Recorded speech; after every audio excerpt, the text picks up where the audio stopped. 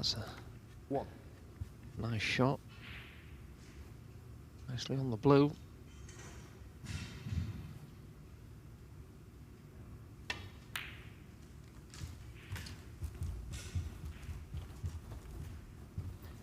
Yeah, did they do the, I'd say, pundits and writers predictions this year? And who did you go for, David, as the first to win his first competition? Well, it was actually, it won't be this one, because it was Elliot Slessor who lost, well, he was second last night to Joe O'Connor, but I think he's much improved, Elliot, last couple of years. He's been in a few semi-finals. But, I mean, it's a kiss of death, really, if I'm predicting anything.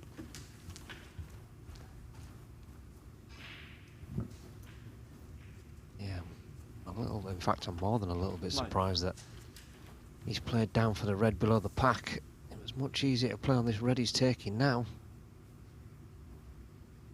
Closer to it. But it doesn't matter if you can pop those. 10. Yeah, he does seem very confident. It's worth saying, of course, he got on the tour through the Q School. It wasn't one of the other routes. He earned his place in that very tough environment. He beat the likes of William Boyko, Mark Joyce along the way. So, definite prospect. But of course, once you get on tour, it's a big step up, and just learning about, you know, how tournaments work and what goes on, the travel as well. All very exciting. I remember he's only 19, but takes some getting used to, particularly, I guess, coming from a country not necessarily associated with snooker, Latvia, although it's becoming more and more associated. In fact, the referee here is from Latvia as well.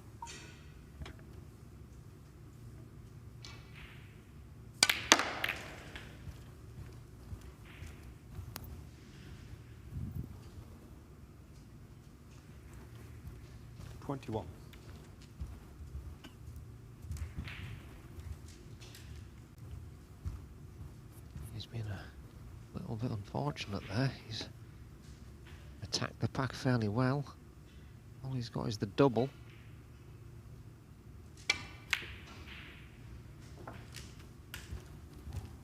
Yeah, which he's pointing. Now then, has he got a chance to break the rest of these reds up?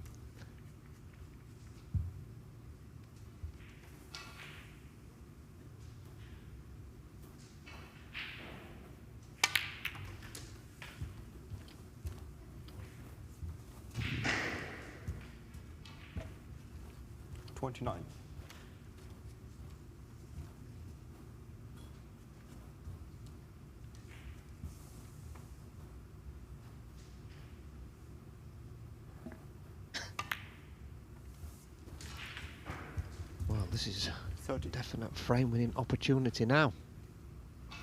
He's got a very confident air, hasn't he, around the table? You know, he looks like he means business. Remember, he only lost one frame in the first stage. Won all 3 of his matches. Beat Sir Joe Wade, the top seed, 3-0 in one of them.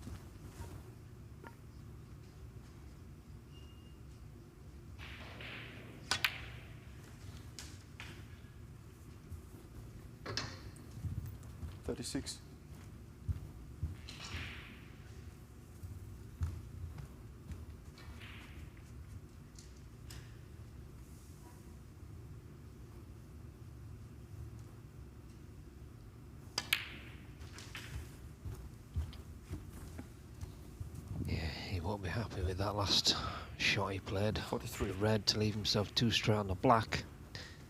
Needs another good shot now, and this should have been very straightforward.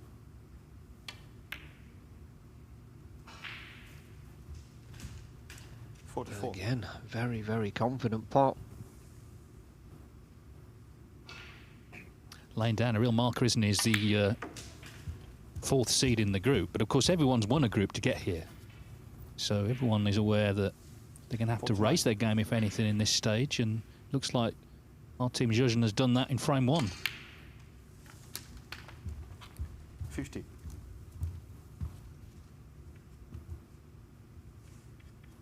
Again, no, that's a little bit loose. Just needing pink and 1 more red. This pink should have been a formality. But again, he's played it well. Yeah, seriously impressive start this. Taking the game to Lazowski taking the game to all the players in the group. Remember, Jussa and David Lilly, the other two players. 57. Worth saying straight away, of course, it can be decided. The placing's on the high break, so there's a chance to make a sizable one here and really start this this wet Saturday in Leicester on a high. 62.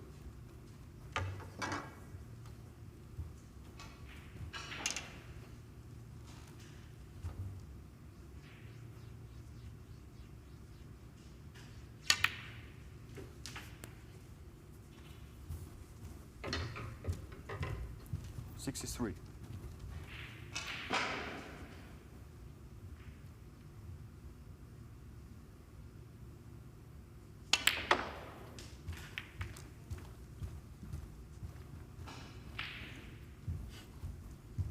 Yeah, and he can count himself.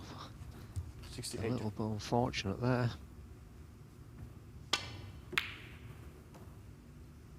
Even so, what a terrific start from 19-year-old Latvian Artem Zhuzhin. A 68 quick-fire break to lead Jack Lazowski 1-0.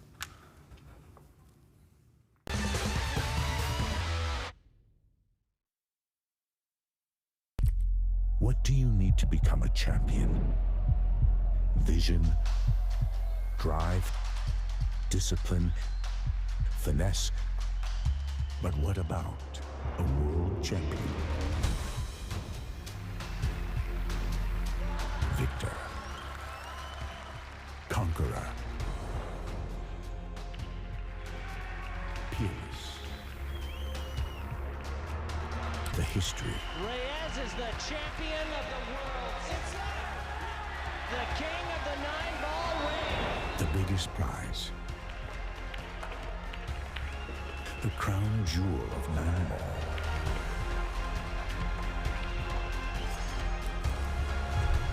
A return to the kingdom where a champion will rise. The World Pool Championship.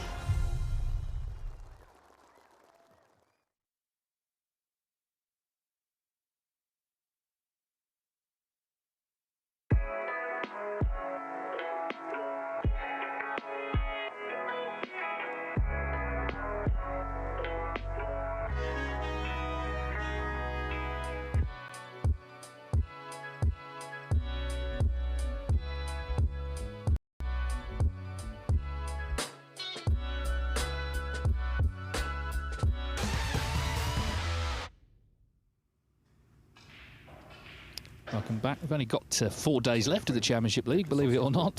This is the last day this week. We've got 2 more days of the second stage, Monday and Tuesday. Wednesday it all finishes. Jack Lazowski, of course, would love to be here in contention, but he's got his hands full here. Our team Zhuzhin there with a terrific 68 to kill off the first frame in no time at all. It was a bit like watching Jack, actually. Just got on with it. Very aggressive, very confident.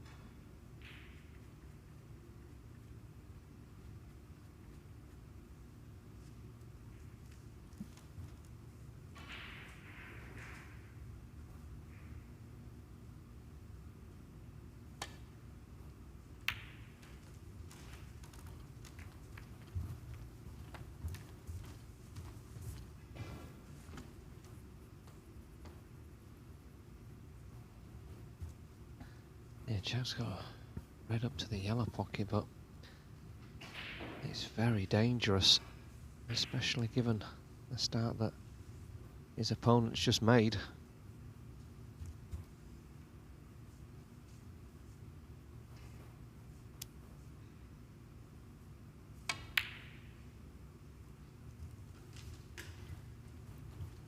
One. That's a terrific shot.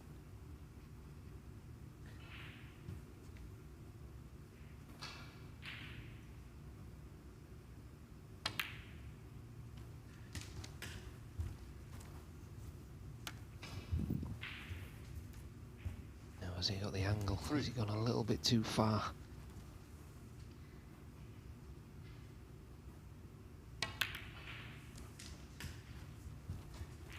Four. Yeah, had gone a fraction too far. Didn't really want to put the red safe.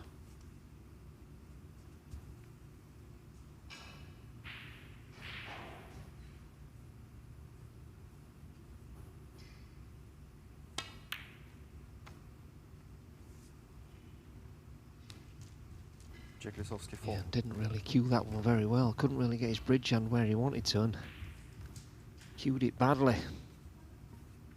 Yes, and we've been saying right from the start of this event, and it certainly still applies here in stage 2. The top seed, this is a big match for them, because certainly if they lose it, they're chasing the game all day. They won't play again until 5 o'clock. It's a big chance for other players to go past them and really put the pressure on tonight.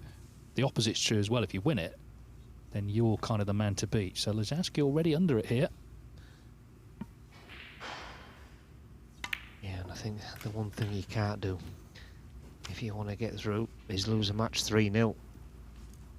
8. It's very hard to get through after that. That's right, yeah. You're kind of relying on draws and other scores that you can't affect. 9. Now then, could be into the pack again.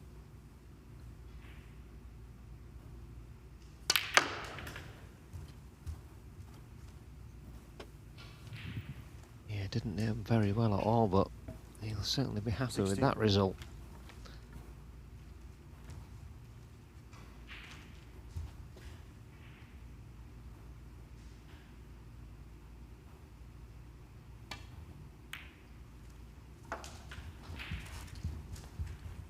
$17.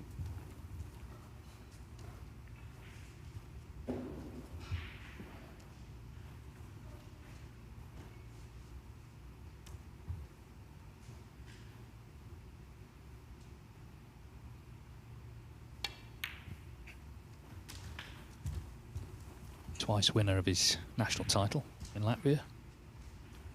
24. Just actually been won by Roddy and Judin this year.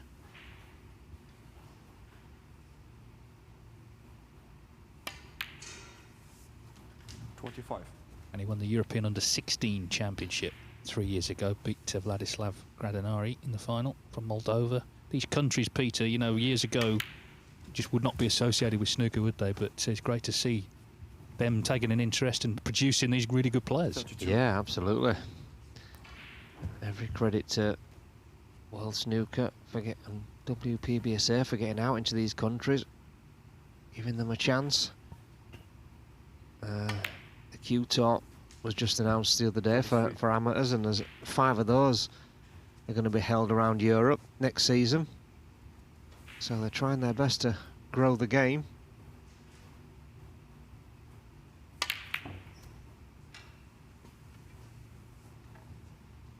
Cardinal Sin really 33. playing to open the reds, just not potting the black. Yeah, I think as well, because he's played the black slightly the wrong way, screwing back off the pack.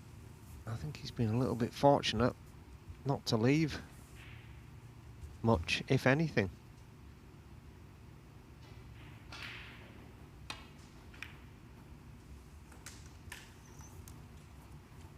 One.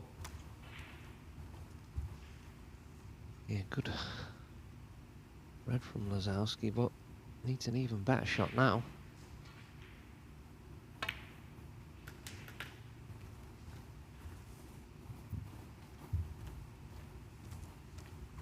And still not getting any easier. Now this feels like the key shot, doesn't it? If you can pop this, get into nice position, all the reds are there for the counter-attack.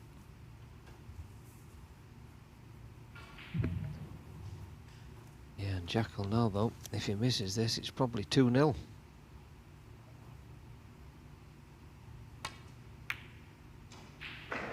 And again, that has not been cued very well. Lisowski, 8.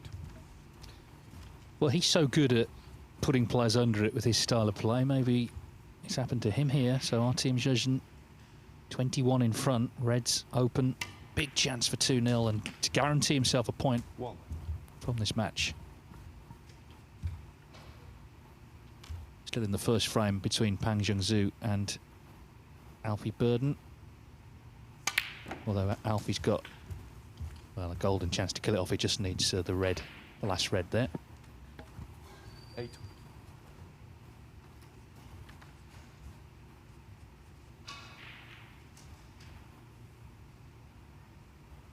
Yeah, Alfie playing as a amateur. Is he the last remaining amateur still in? Yeah, although, you know, amateur's an interesting term, isn't it? I mean, he's been a pro so long, and of course he's the world seniors champion. He's just not on tour. But I don't think anybody would dispute how dangerous he is.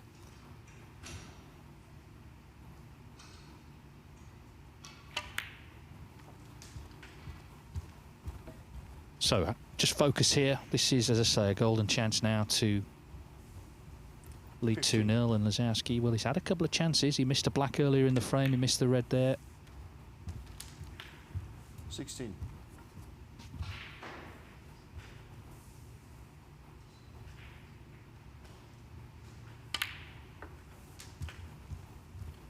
Yeah, I can't believe how close he puts his 23. bridge hand to the cue ball. 24. He's almost right on top of it.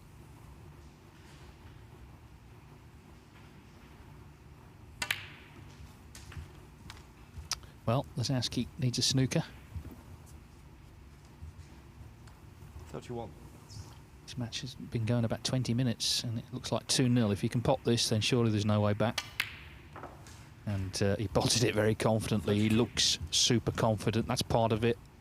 He's not turning up, making up the numbers. Far from it. He believes he can win this group. I'm sure he believes he can win this tournament.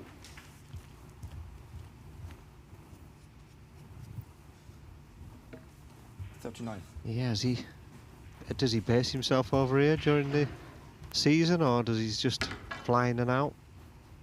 I'm not entirely sure. I mean, I guess for large parts of it, he would have to be here with the way the circuit is set up. But as I say, he's been here since he won his group. He's been coming in most days practicing. Difficult, isn't it? You know, away from family, away from your home country.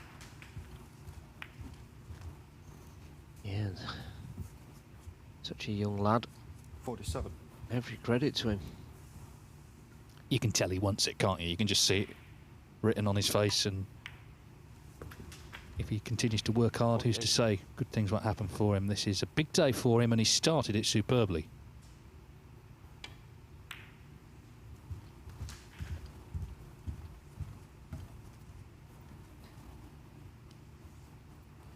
$53.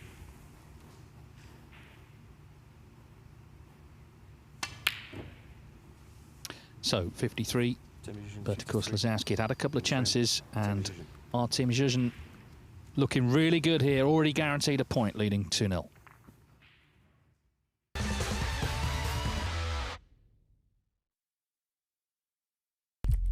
What do you need to become a champion?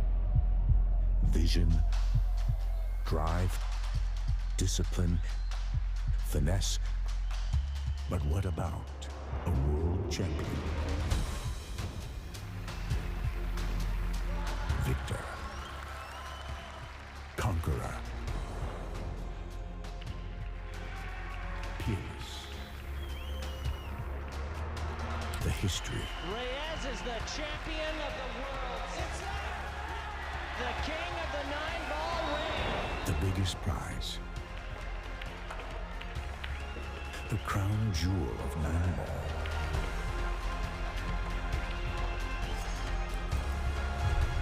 A return to the kingdom where a champion will rise. The World Pool Championship.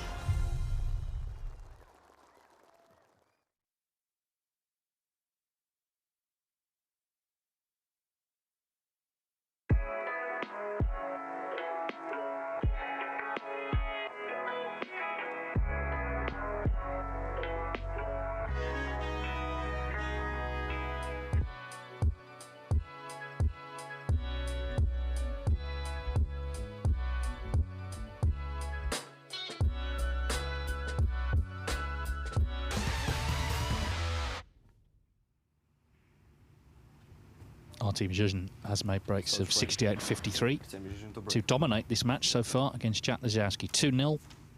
One more frame, he takes the 3 points. The best Lazowski can do is damage limitation and get a draw, which would not be catastrophic by any means, but it does open the door for Zhusa and David Lilly. They play the next match. In fact, Zhusa, the second seed, he plays the next 2 matches, so he could really sort of take a grip on things early on.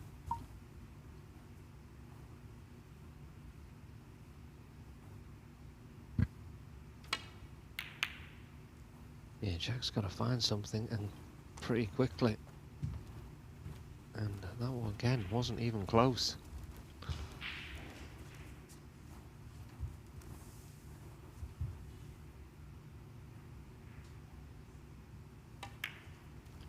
Just to confirm, Alfie Burden did win the first frame against Pang Zhenzhou. Of course, Alfie won the group Sean Murphy was in. It was a great group to win.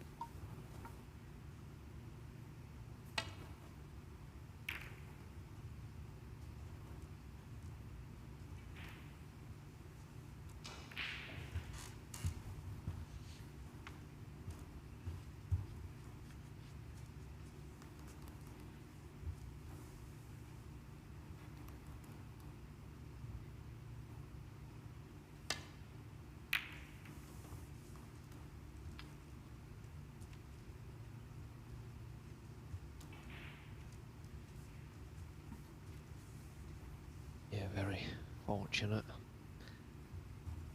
Not 2 reds to the side, and one's covered the other one over the pocket.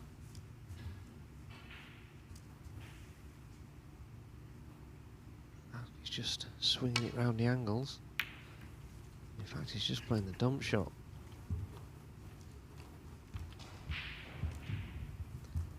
Now, does this red go past into the middle pocket, past the pink?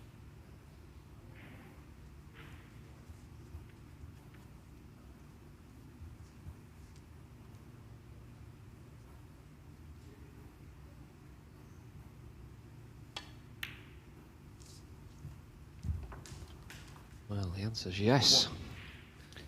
Yeah, it was a poor shot really from Lazowski, wasn't it? Not to even get the cue ball on the cushion, containing safety, but he didn't contain him.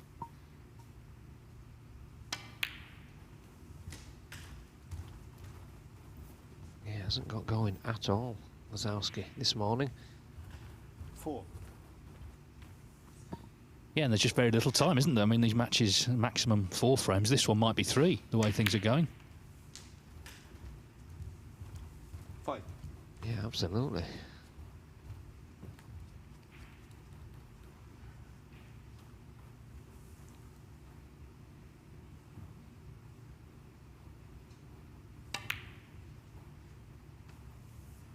Wow, didn't see that coming. No, and a shot like that, you know, could turn things around completely. Lazowski needed a gift, really. So, first big mistake, you've got to say, from Zhuzhin. Semi-decision 5.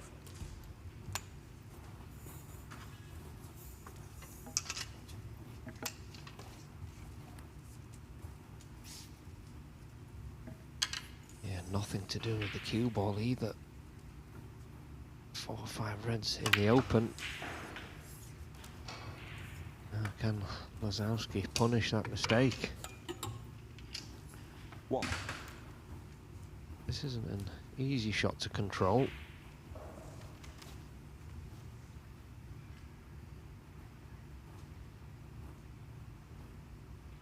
With the shape of the pack, if he tries to go into him, he could quite easily slide down the table.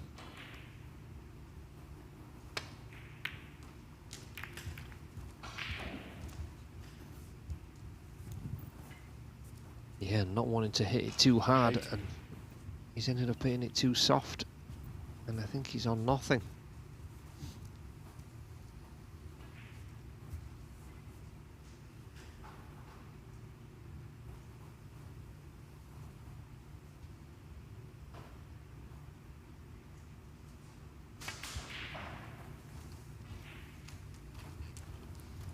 Jack Lisowski 8.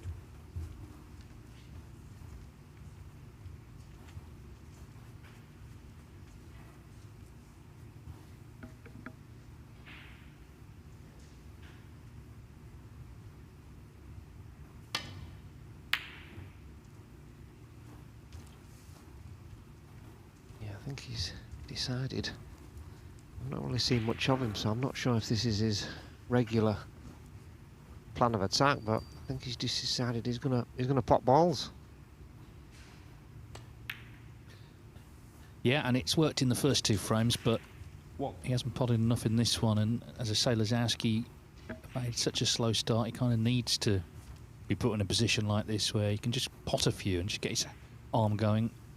And we know how dangerous he can be when he does finally click into gear.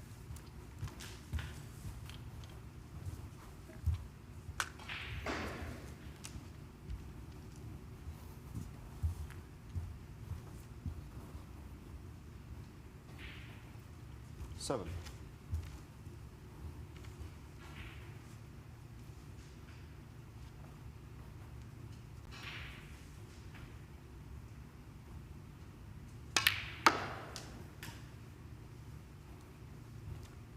Yeah, that's a nicely controlled shot.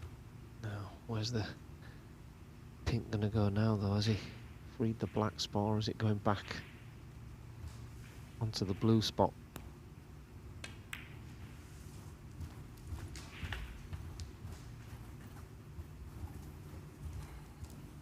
Yeah, he's freed his own spot now. Has that made it slightly awkward, or...?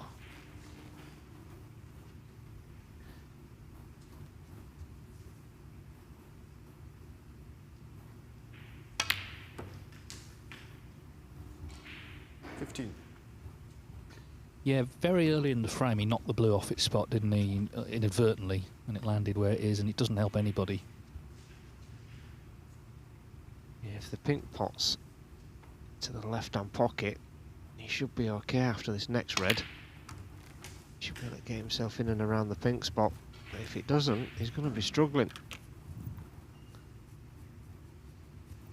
17. That's not a good shot either. He's right in the middle of everything. He needs one good shot.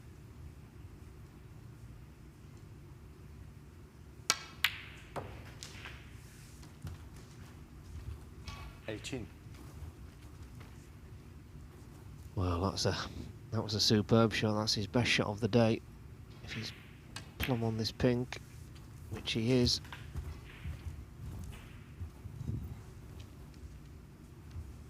Yeah, that was a fantastic shot. 24. And I think when he pots this, it'll free the pink into all 4 pockets, so should win the frame from here. 25. Yeah, funnily enough, the position he was in when he started the break, in a way, has done him a favour because it's forced him to focus. I think we've seen over the years sometimes when it all looks a bit easy because he's such a natural player, that's when he sort of takes his eye off one, but he couldn't afford to do that there. Can't afford to do it for the rest of the break either. 31.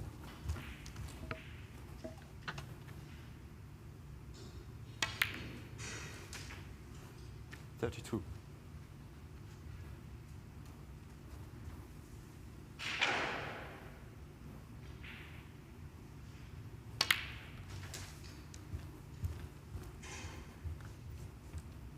Yeah, he won't be happy with that shot. 39. He doesn't really want to be going back down the table, but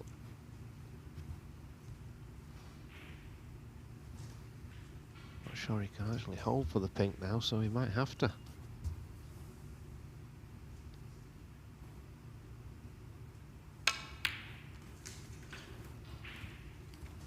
Yeah, that's another good shot.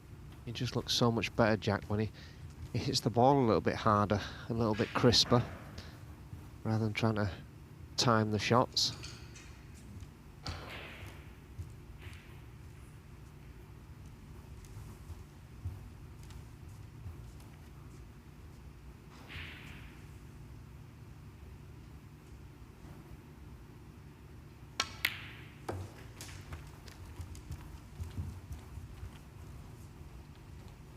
Yeah, a couple more reds 46. to secure the frame.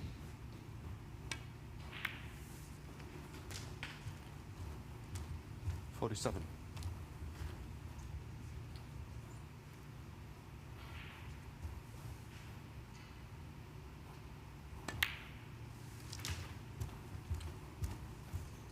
Just held the black spot. Make this frame ball red unmissable. 54. Famous last words. Well, let's see. I'm sure he will pot it. Yeah, you're right. Zhezhin certainly came out swinging and was determined to take everything on, but he has missed a few in this frame and it has cost him. So already kind of big frame coming up the next one to decide whether Lazowski, the top seed, gets the draw or whether it is the 3 points for the Latvian. He's missed that, so 2 snookers needed. Jack Lisowski, 55. Yeah, that was a little bit wild and a lot careless. Shouldn't cost him the frame, but certainly would have killed it off instantly. Well, in his match, his key match, Peter, in the first stage against Gong Chenzi, he needed a draw. He's 1-0 up. They got down to the green in the next, and Gong needed 2 snookers. And Lazowski whacked the green at under a mile an hour for no reason. Has gone in off, so there's one of them. Gong then gets a snooker in his next shot, so there's the 2 of them. And he won the frame on the black. Jack won the next frame, so all was well, but he could have been out after that. Yeah, and if you look where the balls are positioned here, What? if you can put the black and then get another red and black, the red directly behind the pink is an absolute stonewall certainty for a snooker.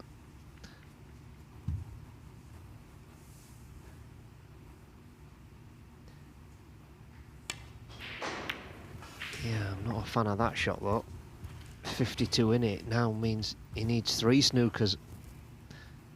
Not sure if he's miscounted or he just didn't fancy playing the black, but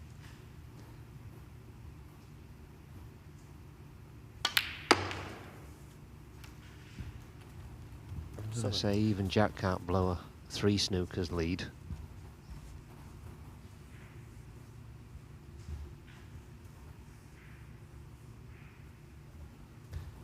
Yeah, he needs to try and position this cue ball so he can stop the white stone dead behind the pink and send the red somewhere down towards the green and brown and throw a possible free ball into the mix.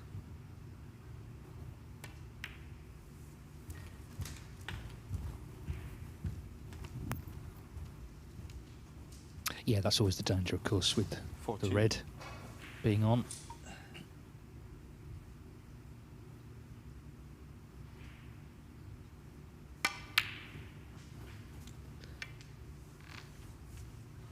Yeah, he's not playing that very well. Division 14. In fact, I don't even think he's got the snooker. No, and that might yet be his best chance to lay a really good one.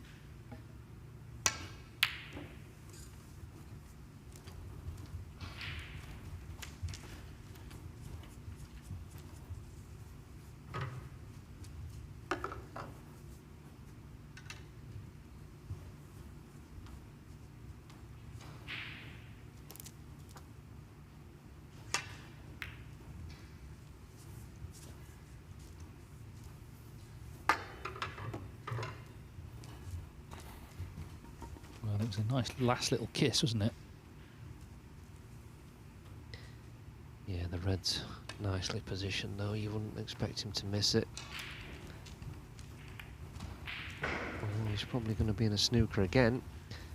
Should be the red into the jaws of the pocket and try and send it down towards the green pocket and then just screw back a little bit to leave the white behind the black.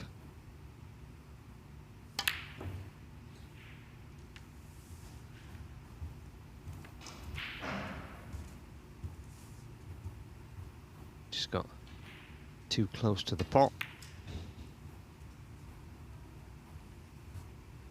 Yeah, and has lost now any control he had over the exchanges. So it looks very much like we're heading into frame 4. Especially now. He's going to concede, so Jack Lazowski has come to the party, still gets the chance to take a point from this match. He trails 2-1.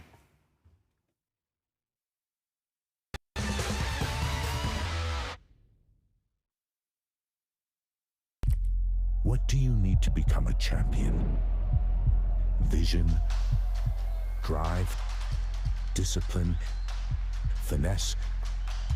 But what about a world champion? victor, conqueror, peerless.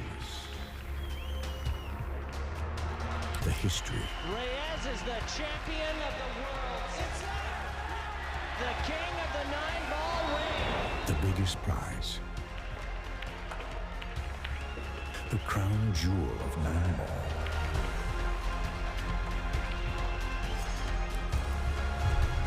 A return to the kingdom where a champion will rise. The World Pool Championship.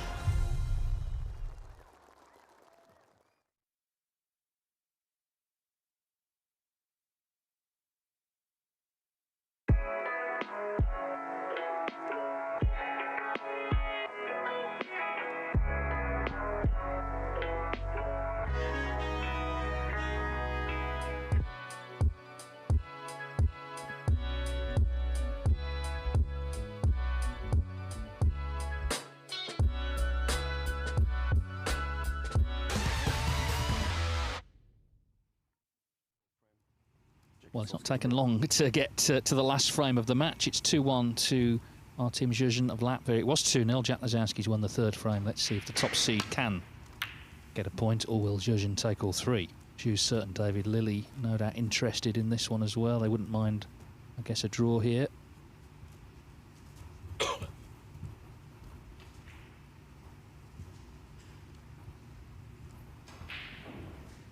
Get the feeling Zhuzhen's approach will be the same as it has been throughout the match, to attack. Yeah, absolutely.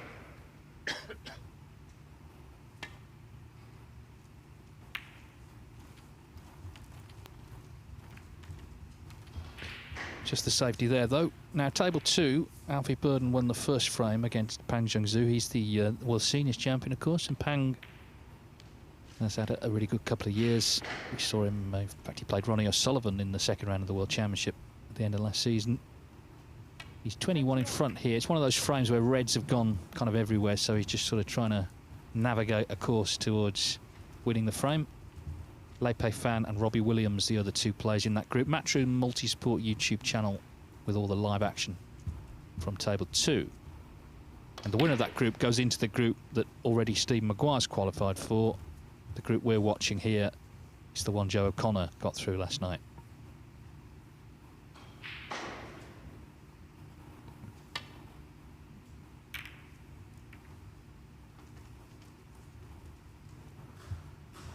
That's a poor safety shot. Giving Lazowski a straightforward pot, but does the black go?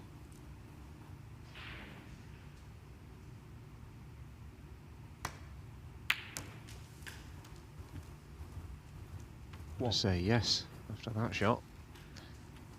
Should be able to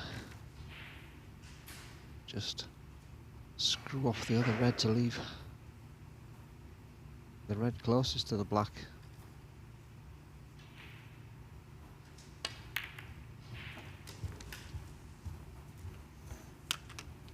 Yeah. 8. I'd like to bet that Artemis is still thinking about that black off the spot he missed in the last frame with the balls at his mercy. 9. A 3-0 victory would have made him a massive favourite in this group.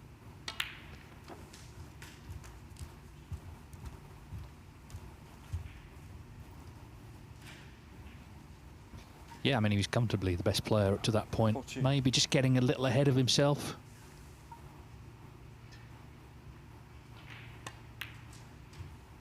Yeah, this format though, being so 15. short, can just swing round in an instant.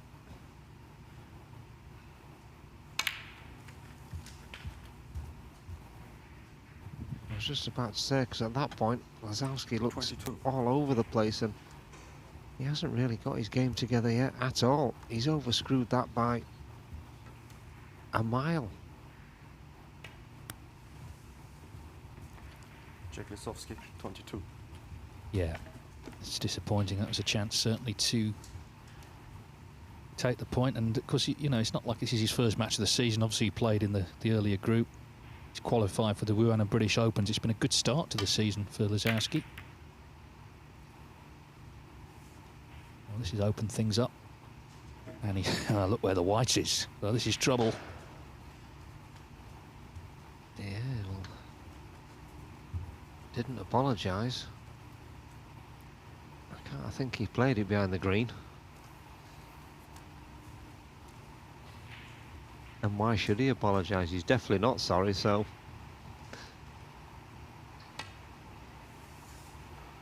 Well, look at that shot. That is... Well, that is awful. That is a complete misjudgment. He's playing a drop on the red on the black cushion, and he's just crashed into the first ball. Well, what a chance this is. It can even play on the black here and get it back on its spot. The red over the pocket. Absolutely nothing to do with the black. Just make sure you don't miss it. And let's hope the roof holds out as well, because the rain now lashing down on the Mattioli Arena.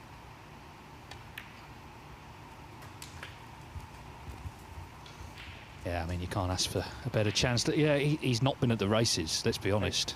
And if he loses this match, he needs to seriously improve tonight. He'll have to surely win his last two to stand a chance. That might not be enough.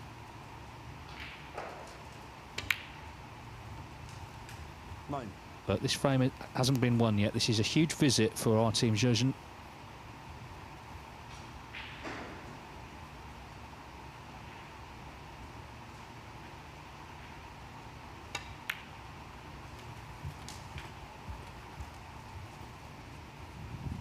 He's not got the ball under control 16 as of yet. Can he see that red? I think he's a little fortunate there to be able to get through this gap to see that red. I can't believe he played it there. 17 I'm sure he'll take it. Just to say, Pang Junxu has won that frame we were watching, so 1-1 with Alfie Burden on table 2. Well, 17 that is purely pressure. He's not even hit the jaws with that properly. He's missed that by a distance, considering it's just a black off the spot. 17 Well, that's two blacks off the spot.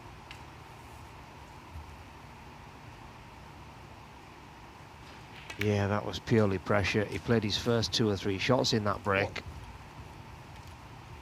Poor Lee was fortunate to be able to sneak through the gap to pot the previous red, and then he's missed an absolute sitter. It's one of those scenarios where it was almost too good a chance. You know, you kind of don't forgive yourself if you don't take it, and he didn't get very far. So can Lisowski now salvage the point? And he would still be in shape later to win this group. 7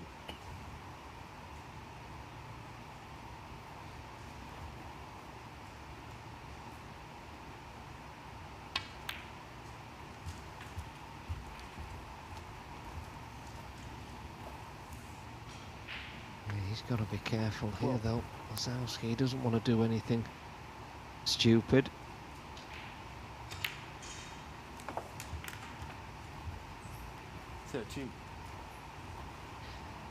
We've had the 89th century of the tournament, 109 from Pang Junxu on that second table.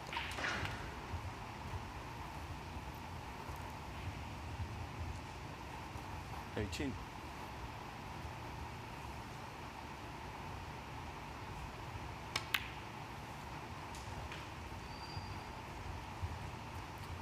19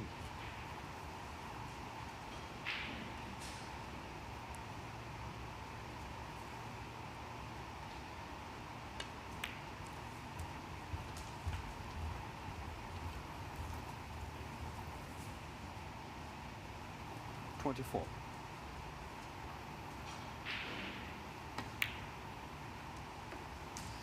25 Yeah, Pang, a very consistent player over the last couple of years. Yeah, I'm not sure I see him as a tournament winner just yet. But 30.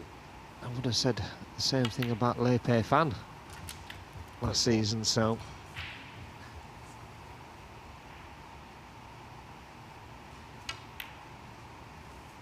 Well, meanwhile, Lazowski has not taken long over these. It's been a quick match, but a couple of key misses, not least, of course, the black in this frame from Zhuzhen. Looked like they've cost him. He was playing the better snooker of the two. It was a great chance to take the 3 points, but it looks very much 38. like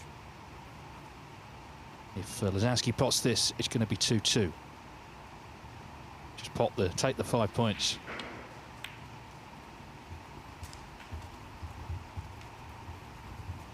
he must have heard you. Well, 43. he now needs 2 snookers and didn't really threaten to get many good ones in the last frame. It looked like a sort of a fluke snooker in this one. Might have won in the frame, but he just didn't make the break he needed to.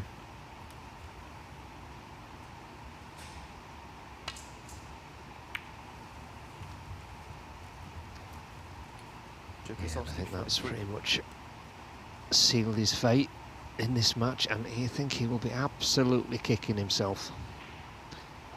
He should have won this match 3-0 without any shadow of a doubt, and then should definitely have won it 3-1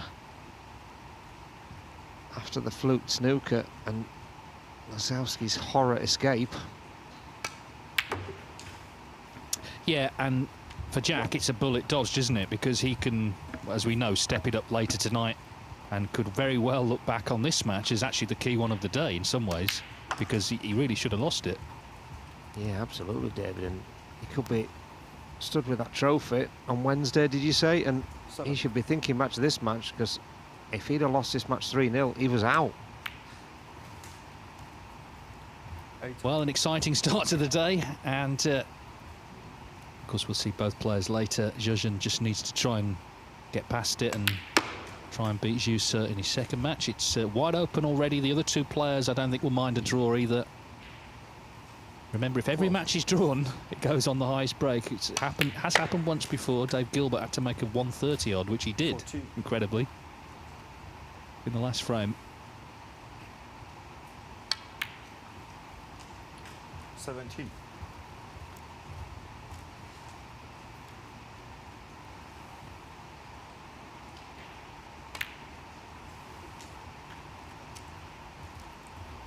21.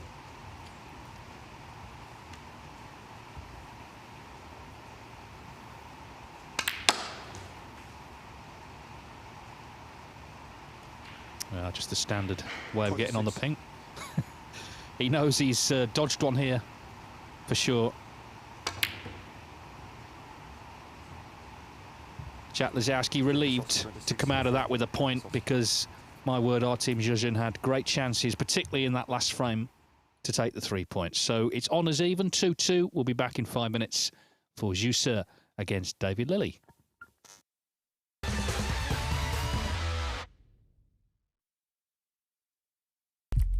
What do you need to become a champion? Vision, drive, discipline, finesse. But what about a world champion? Victor, conqueror, peerless.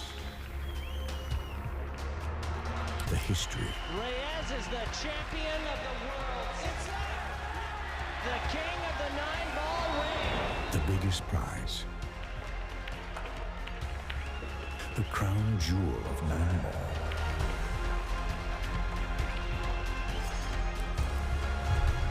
A return to the kingdom where a champion will rise. The World Pool Championship.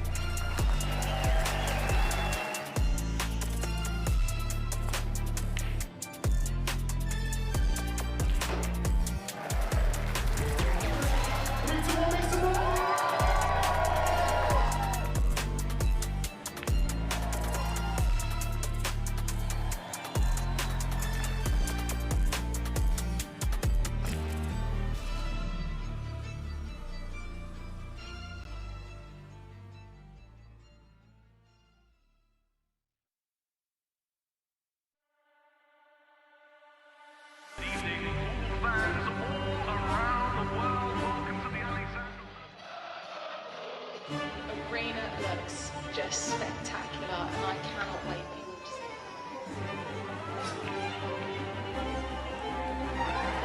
Julius, don't worry. Yeah, but plenty of the guys that need to be ready. We're the champions. You need to come take it. I mean, you want to follow me in there now? Yeah, I know you're ready. All we've been doing. Can you speak English, but please speak? Because I ain't understood what you said.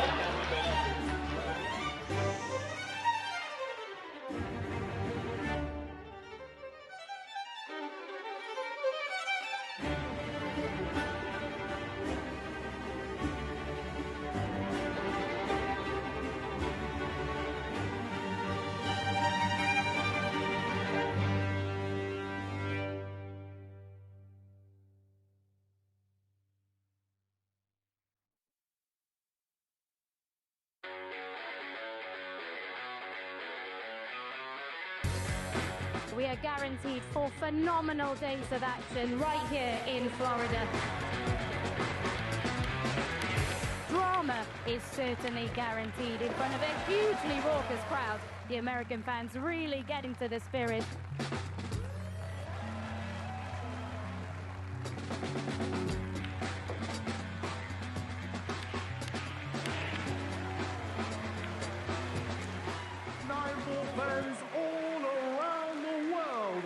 So much history, so much prestige, and it all comes down to this.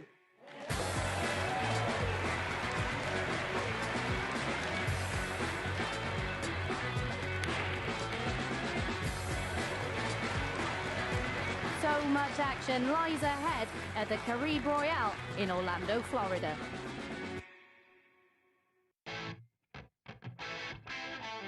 We're back at the Harrah's Resort in Atlantic City for the US Open. It is one of the most prestigious events in the calendar. Record breakers, history makers, it's that time. Let's play 9-ball.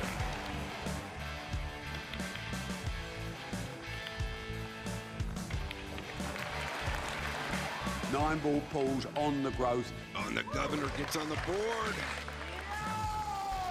Next year's prize money in the US Open is going to be $500,000.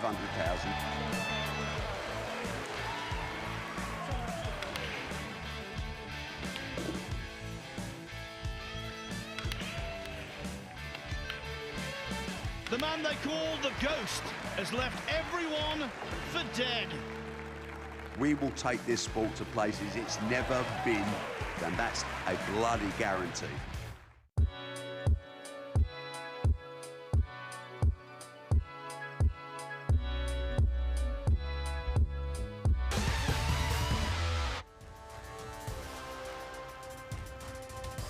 So it's day 2 of phase 2 at the BetVictor Championship League. 2 players already through to winners group, and by the end of play today, we'll have 2 more players in that final group on Wednesday. Here's what's to come this afternoon. The first result on table 1 is in. The points shared between Jack Lazowski and Artem Zhuzhin. It was a game of 2 halves, really. Breaks of 53 and 68. It was looking all good for the 19-year-old from Latvia, but a terrible missed black off the spot, plumbing amongst the reds in the final frame. Jack Lazowski manages to salvage the draw. The first match still in play over on table 2, Pang Jung-Zhu and Alfie Burden. Of course, all the action over on table 2 available throughout the rest of today and the coming days over on the Matchroom Multisport YouTube channel. Our next game here on our feature table, table 1, a match between David Lilley and Zhu Si. I was very impressed with Zhu Si the other day, of course. Came through a group in which Fang Zhengyi made the first maximum 147 break of the season. A player that is improving all the time, but up against a player with vast experience in David Lilley. Also very impressive in how he came through his opening group. Although he won't be too pleased with that break off. Well, actually, he won't mind it now. Looks all right to me.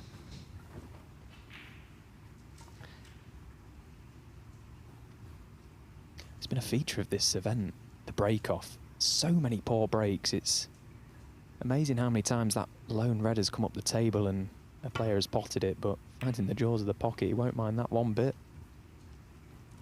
Yeah, better than the Alfie Burden break off 2 cushions into the back of the reds on table 2 earlier. Absolutely horrendous.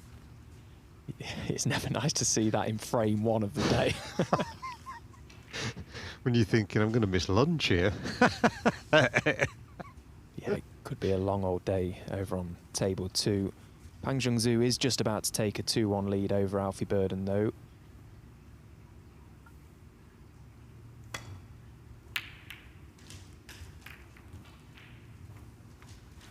Yeah, that's a good long red from David Lillier. He must have thought he was missing the black, though, to go down the table, but he won't be disappointed again where it's finished, or can he not? Can he not see it?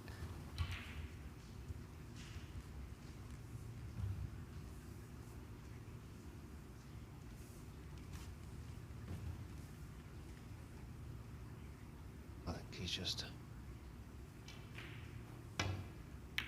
taking the 7 points.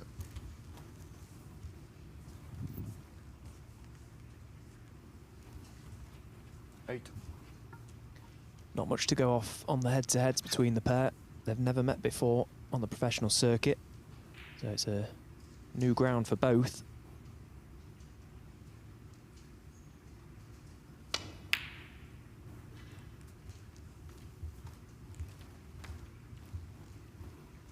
David 8.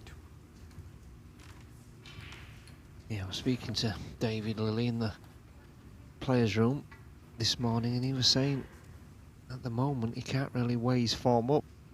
He's saying 1 minute he's a 9 out of 10, next minute he's a 2 out of 10. He said his form's all over the place.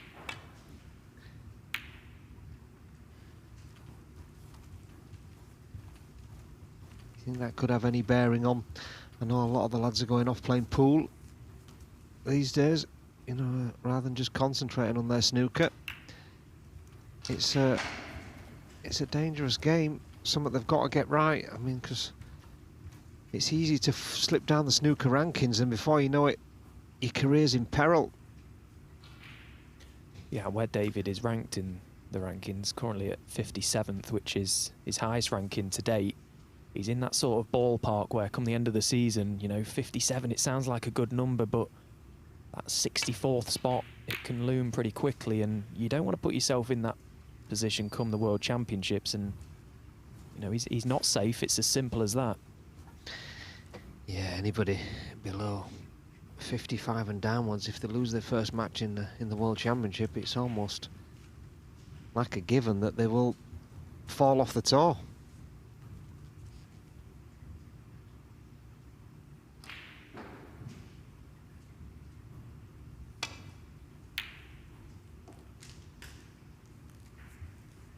Yeah, that's another nice pot. 1.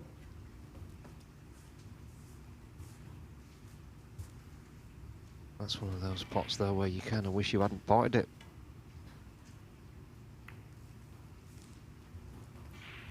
David Lilly 1.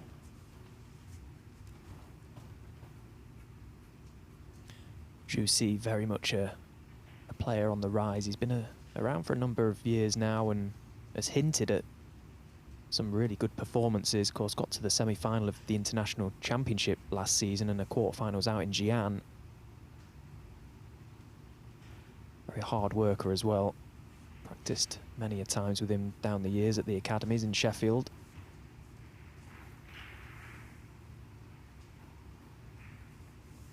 Well, he's just eyeing up a plant here. It doesn't seem to be dead set.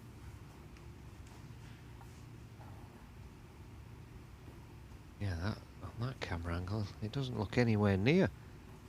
Looks like he's got to get low, so far down on the first red. Could quite easily push this offline massively, and he's trusting to luck. Whether he can get back on out of the reds and on position. Yeah, and I'm going to stick my neck out and say that was nowhere near.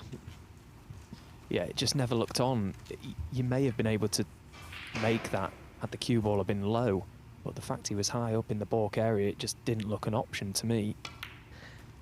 Yeah, I'm a little bit surprised by how badly he's misread it. But it doesn't look like he's going to cost him, and where the ball's finished now, I think Lily's going to have to pot a colour where the red's at. to get himself out of trouble. You fancy this long blue, Stephen? Probably not in the first frame of the day. And I don't think he did either. He had to get over the disappointment of such an elementary mistake there. How has he not left himself a shot on that black to go behind the red? That is an absolute crime. Yeah, and look how hard he's hit the blue. It was like a 9-ball break-off, and I think he's left it safe.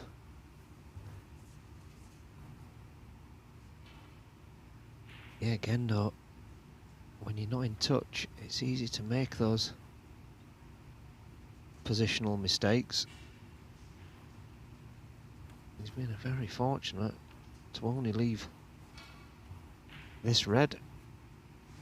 I'm not even sure if this is worth taking neither. Pink's tied up, blue's on the baulk cushion, can't get on the black. What can he play?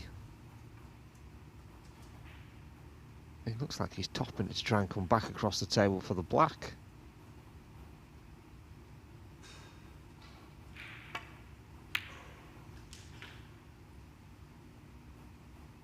Well, he's a braver man than me. Yeah, that is a fantastic shot in frame 1. That really is a superb shot to fully commit to that red. Of course, in his mind, he's leaving everything should he miss it. As it turned out, he didn't leave anything, but what a great pot nonetheless.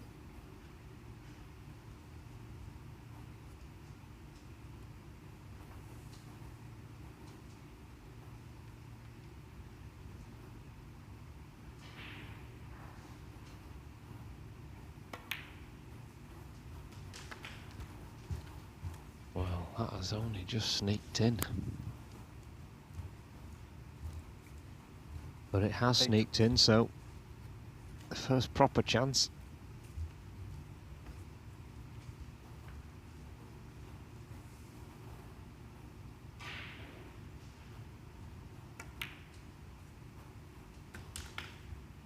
Nine.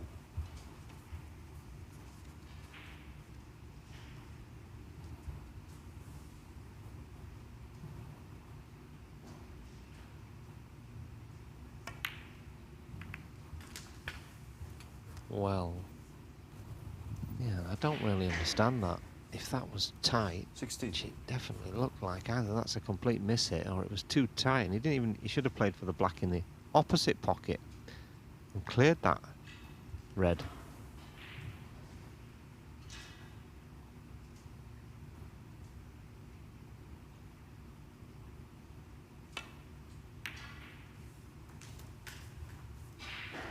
$17. He's redeemed the situation.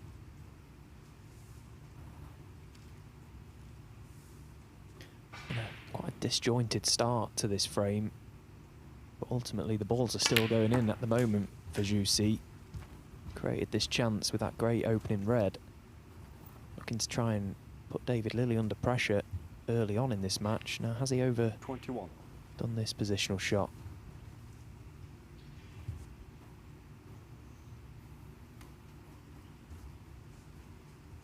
Yeah, he definitely has. Still got a couple of options, but neither of them certainties.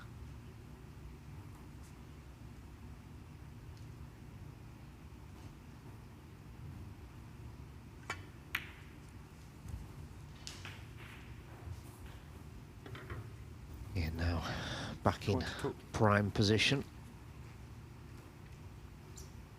Maybe those few shots will just focus the mind here. He's dug himself out of trouble on a couple of occasions already early on in this break.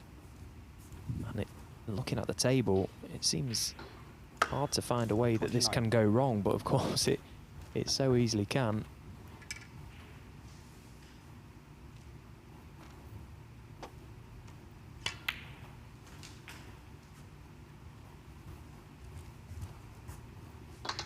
Another player who started the season very positively, came through both of his qualifiers in the Wuhan and the British, and of course came through phase 1 pretty unscathed.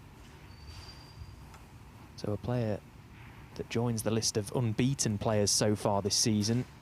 He did draw the match with Fang Zhengyi, the last match of that group, but it was all he needed. So it's been a very positive start to the campaign.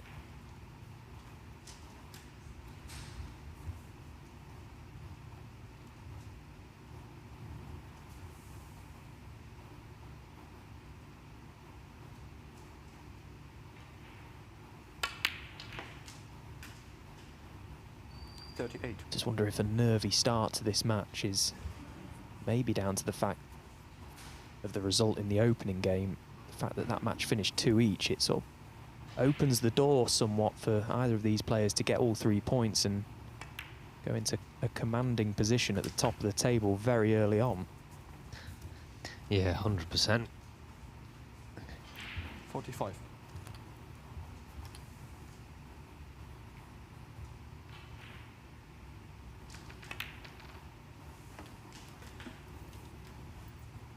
$46.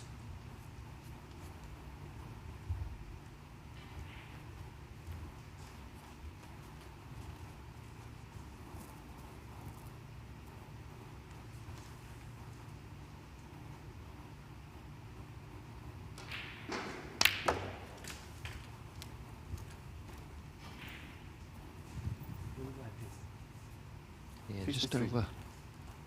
Hit that shot a little bit. Shouldn't be a problem.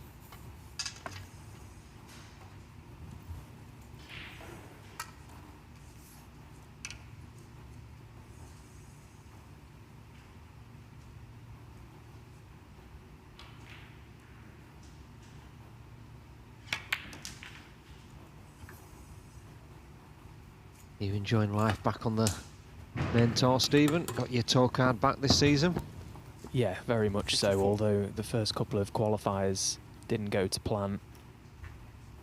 Lost to Zhang Anda in the Wuhan, which he played brilliant. I didn't play bad in that game, he just played better and struggled in my second in the British. I was really disappointed, but really pleased and can't wait to get out to Saudi Arabia in a few weeks' time for the 61. Saudi Arabia Snooker Masters. So many opportunities now for players. I think it's probably one of the best times ever to be a snooker player currently with 62. The amount of tournaments that we've got.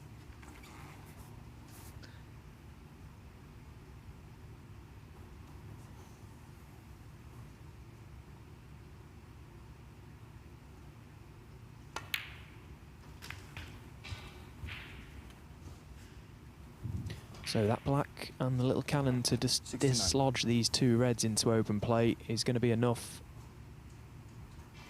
And I think it'll be a relieved feeling that Zhu Si has got, 70. having seen how the early exchanges in this frame unfolded. David Lilley sat in his seat, had a great chance, a couple of good chances, failed to take them. 77.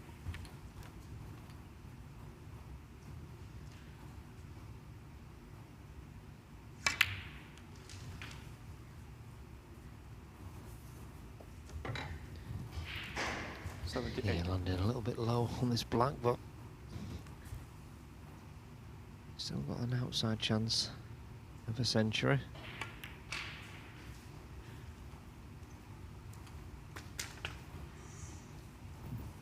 Well, the table looks rapid.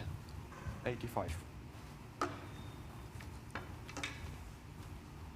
Yeah, he's done well to hold that cue ball there from being so low on the black, so one good pot here. And the ton could be on. Yeah, fantastic pot. Oh, needed that cue ball to run. 86.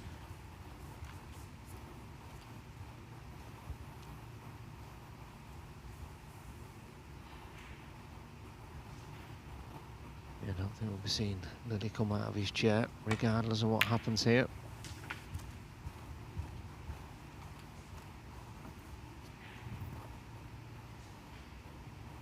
$88.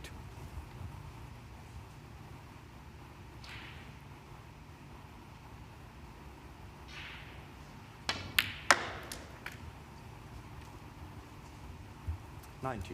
Oh, that was a superb strike. So we'll need that blue down the baulk rail, but he doesn't have to play for the pink from it. The blue will be enough for the ton.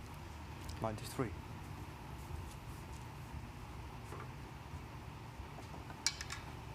It's been a fantastic contribution, this. The initial red, probably the shot of the break, you feel that was very, very missable.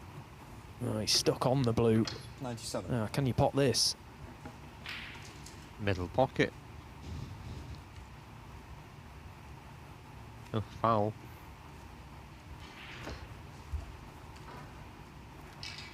We'll be lucky if this doesn't come back and hit the tip.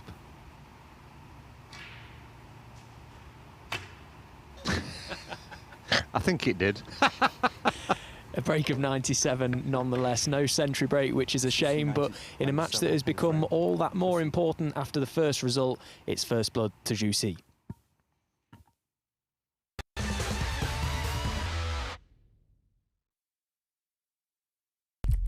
What do you need to become a champion? Vision, drive, discipline, finesse. But what about a world champion?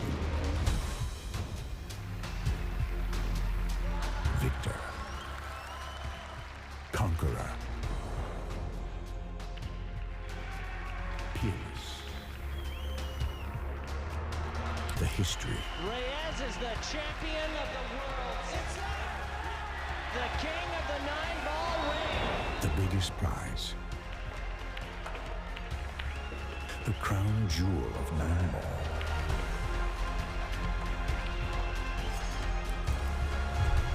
A return to the kingdom where a champion will rise. The World Pool Championship.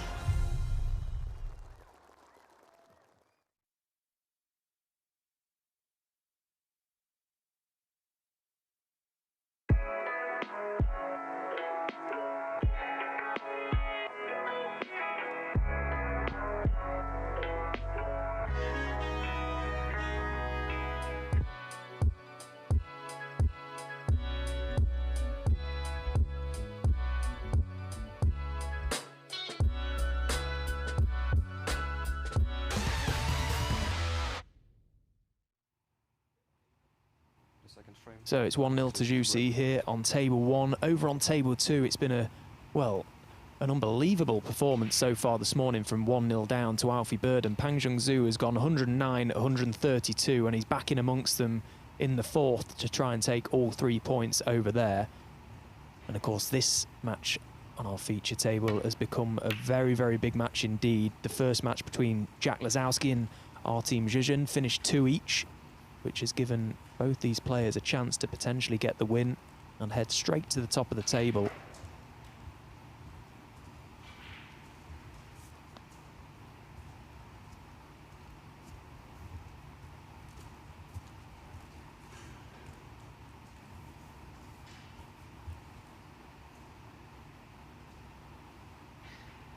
Yeah, David had a couple of, well, one half chance and one really good chance that he completely messed up, I'm afraid, in the first frame. He hasn't settled down at all as of yet. Such a short match as well. You've got to try and hit the ground running, because this group format can be over in no time.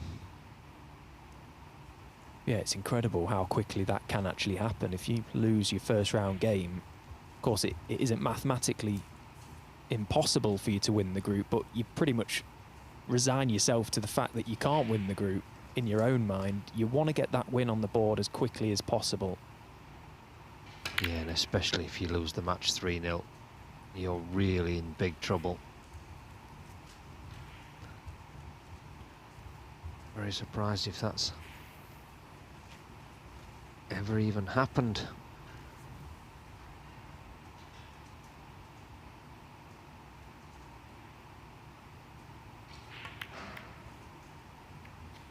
Sometimes even the draws, you know, of course there are times when it's the best you can do. If you go 2-0 down in a match, of course it's the best you can get from it, but the draws don't seem to do a lot for you in terms of the table come the end of the day. If you've got 2 matches and you draw them both, you'd rather win one and lose the other, because at least you're getting an extra point from it.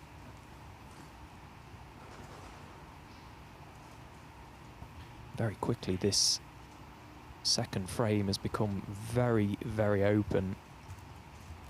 Yeah, David Lilley is in big trouble. Unless he gets this cue ball welded to the ball cushion, I can't see how he's not going to leave a shot. And there you go. He was in big trouble there. That was a really clever shot from Sousa.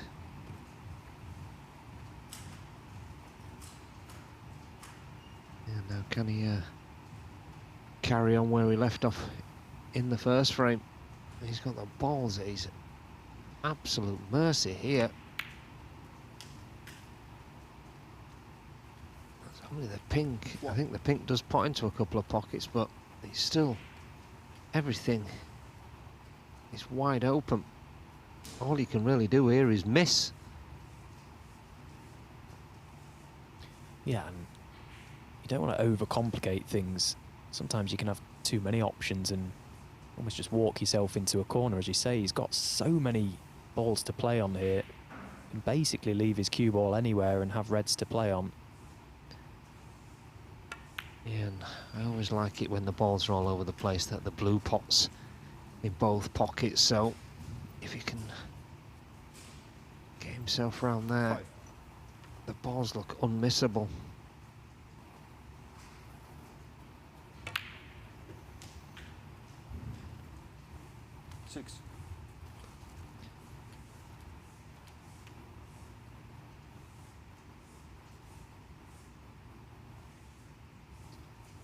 Be worrying times for David Lilley as he sits in his seat and watches on. There's a couple of big errors in the opening frame, and he was in trouble, to be fair to him there, but didn't execute the shot anywhere near to the level that he wanted to, and it can be a lonely place sat in that seat, particularly in this format where you've not got much wiggle room in these matches.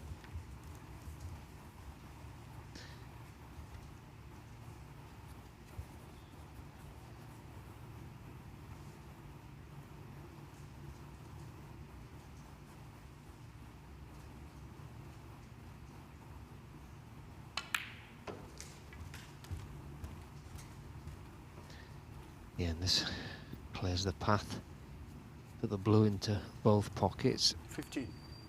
Not sure if the red is on the black spot or if the black is on its own spot. Can't really tell, but doesn't seem like anything's a problem at the moment. 16. If I was David Lilley, I'd be sat in my seat begging for a miscue. Looks like his only hope.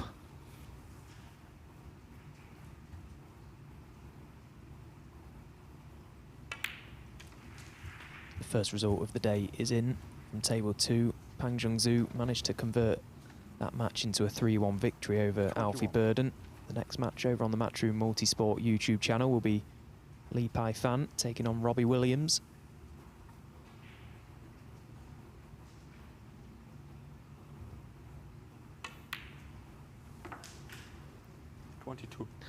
Yeah, Robbie, a very underrated player.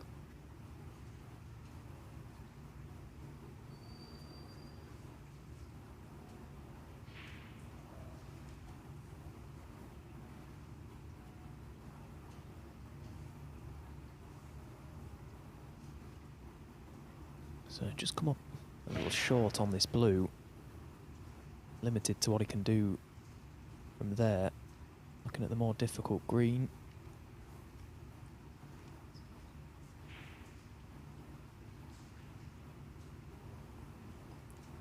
Again, this is the sort of hope that David Lilley has got to cling on to, try and stay focused in his seat, because amazing how quickly the break can unravel. Just when you think it possibly can't. Yeah, and I think Su has made a rod for his own back here. He seems like he's been too cautious in his approach.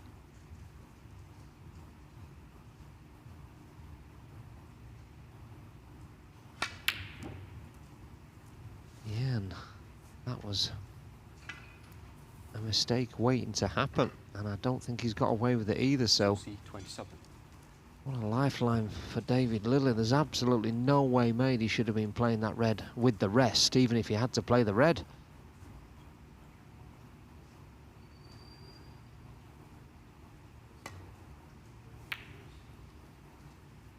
But Lilley is absolutely all over the gaff at the moment. And he did say to me before I came down here, can you be kind to me in commentary? But I'm struggling at the moment, David, I'm afraid. Yeah, what can you say about that? Don't worry about it, Dave. Yeah. You're all right. Newcastle haven't sold Isak. Yet. Oh, come on, that's too far.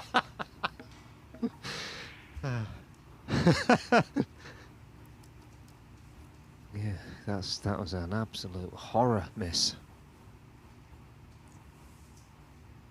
It's an interesting point he made to you, though, up in the Players' Lounge about form, because you said yourself there's a lot of players, isn't there, that, you know, are very inconsistent. On the day they can be world beaters, and then on the next they can lose to anyone, and I think that's the key to the game, really, isn't it? Yeah, absolutely. But I just think if... And I understand why they're doing it. I understand why they're going to China and playing pool, because they're getting paid to go and they're getting sponsored. But to me, you know, the snooker players, you know, snooker's hard enough game when you're giving it 100%. When you've got other commitments, I just don't think it's a game you can play. I think you've got to be fully focused on the job in hand. Now, in the closed season, yeah, maybe fair enough, but flying backwards and forwards to China, it does take it out of you, you know. Yeah. But I suppose everyone's got to make their own choices on what they do and where they stand financially. But I think in the long run, you'll end up costing yourself money, certainly on the snooker circuit. And these early tournaments, before the top players get playing, they're a chance for almost all the players to really have a good deep run in something, if not get silverware. Wow. So C7. Well, answers on a postcard for that one. We've seen two extraordinary misses in this frame. One from David Lilley, and then that from Zhu Si, when really, off the back of the first frame, there's no reason for him to be feeling anything but good. His opponent's giving him chances, and, well, what about that for a miss? Even he can't believe it.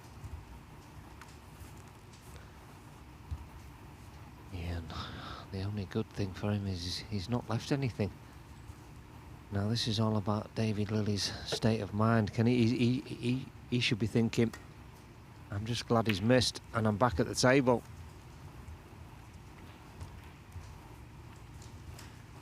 Yeah, just on that point you made about these earlier tournaments being an opportunity for the players lower down the rank, you're absolutely right. And let's not forget, this tournament, okay, it's not one of the most high prolific events on the calendar, but it's £33,000 to the winner. It gets you in the Champion of Champions. It will get you in the Grand Prix. All the spin-offs for it are incredibly high. Yeah, absolutely, 100%. You're right. But to me, you know, just being able to say that you've won a tournament, you know, because a lot of people play as amateurs and they get used to winning regular tournaments or whatever, but you know, that sort of stops when you turn pro. You know, to be able to get your hands on some silverware is absolutely priceless.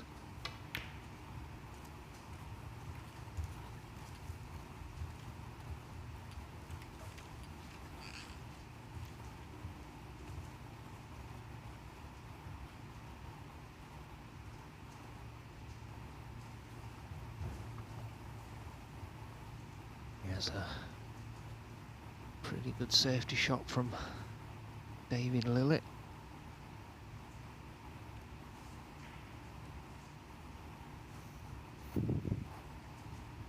He's got him in a bit of trouble.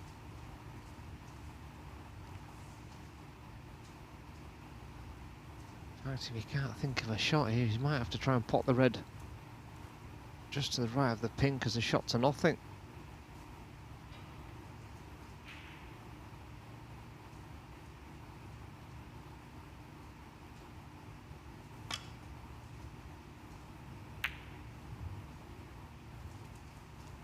Well, couldn't have got any closer, but it hasn't gone in.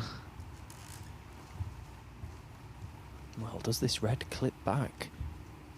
It doesn't look like it may be able to. He's got to catch this so thin. Yeah, and he's trusting to luck, but the one thing he can't do, if he goes for it, is miss it, because it will be hanging over the pocket.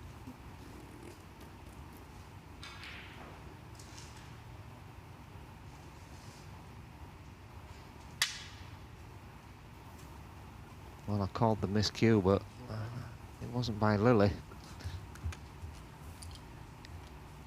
Well, this morning for David Lilly has been an absolute nightmare.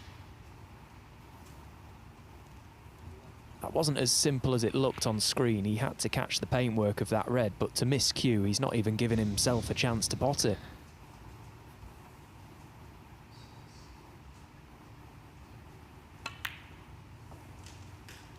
One. Yeah, and these are just gifts at the moment.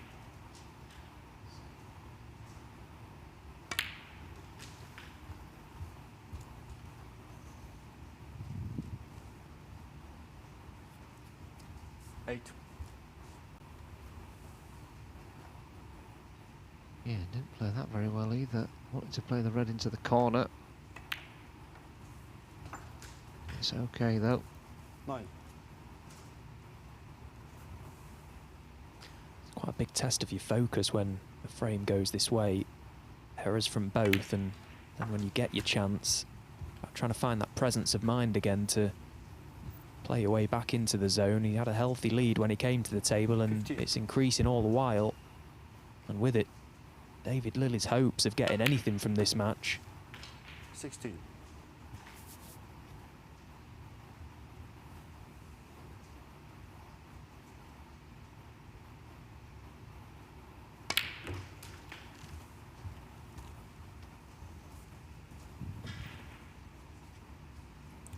Three.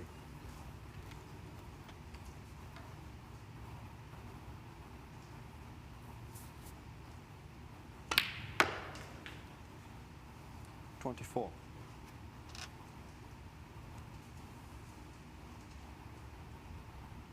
Yeah, almost at the winning line.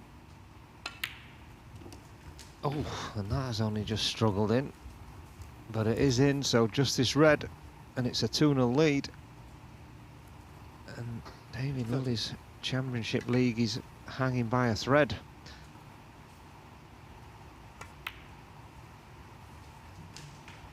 Yeah, so that was the frame ball. You'll want another couple just to guarantee that David Lilly stays in his seat, although at the conclusion of this frame I wouldn't be surprised to see David leave the arena. I think he could do with going to have a little word with himself in the bathroom upstairs and try and find a little bit of composure, because he's looked anything but so far today.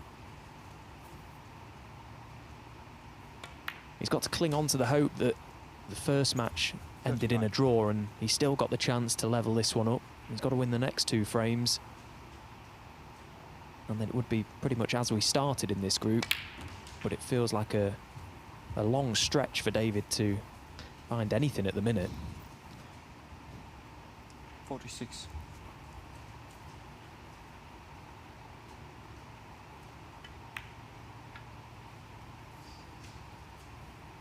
47.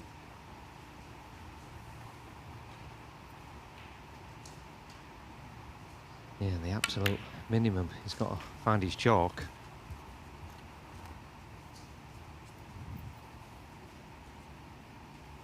$53.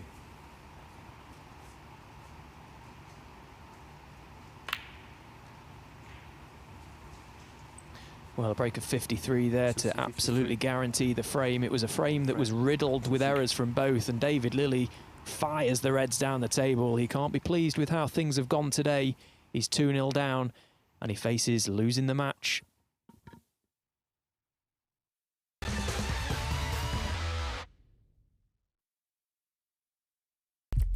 What do you need to become a champion?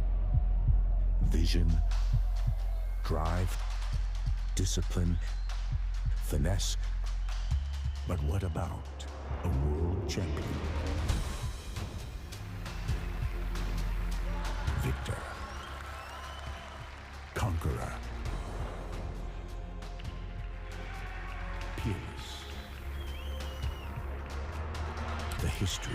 Reyes is the champion of the world. It's the king of the 9-ball ring. The biggest prize. The crown jewel of 9-ball.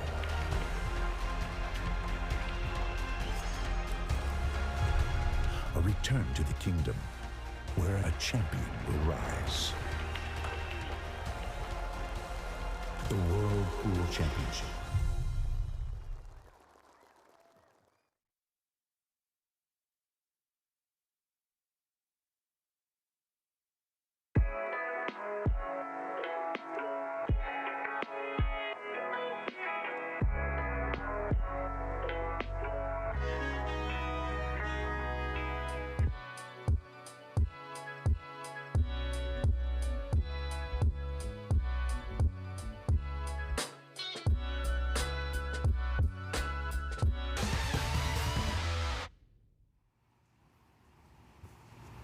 So Juicy 2-0 to the good here on table 1. David Lilley has not been at the races so far today.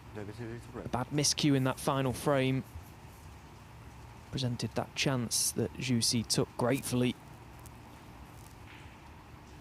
So it feels like it's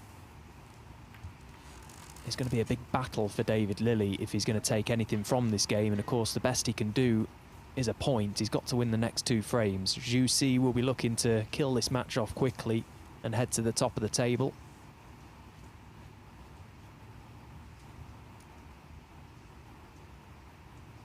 Yeah, now, will he have a go at this long red? Or will he just play the white onto the black cushion for safety? If he gets it, there could be big rewards. It seemed a half-hearted attempt.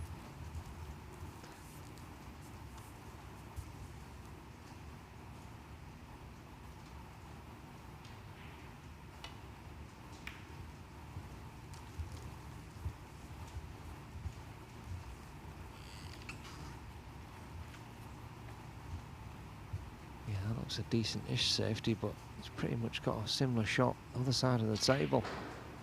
Long red. Could be on the black if he gets it. Yeah, this time definitely went for the safety.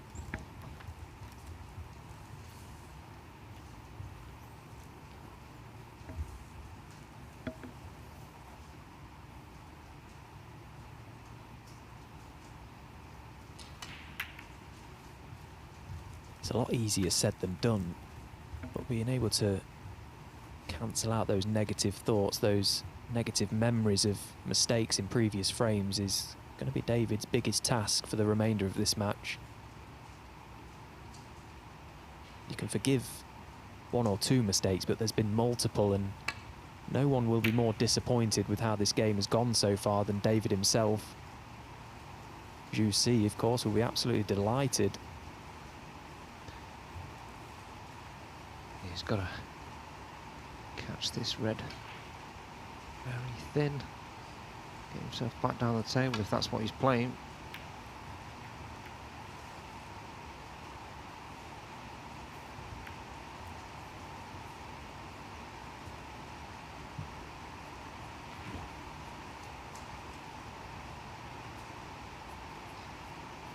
Now then, can he knock this long red in?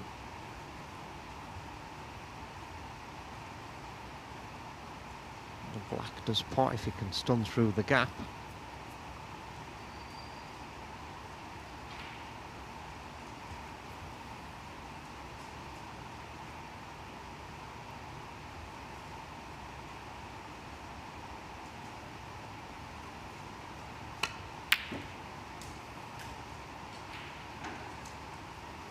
Yeah, done it for the black, but he's on the pink. Yeah, great opening red and fully committed to it. Didn't try and play the cue ball round to safety.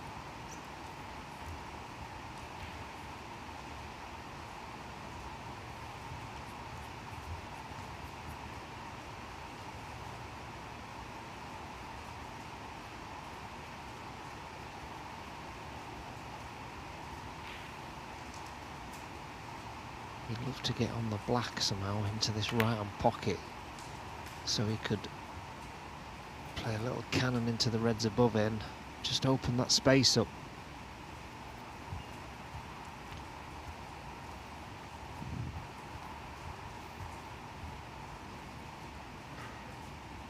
Juicy has got the favourable format today. He's playing back-to-back matches in this session, so if he has to convert this chance, or at least this frame, into a 3-0 victory, he'll be feeling very, very good about things and stays out there to play the next game as well. So it's a big chance for him to do some damage to this table early on.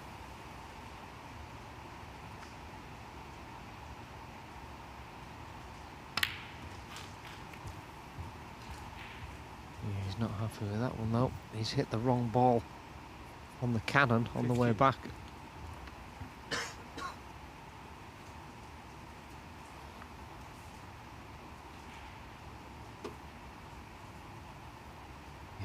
This is dangerous. This has got massive rewards if you can get this one red onto the other, but I don't fancy it. He obviously does though. Yeah, nowhere near. Yeah. So C15. It's amazing how tough that shot actually is. When you stood behind it, you think it's a straightforward plan. Send the red onto the right part of that red and pot it, no problems, but you see them missed more times than not. I think he was just desperate to keep that break going there.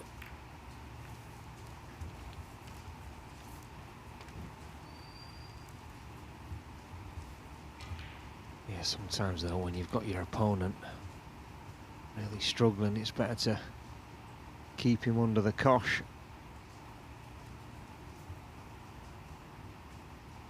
Needs a good safety shot. Doesn't want to knock a red over the pocket.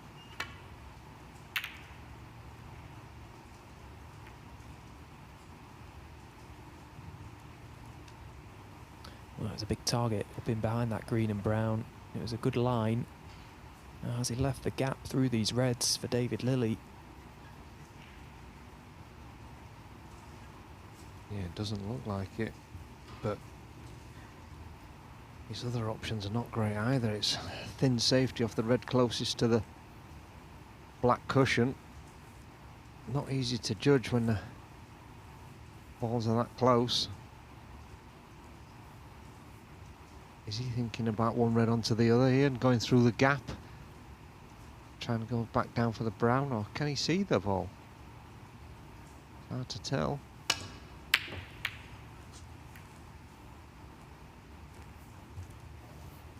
Well, it's in the lap of the gods as to where these balls are going to finish, and he has left a red.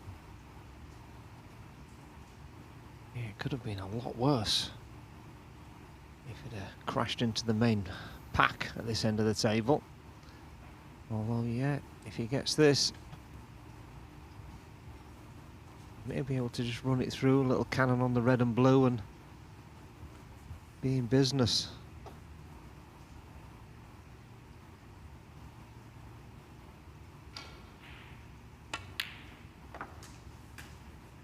Well, in fact, it was easier to control than we thought, and he's played it really nicely to get down onto the black.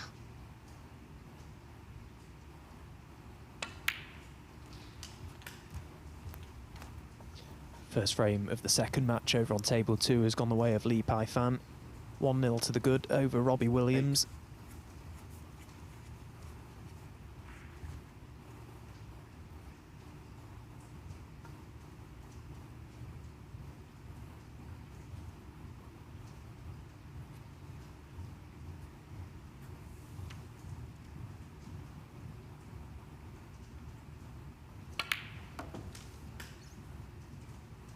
Mine.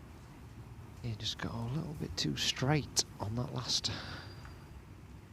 red, so could only screw back and leave it short of these two. He will not be happy with that. He needs a good shot now on this black to get some sort of position on his next ball.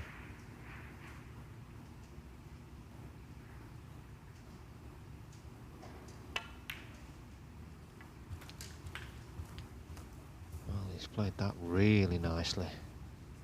He's played that shot a couple of times today, and it's a real timing shot to just nip into that cue ball and hold the white. Very easy to decelerate.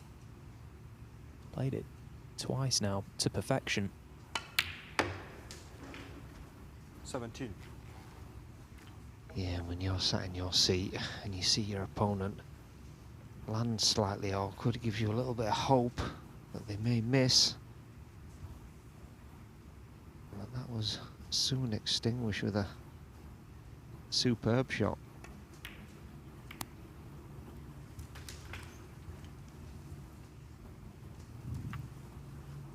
Max leaving himself these 24. combination shots.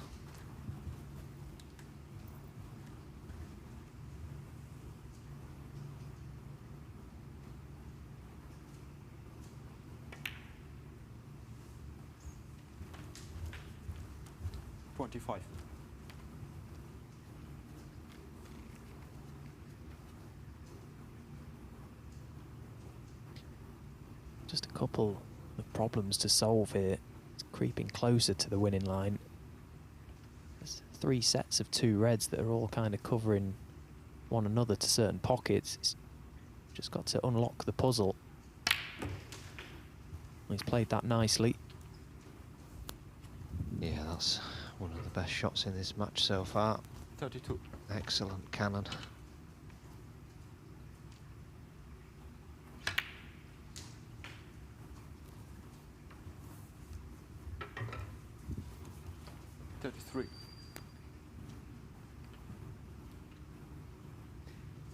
Yeah, this is very, very worrying for David Lilley, and he's got, I think he's, what is he back on at 5 o'clock against Lazowski? Just got to sit and stew about this performance. Yeah, he's got back-to-back matches, David Lilley, from 5, starting with Lazowski, as you say, and I don't think it'll be the result. Obviously, he'll be terribly disappointed with the result, but the performance, it's the performance that will concern him the most. The fact that he's squandered so many good chances and made it so easy for his opponent.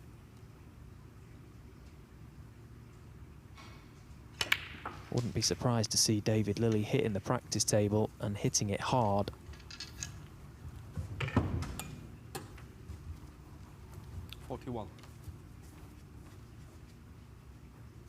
He's had a bit of time in between phase 1 and phase 2, so no doubt he'd have been excited and optimistic coming here today to compete.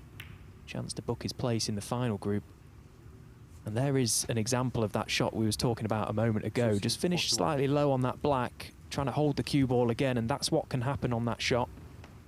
Yeah, that just shows how difficult it is. It has to be hit so well, timed so well, and it wasn't. And surely this is last chance saloon. Although clearance looks almost impossible, at least he could get back in the frame. 5 open reds.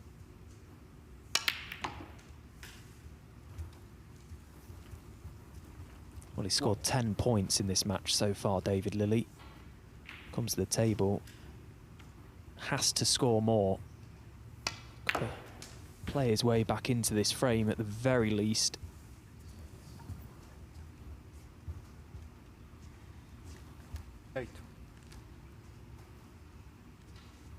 Even that shot there, he snookered himself on the red he's played on. And that piles the pressure on this red. 9. Yeah, good pot. Got a perfect angle here. Could potentially have played in behind the 2 reds on the left side cushion, but chose to take out this red by the corner pocket. Now he's got to find that angle again to get in behind those reds. Yeah, I agree with you, Stephen. I'm a little bit surprised. When he had the perfect angle, why not just take it? It wasn't a difficult shot. 17. And the fact he had to find that exact angle again just backs up the point. Now he's got to play a more difficult red. I think that's just David Lilley not thinking clearly and not seeing the game as clearly as he usually would, purely because of what's gone before.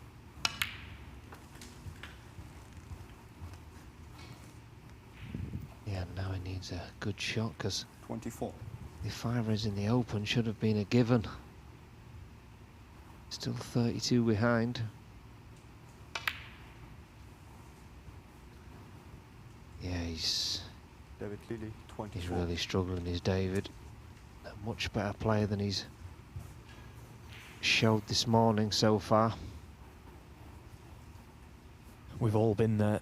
It's not a nice place to be when you're struggling and you're trying your absolute hardest to find some form.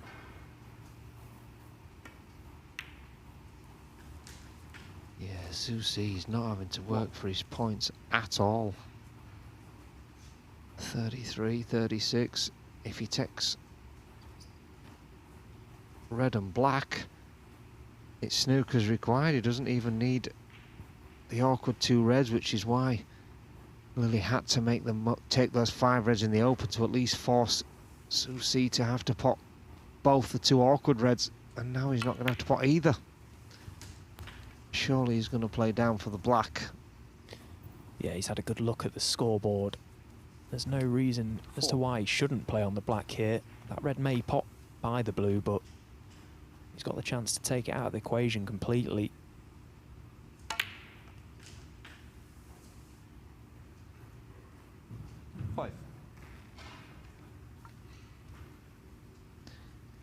Yeah, I think I'd take the pink now and then just lay the snooker. It still puts him 43 in front with 43 on. I think he might be able to even pot it and play the cannon, but worst ways it's a snooker. Just don't miss the pink.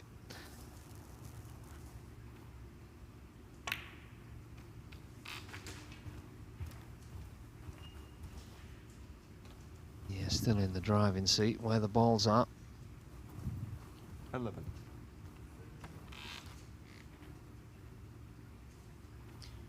So, played the little cannon. It was a natural.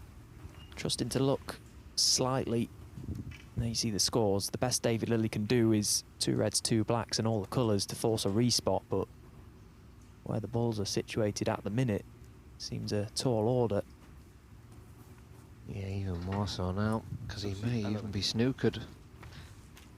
May be able to just whisker the red behind the blue. If it hits the blue here, I think we'll see the concession.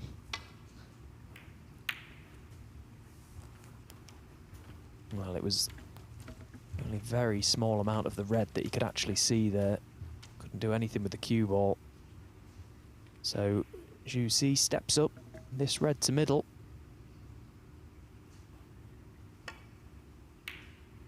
Well, it's not to be.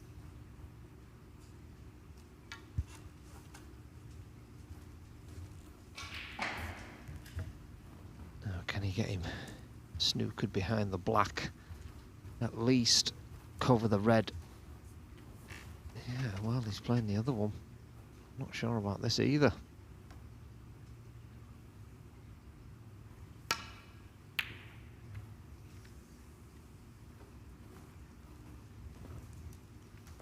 I suppose it has freed the safe red.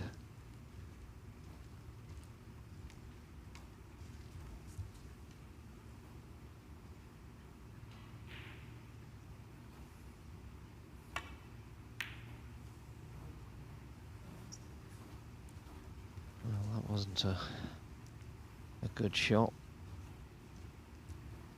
but he'll take it. Now, can David Lilley get him down the table somehow behind the brown? Got to be careful, this red's going to go towards the left-hand corner, so he's got to get the snooker if he goes for it. Yeah, and that's what he doesn't like about the shot, you can see.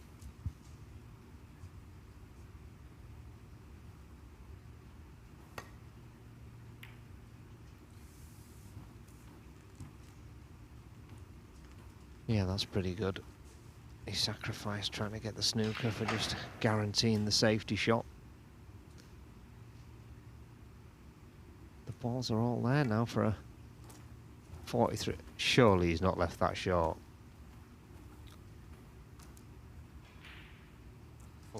Well, that is absolutely scandalous. That is unforgivable. The one thing you cannot do. Couldn't see, was that a foul? Yeah. Yeah.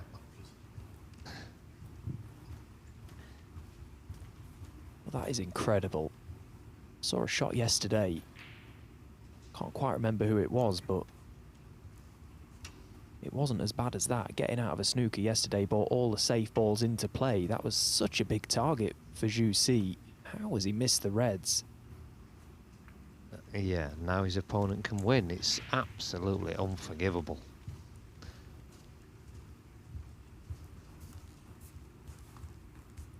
David Lilley, all of a sudden, a slight spring in his step. He won't be feeling good, of course. The morning has gone, well, about as bad as it can go for David Lilley, but the fact that he's just seen his opponent make such a careless mistake, surely not. I liked it when Lily said, I couldn't see that. Did he foul there? I'm thinking, you know he fouled, David. And then immediately asked him to replace the cue ball without hesitation. Yeah, well, that comes back to haunt Zhu Si later on. He's only got himself to blame. That is, well, I'll use the word scandalous. And that's a poor shot as well. And very, very fortunate. That is a complete mishit.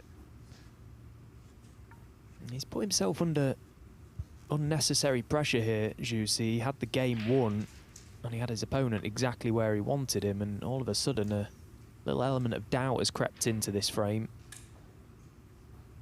And there's nothing safe on this table.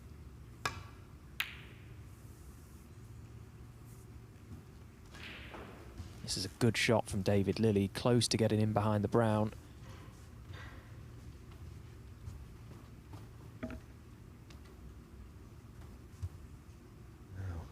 Is he having a go at this, or is it clip off it for safety, try and get yourself behind the brown? He's quite a bit thick again. Well, cue ball in open play. David Lilley has got to go for this now. He's got multiple reds to play for. Looks like it's going to be the red to left corner. One good strike and he goes favourite.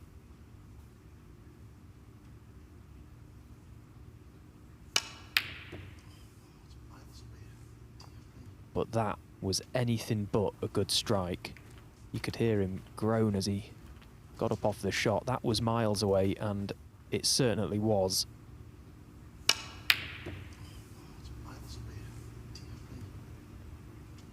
Yeah, that's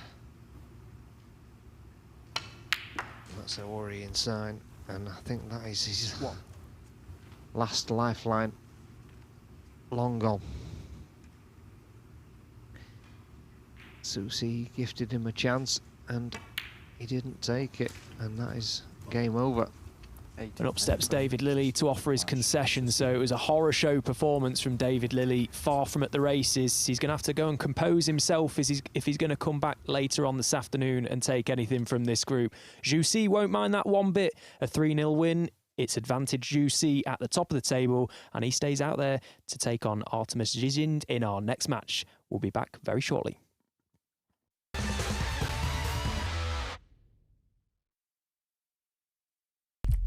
What do you need to become a champion? Vision, drive, discipline, finesse. But what about a world champion?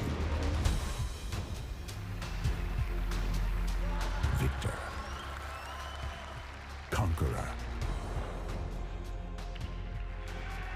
peerless. The history. Reyes is the champion of the world. It's the king of the 9-ball ring. The biggest prize. The crown jewel of 9-ball.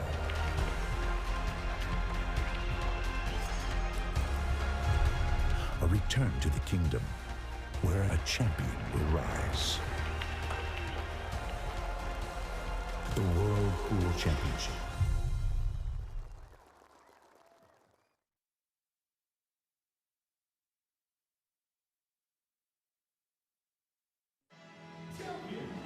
Champions!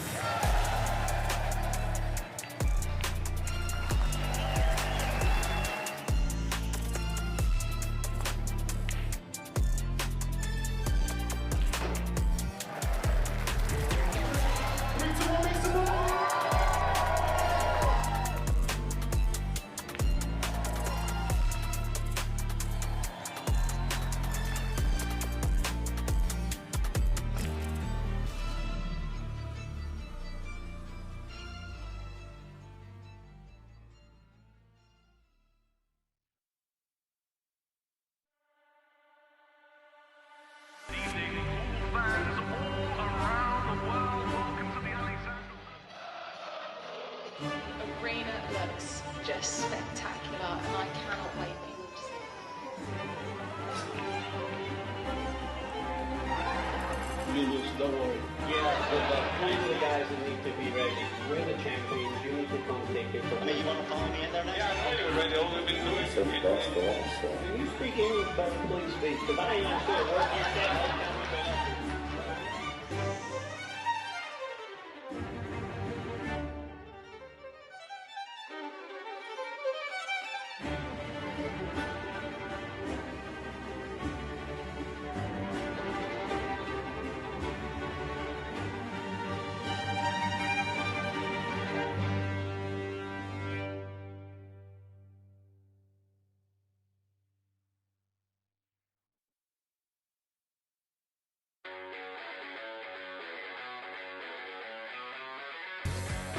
We are guaranteed 4 phenomenal days of action right here in Florida. Drama is certainly guaranteed in front of a hugely raucous crowd. The American fans really get into the spirit.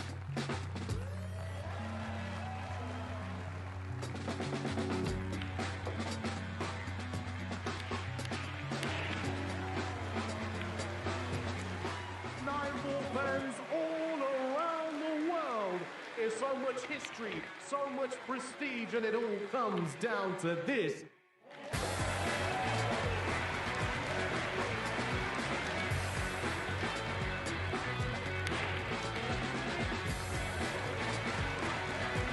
So much action lies ahead at the Caribe Royale in Orlando, Florida.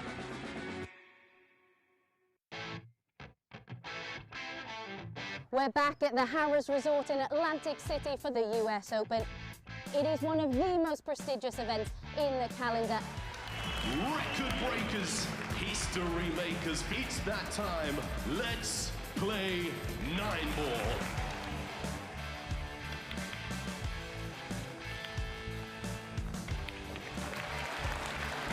Nine-ball pools on the growth. And the governor gets on the board. Next year's prize money in the US Open is going to be $500,000.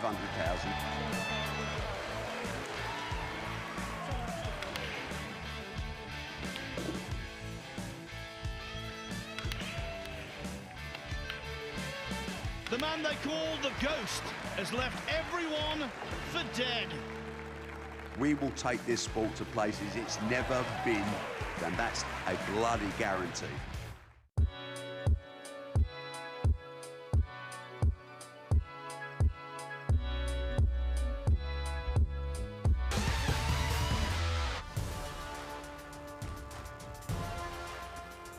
So it's been quick fire stuff really. We're already on to match 3 here on table 1. Jack Lisowski salvaged that draw with our team Zhuzhen and Zhus 3-0 over David Lilly, who really struggled. He'll be back later.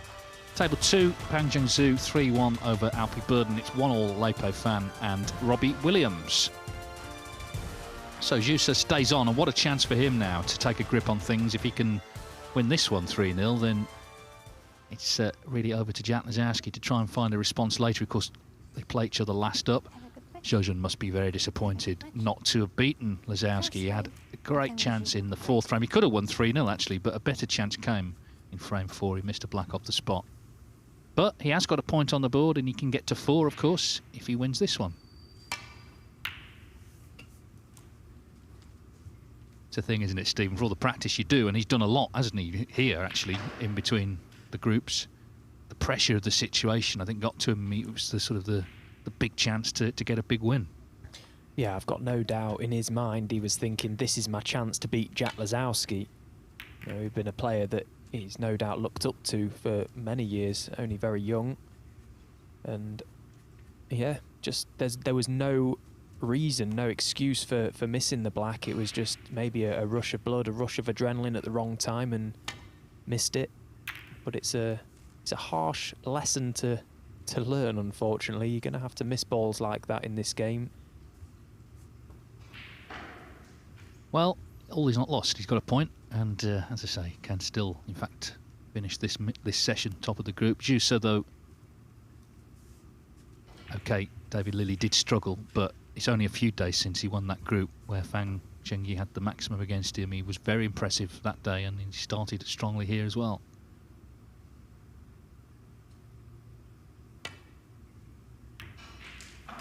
Yeah, because he just won that last game and won it convincingly 3-0, he's got the best schedule. Playing back-to-back matches is perfect for him. He can pile the pressure onto everyone else, and then he doesn't come back until the last match this evening, so he can go away and just reset, just chill out for a few hours, basically just ask the question of everyone else. Absolutely. I mean, we're into the realms of the permutations again, which you do get in this event. But let's say he won this match, and then Lazowski and Lilley drew. Well, he would have won the group before the last match. So it's in his hands to put pressure on the other players.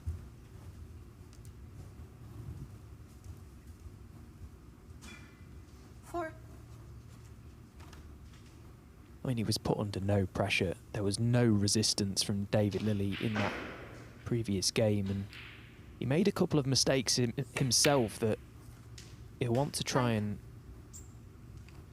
get out of his game as quickly as possible, because another day David would have taken those chances and the result could have been a whole lot different. And Zhuzhens is not a player you want to gift easy chances to, because he can feed off that confidence and steamroll you with his heavy scoring.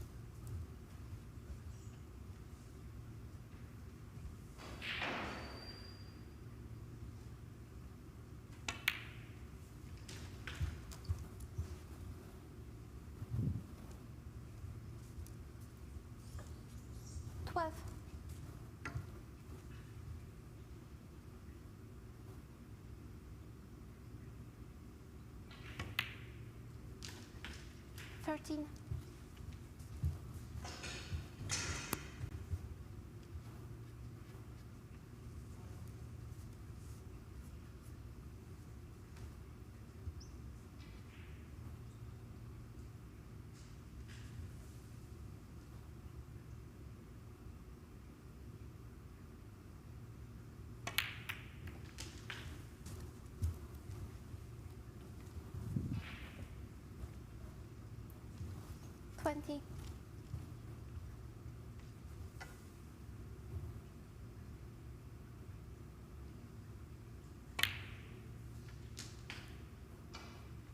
$21.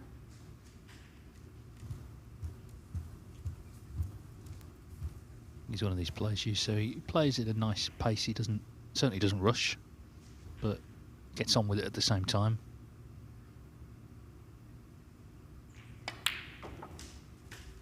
Maybe that was the thing with Zhuzhen in that previous match. Maybe he was just getting ahead of himself a little bit because it was such a golden chance. 26. That's all gone now.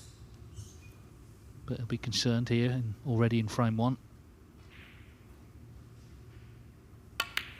Yeah, particularly at the top level of snooker, the composure is so important, and Zhu Se's got a lot of composure, it seems. Plays at a good rhythm, as you say, but he's also very aware of the situation and very aware of what's going on externally with his opponents, and seems to find this soft level of focus, which is really tough to find. doesn't exert too much effort and energy into 33. what seems like he's trying too hard. I think that was where our team Zhuzhen went wrong in that first game. Maybe just got a little ahead of himself and ultimately paid the price. I think as well, I was reading an interview with Juicer in the week from World Snooker Tour on the website, and 40. I think it was interesting. He was saying about the semi-final at the International Championship that he lost to Ding last year when he'd been in front early on, how he would try and learn from it, because it was a 2-session match, that was the thing, and he was in front early on and the pressure came on, but he said next time I'll know how to sort of handle those feelings. So it just tells you that he's quite thoughtful as well. Could definitely win this tournament. He's very impressive in Group 1, already going well here. Yeah, of course, when you're new onto the tour and down the lower ranks, it's very rare you play double session matches. The World Championship would be the one that you would play the first round, but it's certainly a different outlook on the game, and it's quite a mature way of thinking. The fact that you do have to deal with those thoughts, and when you are in front in those session matches, how to go about filling your time in between, because it's probably one of the worst feelings as a player, as daft as it sounds, when it can work either way, when you're in front or behind. What you do in between sessions, it's everything.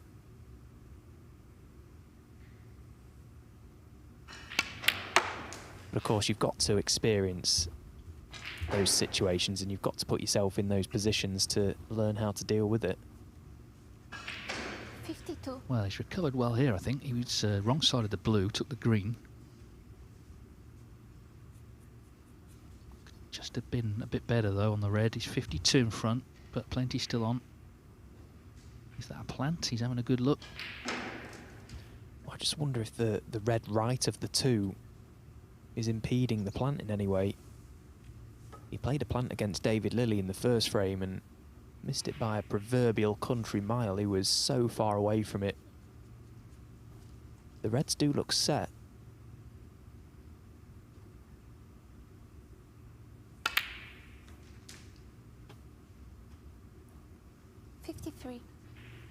Well, he did catch the third red, but it made no difference. Safely in, and that red being by the middle pocket has helped him massively here. Wrong side of the blue. Yeah, this is looking like 1-0, looking like she was continuing really from where he left off in the previous match.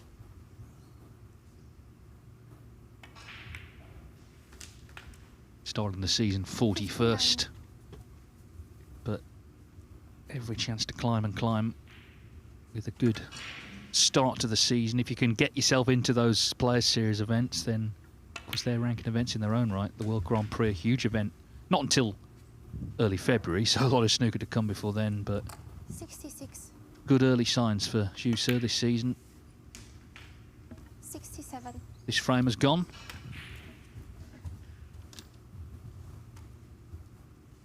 Yeah, and importantly, he's killed it off in one visit.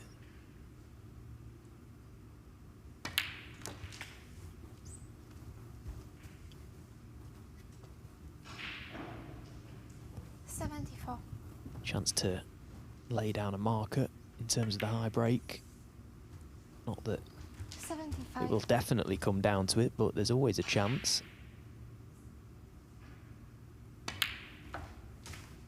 He's a very good scorer, actually. He's very efficient around the black spot. He's made 3 maximum breaks. 82. So he knows his way around this end of the table. 83. Well, we had 2 centuries this morning from Pang Zhengzhou, so we've had 90 now in the tournament.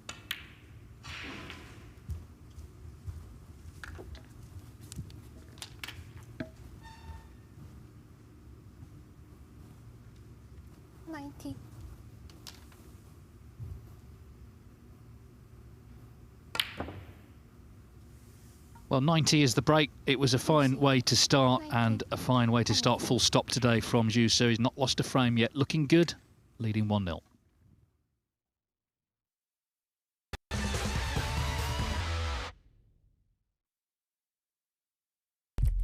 What do you need to become a champion?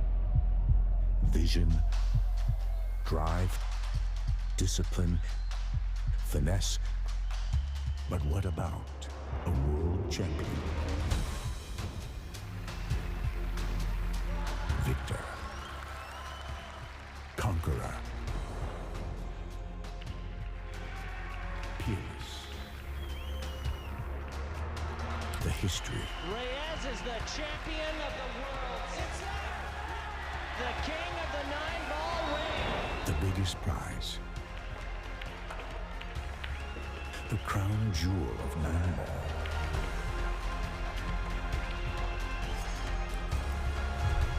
A return to the kingdom where a champion will rise. The World Pool Championship.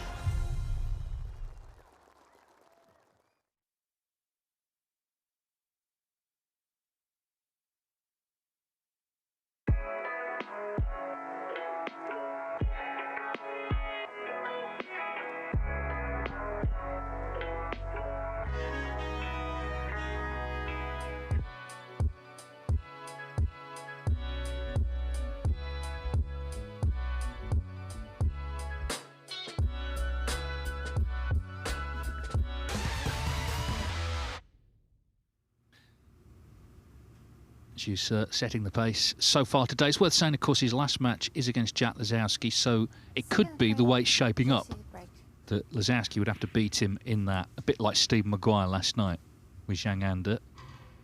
We'll see. There's a lot can happen yet, but he's looking good.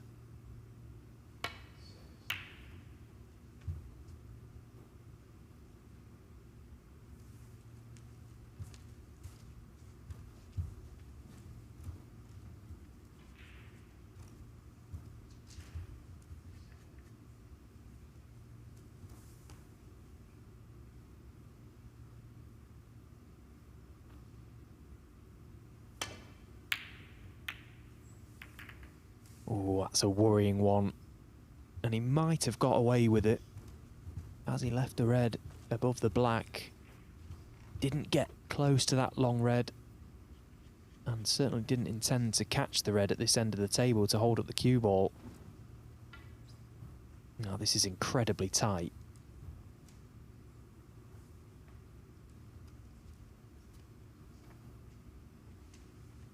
He clearly doesn't like it, otherwise he'd have been down and potting it by now. It's quite a result that Zhuzhens has had.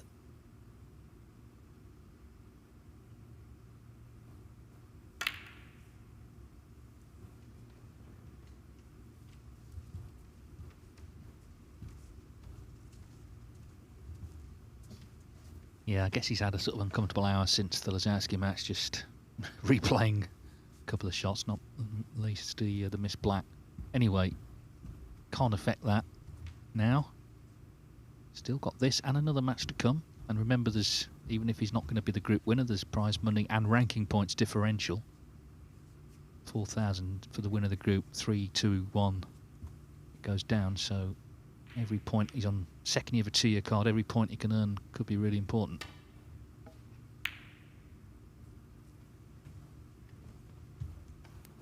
Well, there's no way that he attempted the pot on that red. But I suppose he could have left it. It's just travelled on that isn't cuttable, but Zhusa looks to be eyeing up this red to left corner. Much tougher pot.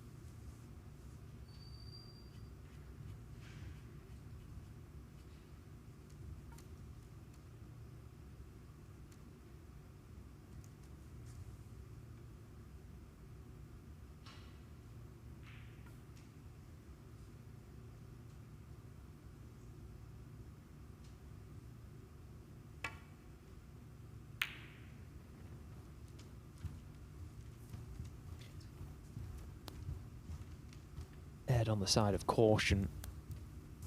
There's a chance he could have left the gap between the reds and black to thin clip one back into this right corner pocket. May have left one to middle.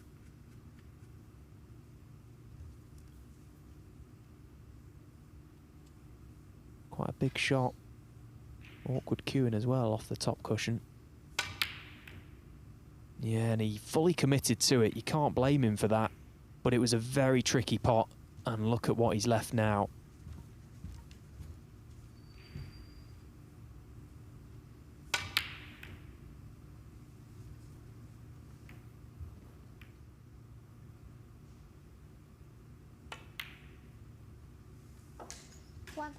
He sort of gambled with the long red he attempted there, Jussi. Knew that he was leaving something for Zhizhens to go at. Hedged his bets that it would present a chance like this, and that's exactly what's happened.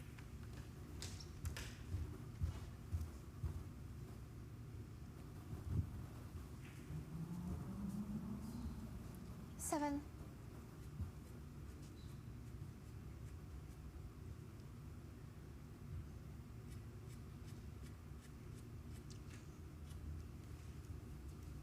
Still 1-1 Leipzig fan Robbie Williams. It's a very scrappy frame, to say the least. Frame 3.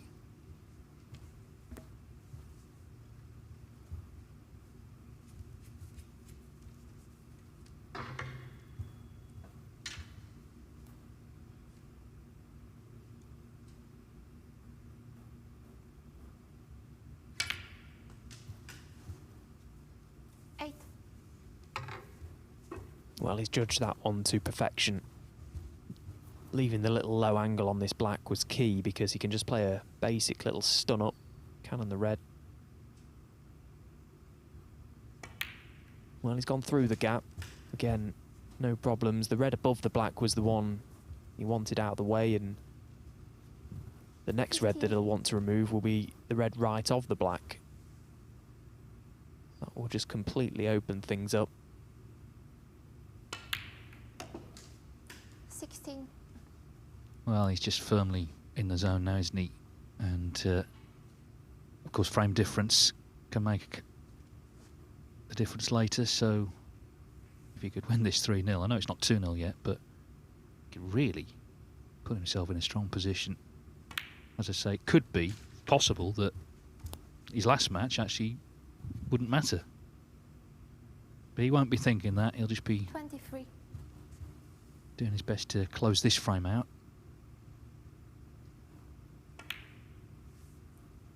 24. Yeah, he's got a lovely touch around this area, particularly when it's quite congested. I'm a big fan of how he goes about his work, actually. Looks very unfazed and looks very in control of everything. 31. He does work incredibly hard. Practices long hours at the academy in Sheffield. 32.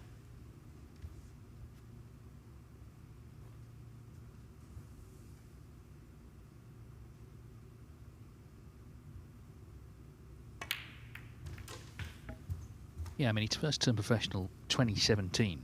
He's made 66 century breaks in his career, but 26 of them were last season, and in the last couple of years, those 3 maximums you mentioned. So in terms of scoring, he's certainly improved pretty dramatically. 40. Yeah, that's some conversion rate, isn't it? The maximums to century breaks, it's like nearly 1 every 30, which is very, very low.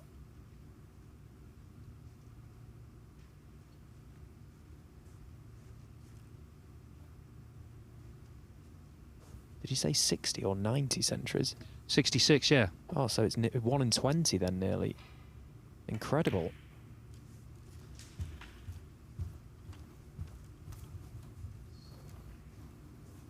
Yeah, he's vastly improved. 45. Particularly in the last few years, as you say. Good season last year and a good platform for him to try and kick on this year. And what better place to start than a deep run in this event?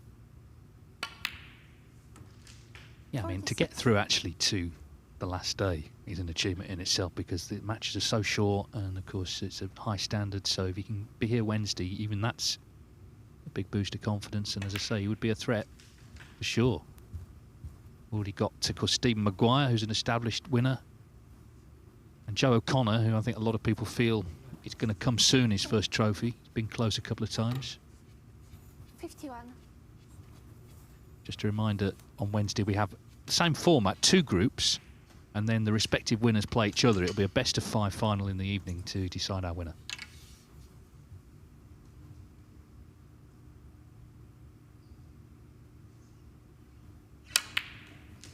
I think there'll be so many players looking at this event now as a big opportunity. I think the only top 16 player left in it is Chris Wakelin. So it wouldn't be a surprise to see the likes of Juicer. Joe O'Connor was a name you mentioned there that's on my watch list for sure. I think the thing with these 2 players in particular is their bad is never that bad anymore. It's sort of found a good level of being able to play even 57. when they're not maybe playing their A game. They're still quite hard to beat.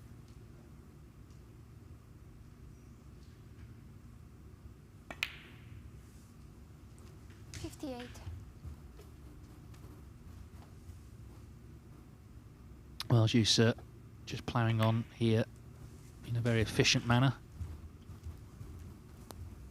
Check of the scores tells him red and the black, and it's 2-0. 63.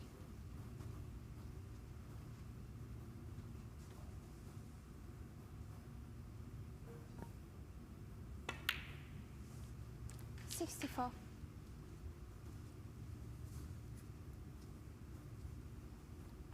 And the day really has dramatically turned for Artem Zhuzhin, who was poised to beat Jack Lazowski, but completely being frozen out of this match. Yeah, just another fine example of how quickly these groups can turn. 71. They're on a knife edge at all times, and it can literally be one shot that ruins your day, and it's looking like that black off the spot is going to be the one. For Zhuzhin, he was poised for a great win. Probably takes that confidence from beating Lazowski into this match, and all of a sudden it's a different story. But Juicer staying very professional. He's got the job to do, and so far today, he is the man to beat. 77.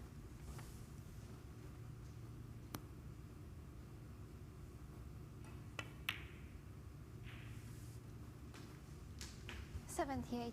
Made 90 in the first frame. Can he go on and complete the century here?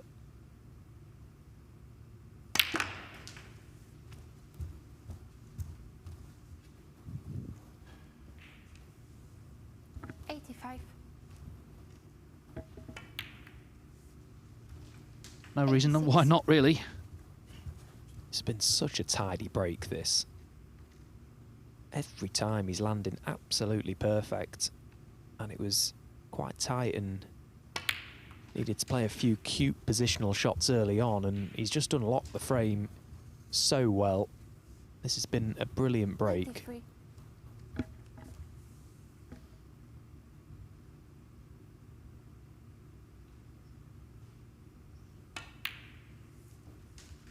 94. Yeah, superb.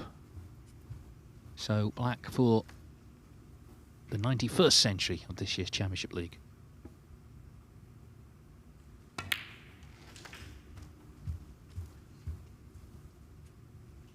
And if he continues in this vein, who's to say he won't be walking away with the trophy on Wednesday evening? Certainly putting pressure on, in particular, of course, Lazowski in this group, who may just be keeping an eye on this in the players' room.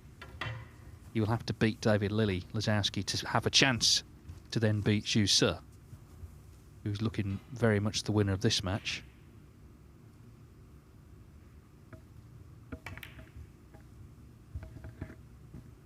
So the break ends at 102. A fine break it was from China's Zhu Se, fully in control of this match and in the early stages of this group. He leads 2-0.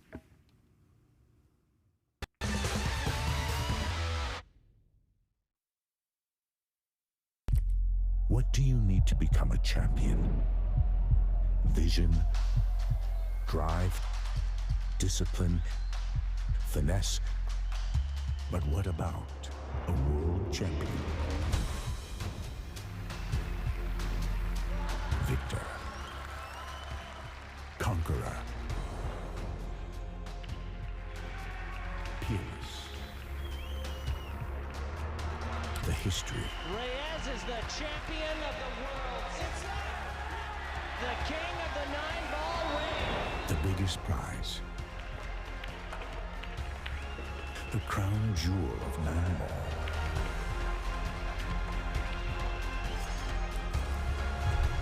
A return to the kingdom where a champion will rise. The World Pool Championship.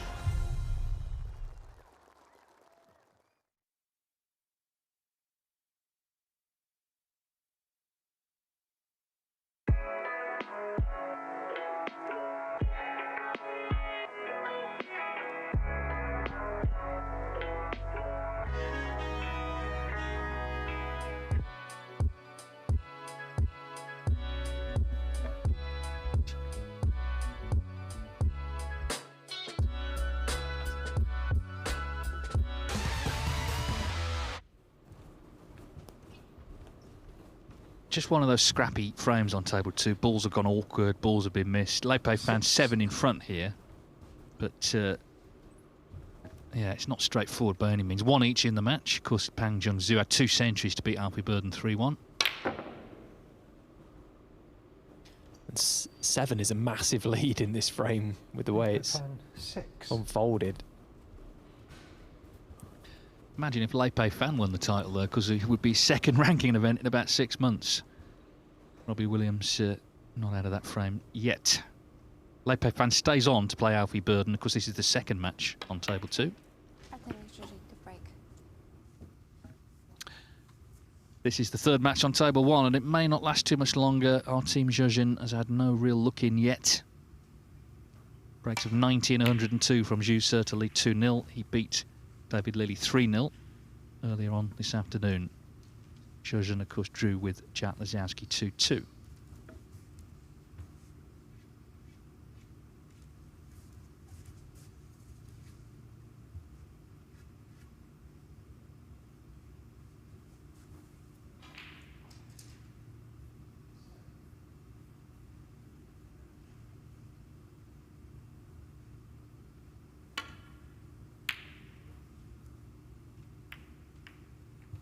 Well, that may be the start of the comeback.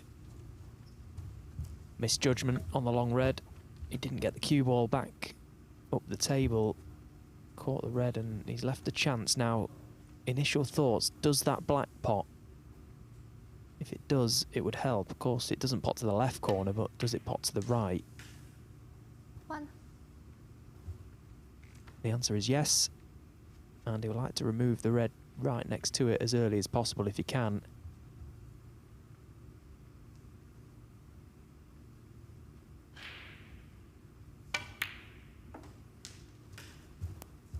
So chance to get to work. I remember last year at the Saudi Arabia Snooker Masters they actually played out there, and 8. Artemis Zhejian came through that match, made a 1-3-7 in the decider. He's got to try and draw on those memories, try and do to Zhu Si what he's doing to him currently.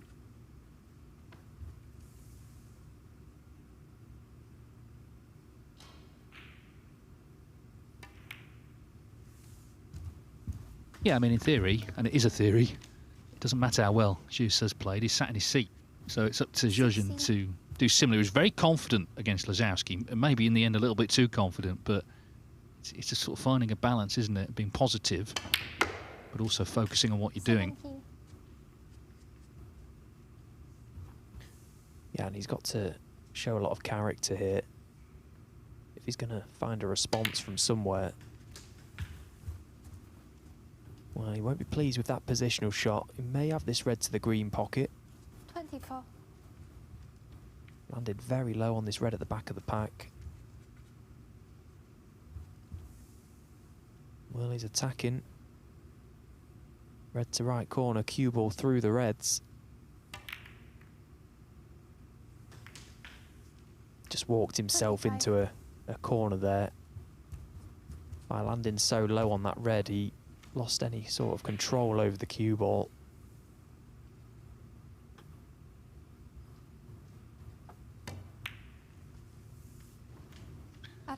Yeah, just had to accept that. just an update, if that's the word, from table 2. They're on the colours now. Robbie Williams is 5 in front, but a lot of mileage in the frame, you feel. Lepe Fan is one to watch this season, though, because, of course, last season was his first year of his latest card. He won a ranking event. He's got no points coming off. So he could be heading towards the top 16. I think he can only go up the rankings. Yeah, every pound he earns this season is pure profit in terms of the ranking, isn't it? Could be a massive season for Lepe Fan.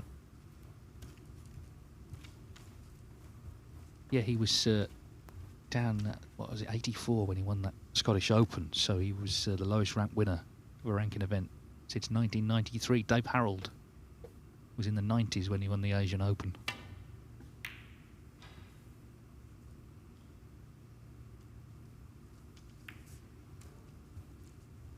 Well, that cue ball needed to avoid a baulk colour because this red by the blue spot is available.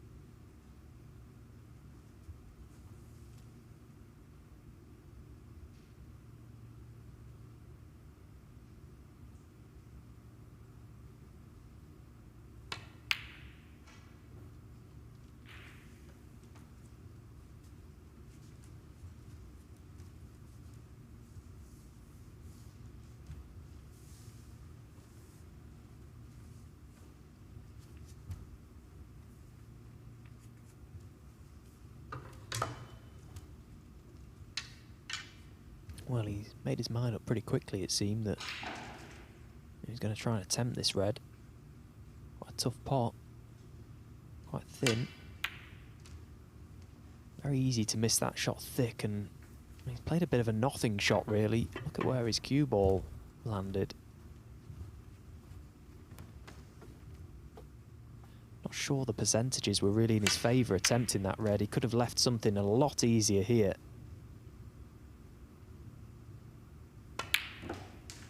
Oh, but it doesn't matter how easy it is. He's just pumping them in from all over the place at the minute, Juicer. This is a player that's just seeing the game very, very clearly at the moment.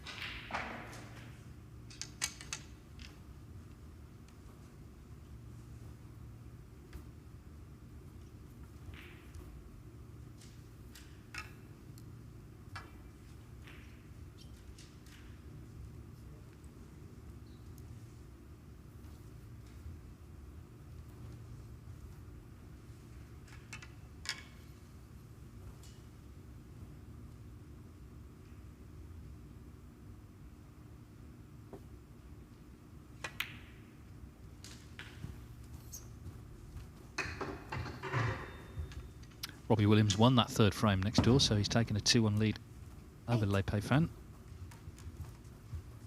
Best the Scottish Open champion can do is a 2-2 draw. Now he's running out of options here, Juicer. My choice would be yellow into the reds. 9. The blue, it just narrows the target. He's absolutely perfect on this yellow. He's got a wide path of reds to play into. If you could pick the cue ball up and fire it into those reds, there's a little gap, a little corridor just beneath the pink and above the 3 reds to the left of the pack. If he can get into that gap, it should open them all up. Just got into it a little too much. Now he's trusting to luck, and he's had none. 11. It's a very precise line he was trying to find there. Still went into them with some pace, and there was always a chance he could have landed, but just didn't get the correct contact to them that he wanted.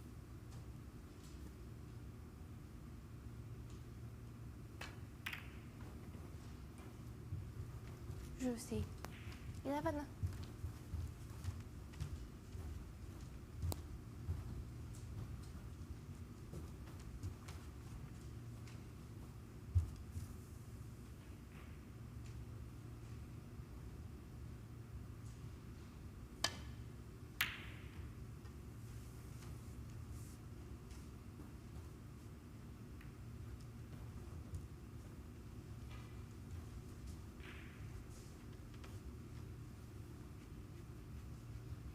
Seemed a nice little flick on the yellow there. He was opening the table up and could have left a long one.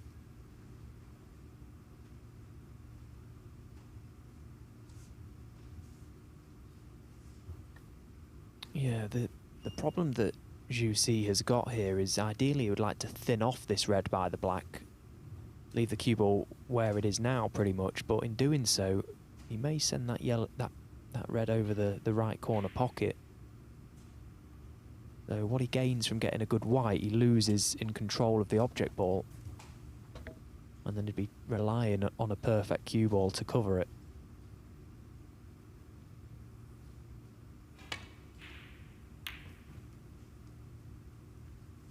Getting the cue ball towards that yellow meant that he was going to cut off the left side of the red, sorry, down this side of the table. And he's played it nicely. Yeah, this is trouble.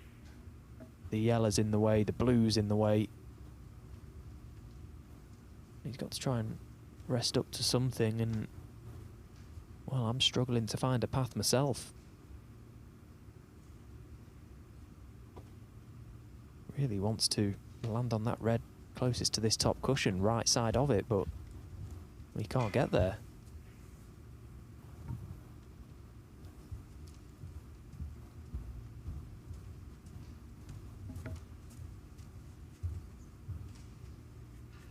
We just had a little look at the two reds beneath the pink, trying to come one cushion, little quarter ball, left-hand contact to the left red, try and get the white back to balk. Oh, it's a brilliant shot. Absolutely superb. And he's cursed if that cue ball goes in. Well, that's shot of the day for me. That was very well executed. Well worked out, but executed to perfection. And the irony is it's a player who just loves to attack and go for his shots, but there was nothing on. He had to be so careful. He couldn't have played it any better. Yeah, and that's a really, really good sign for me. The fact that he stayed patient there and he had the discipline to try and find a return. Every credit.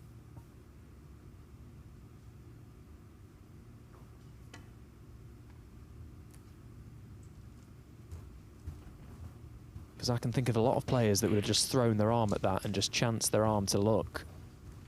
Because it looked impossible to find a safe place on the table, but he worked it out excellently. The only bad news is Jussi is also very disciplined and he's given him no gifts here.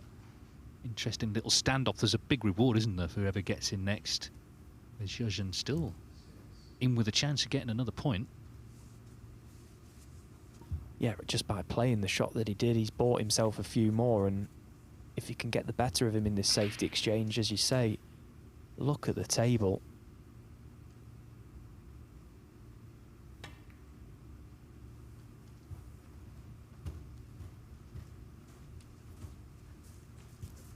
Well, as good as the escape was a few moments ago, he will not be pleased with that one. He's caught that red much too thin.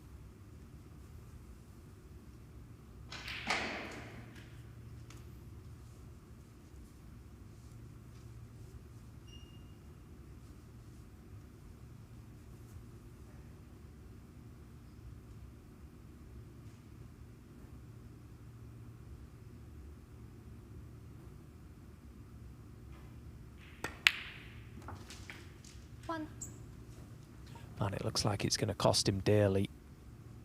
I'm sure he expected the worst when he went back to his seat after playing that safety shot. Once again, just an effortless pot on that red from Jussi. Didn't make a meal of it at all. Just got down, stroked it in. Fully committed to the positional aspect of the shot also, which has now presented him with this match-winning chance. Yeah, to complete a perfect start to the day. 2-3-0s. Not the winner of the group yet, but it does put pressure on, let's be honest, Jack Lisowski's the one. Lisowski would have to beat David Lilley, and then he would have to beat Jussi. If he doesn't beat David Lilley, he can't win the group.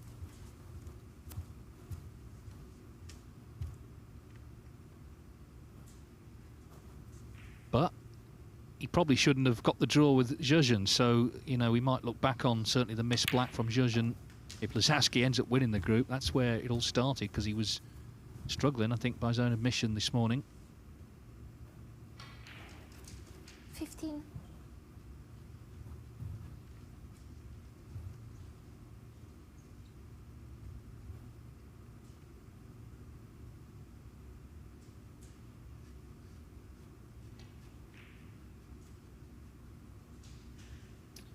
Well, there's absolutely no work to be done with the reds here. It's just all about his cue ball and getting nicely on his next colour. Going to play a little cannon to the red just north of the pink, and he hasn't got it. 16. A fullish contact was what was required on that particular shot, and all of a sudden he's got to knock in a recovery blue. Didn't expect that cannon to go wrong, but when you are playing cannons, there's always a chance. But it just doesn't look like missing.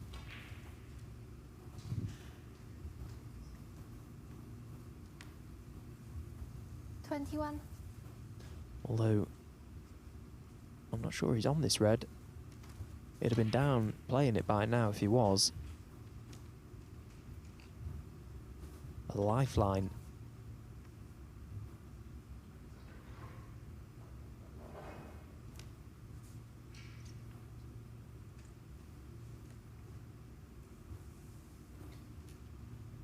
But again, not trying to do anything out of the blue here. Just keep it tight. Juicy. He's got his opponent where he wants him for the time being. Oh, has he left this red? Well, there's no way that Zhuzhan should have even been able to attempt this ball.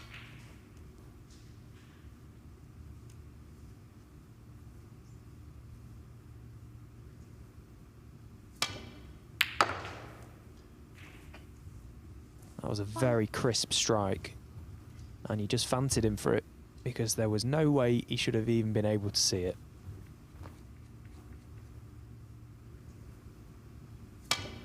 Yeah, sort of rare sloppy error from Jussa. Now then, big green. Otherwise it could be over. Oh, he's missed it. In fairness to him, that is a horrible shot to play.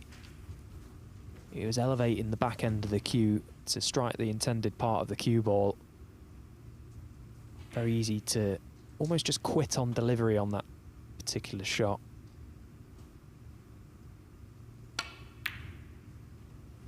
Well, he hasn't been punished. I bet he thought that was done. So, all about application now. This is a chance to take the frame and extend the match and set up the possibility of getting a second point.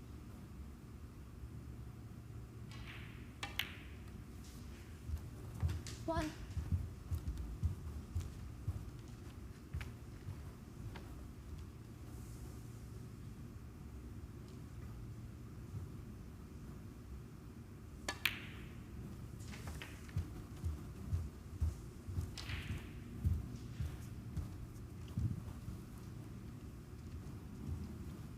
Of course, for many years we had a tournament, a ranking event in Latvia, the Riga Masters.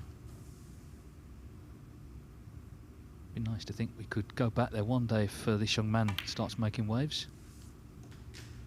8. Yeah, lovely place in the world, Riga. I used to really enjoy going there. The old town is stunning.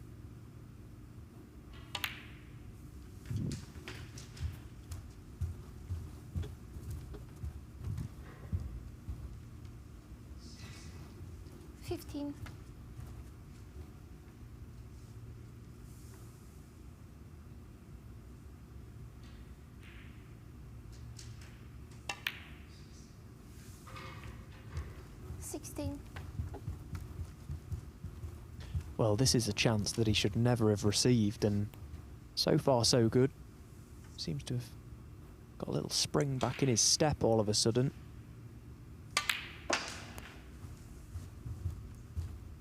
No doubt using what happened in his opening match to inspire him to do the same to his opponent in this one.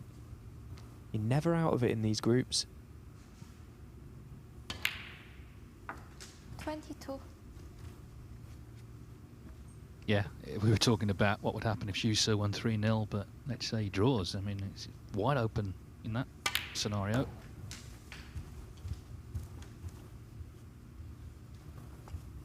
Yeah, if this game ends in a draw, it helps everyone in the group. All of a sudden, everyone's back in it.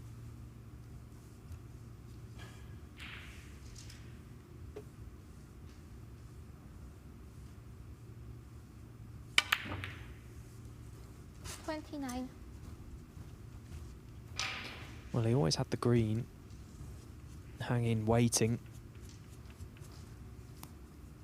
26 in front when he pots this. And he's played that nicely. Yeah, fair play to him. He's kept his head up. Just run on a little, this cue ball, but the yellow is frame ball. Just try and make sure of it. And he should be on the scoreboard. Oh dear. Now he needs cover, otherwise the match could be done. I don't think he's got it. 32. Well, if he felt bad after the previous match, how's he going to feel now if Schuster, as expected, will clear up? Yeah, that cue ball just running on made the difference there. The yellow was unmissable had it pulled up at a ball or two to the left. Well, exactly how must he be feeling? Well, he could have played that one better. This brown may have to be played into the middle pocket also. He's 2 good shots away from stealing this frame now. Well, how has he missed the green? Well, look at the result he's had.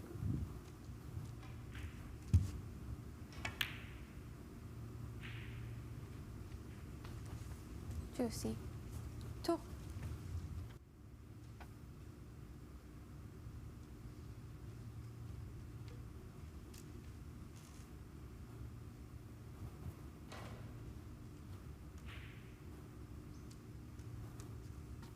Well, if you can see any of this green, it's an absolute fraction of the ball. Then what use is it to him?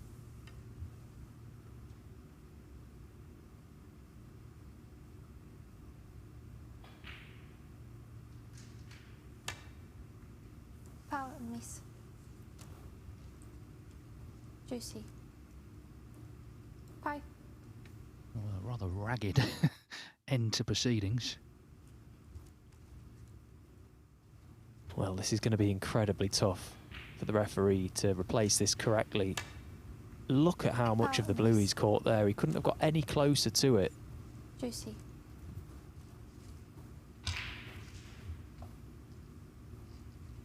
I mean, we're talking absolute fractions here.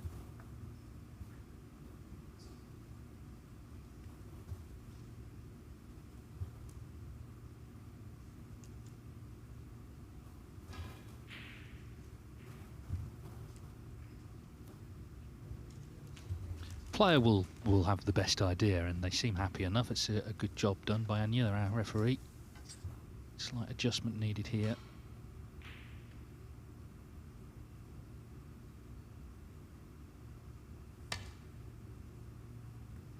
Well, too much. Nice. Juicy. 4. Somewhere in the middle now required.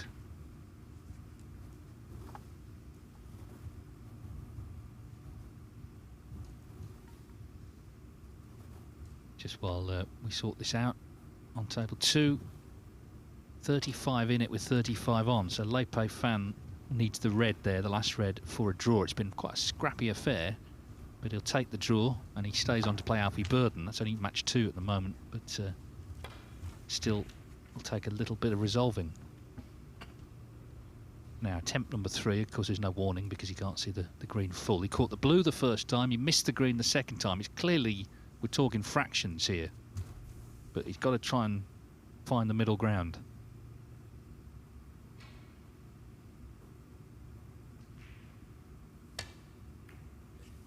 He's hit the blue again. Yeah, he may have convinced himself that he can see the slightest of edges of this green, but I'm not convinced, because even if he does catch the absolute paintwork of this green, at that pace, where's the cue ball going to go and where's the green going to go? There's a chance he could leave it anyway. 5.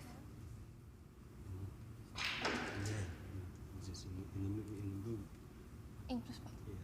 Mhm.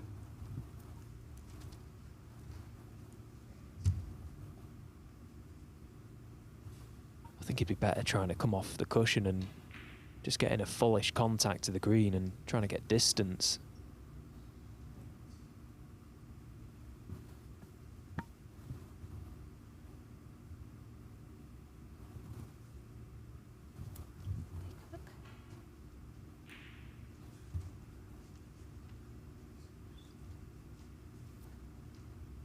Well, we've got a Polish referee, a Latvian and a Chinese player here, so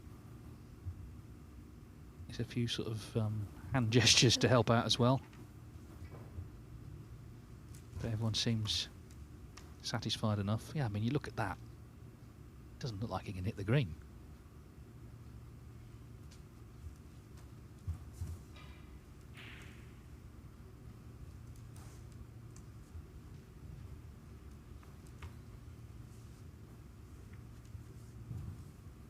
Yeah, I'd like to come off the left side cushion, but the brown might be in the way. Can he just get past it? Oh, it seems so. This would have been my shot choice from shot 1. Well, he's had a disaster. A fullish contact, you're hoping to get that green safe. I suppose in a way it's not terrible. He's left the pot on, but getting to the brown is difficult. Well, it's saying as well, I mean, he was in the snooker from the miss from Zhu Se, so he was fortunate, Zhu Se. Anyway, a dramatic frame here.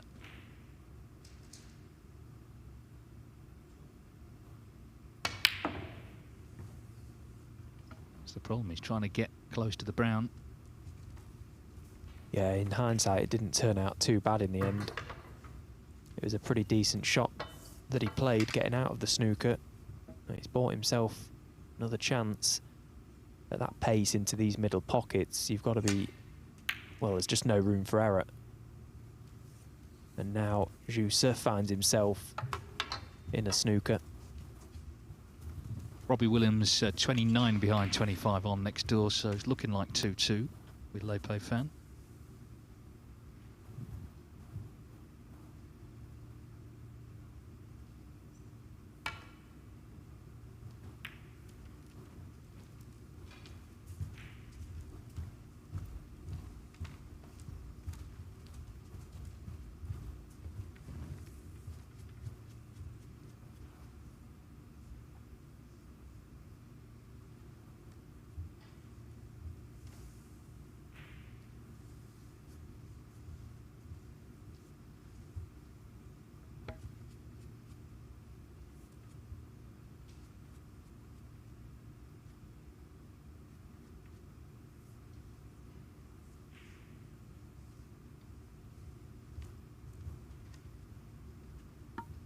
Well, he's a little bit betwixt and between. Just taking a minute to decide on what shot to play.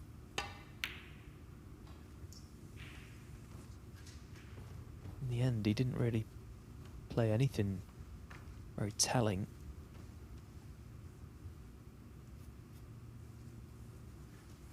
Of course, the priority has to be to get the object ball safe.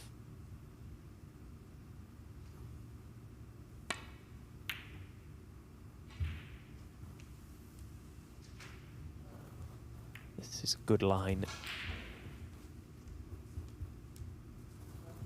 It has finished 2-2, Lepe Fan and Robbie Williams, so Leif stays on to play Alfie Burden next. Good result, I suppose, for Pang Zhengzhu, who won 3-1 against Burden. He plays Lepe Fan in the last match later.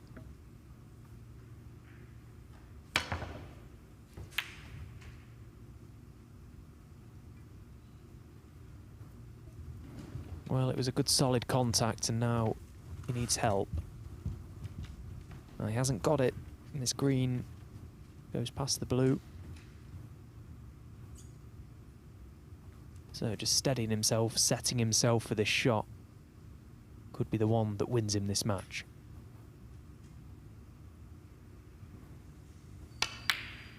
Oh, and he struck it to perfection.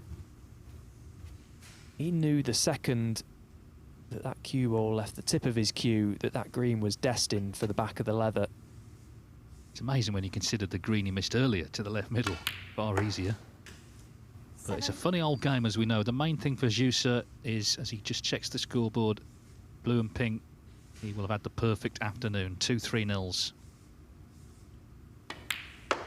This has not been plain sailing this frame, but let's not forget he made breaks of 90 and 102 in the first two.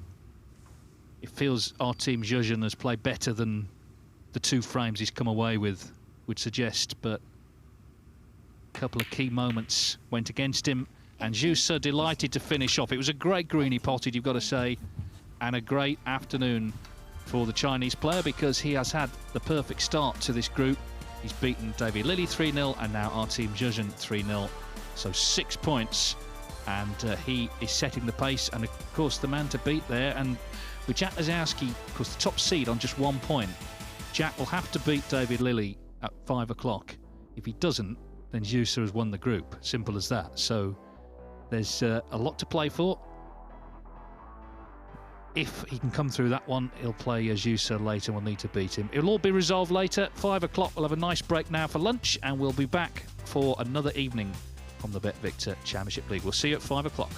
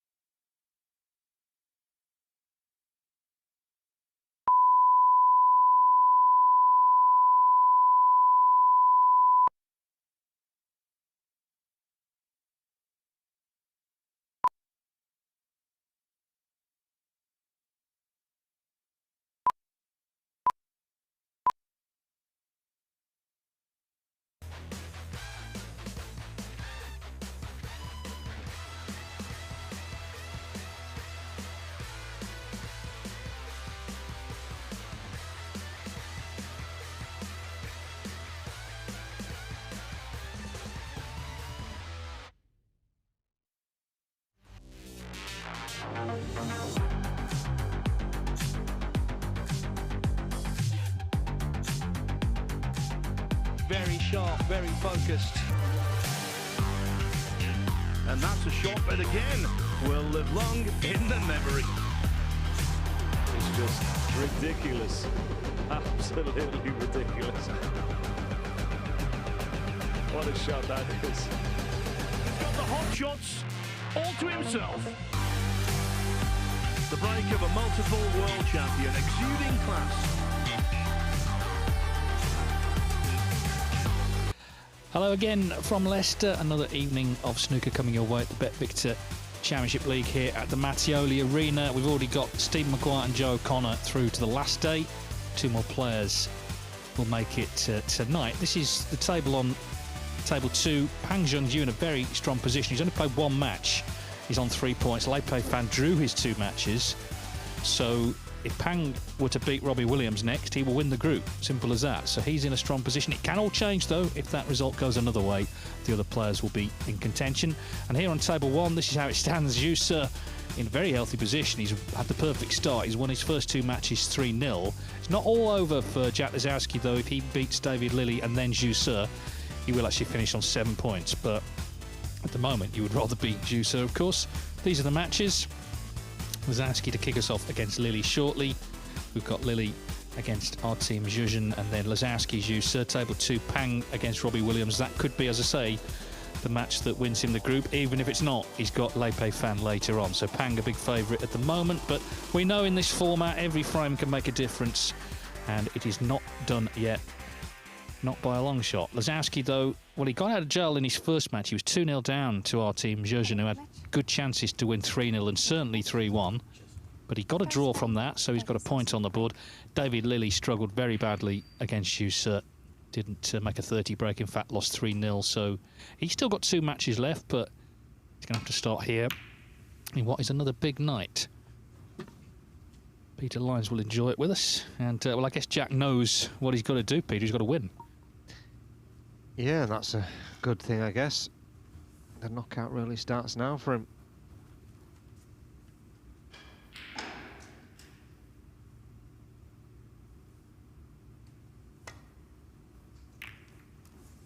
Yeah, David Lilley, though, he's going to have massive improvements. He's going to win any more money from this competition than he's already won.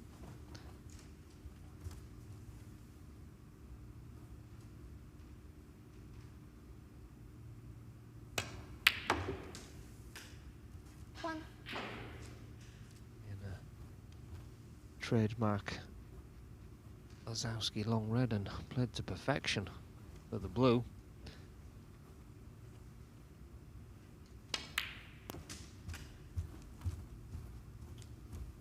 Yeah, he wasn't at his best in the first match, but he's still got a point, and there's every reason to believe he can improve as the night goes on and make certainly the last match the group decider.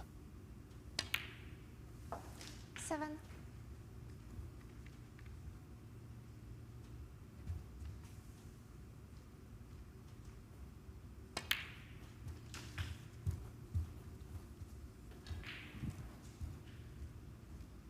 $14.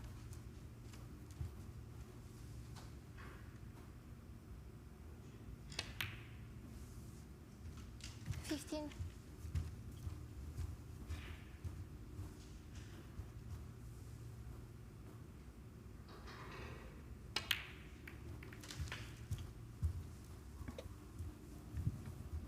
Yeah, nice little cannon. 22. Just to free this bottom red.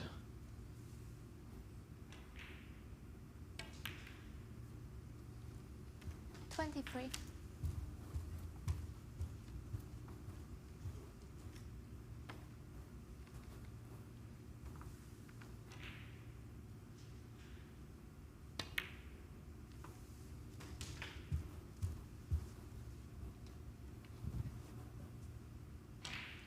30.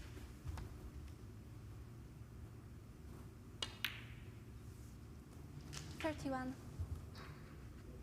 Yeah, this is where Lisowski's at his best.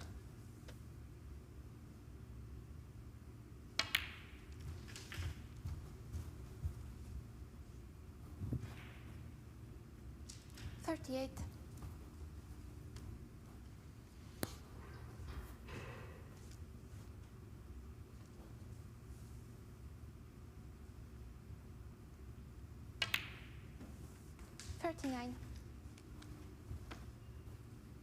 Still hasn't lost a match this season. He's qualified for the World Open. He's qualified for the British Open. 2 wins and a draw in his first group of this. Of course, a draw this morning. Where's he ranked now, Jack? Well, he's 25 on the official list, but of course we know that on the 2-year system, points can be taken off. If you can go deep in tournaments, obviously that is going to send you in the right direction. The fact he was in the top 16 for as long as he was, not having won a tournament, will tell you just how consistent he was in actually going deep in events. Because most players in the top 16, you know, they've had to win something. 47. He's quickly built up a lead here, taking all the loose reds. Still a couple out there, but not sure he's got the angle to get through the reds, so probably play on one of the loose ones still.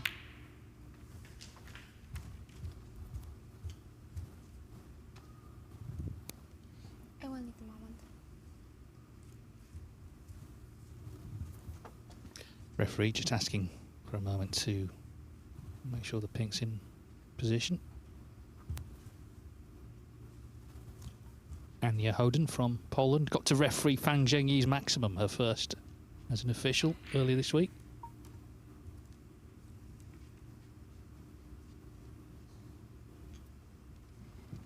$53.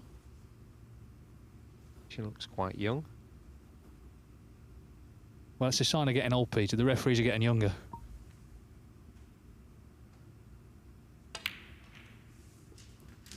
$54. Yeah, one good shot here now. If these reds open well, should be game over.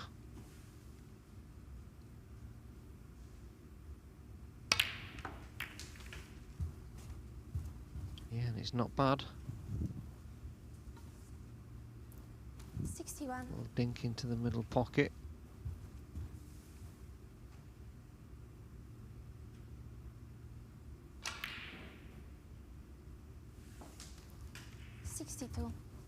Well, he looks a lot sharper than he did, certainly, before he, in the early stages of his first match.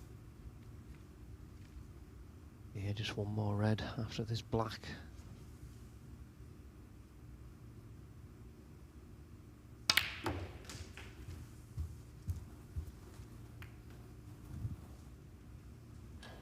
$69.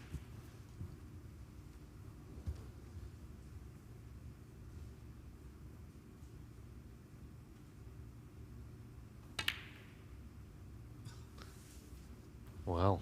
Dagozowski. 69. Didn't see that coming. Not an easy start for Lily, but he must have thought the frame was gone, so anything is better than nothing.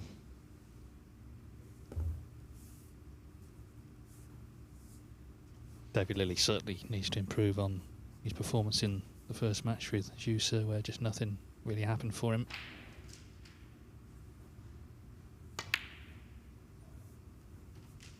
What's happened there, though? Terrific red, and this is on because these reds are all there.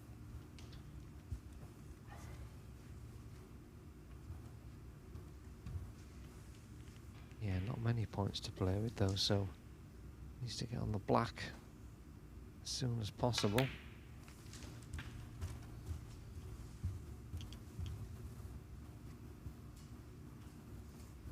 $6.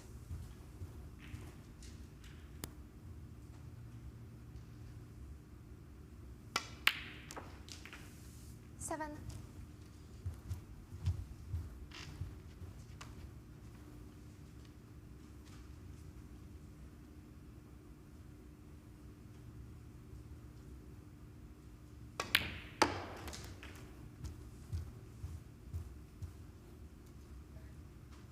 Yeah, that's not worked out as planned. Needed to be much higher up.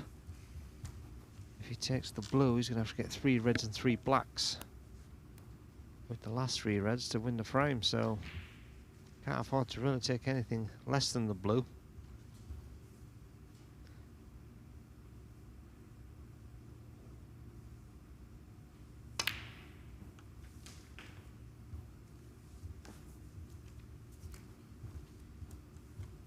14.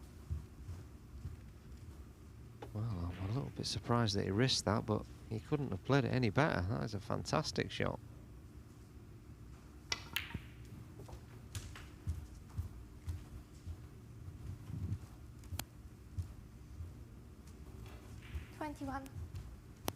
And now it's definitely on.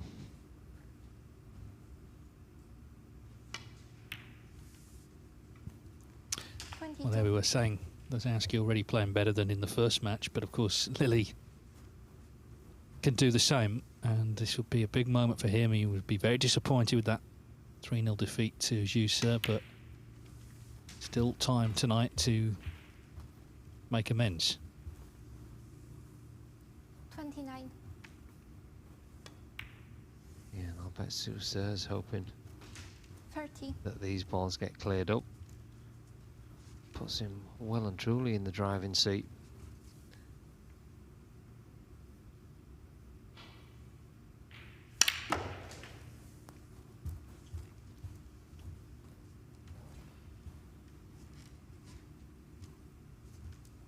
Well, he got some zip on that cue ball.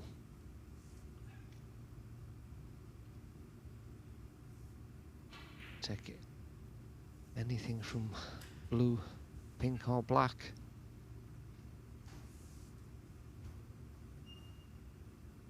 He's absolutely perfect. Surely screw back for the blue. On and off the cushion. And he's gone for the pink. Shouldn't be a problem.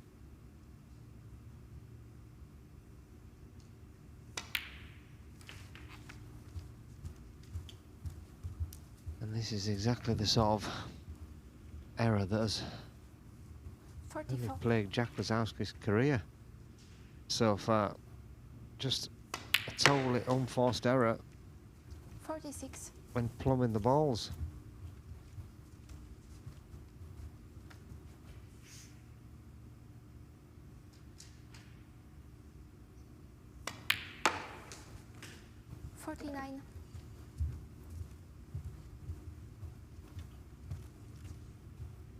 Well, as you say, Jussa will be admiring this. Because if Lozowski doesn't win the match, then Jussa wins the group ahead of their supposedly crunch match later.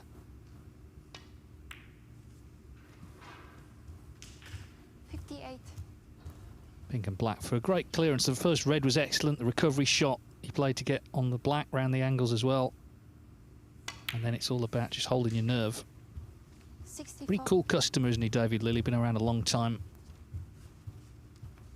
So this black to win his first frame with a terrific 71 clearance. And it looked for all the world to be Jack Lozowski's frame, but David Lilley takes it to lead 1-0.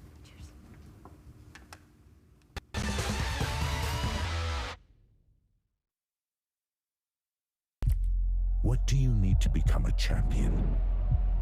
Vision, drive, discipline, finesse.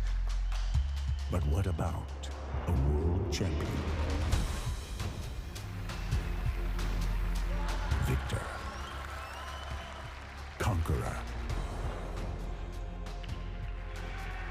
peerless.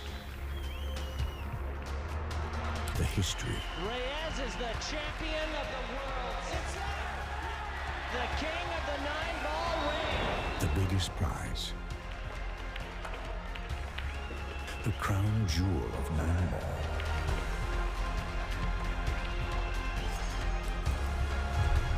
A return to the kingdom where a champion will rise. The World Pool Championship.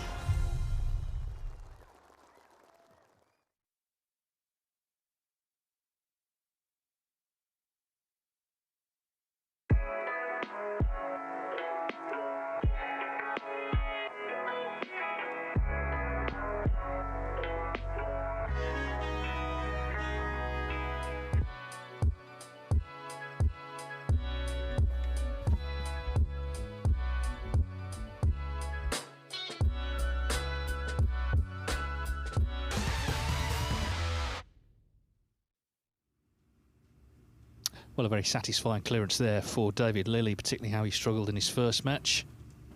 So just to sort of look at the permutations, Juicer at the moment is played to 1-2, both 3-0.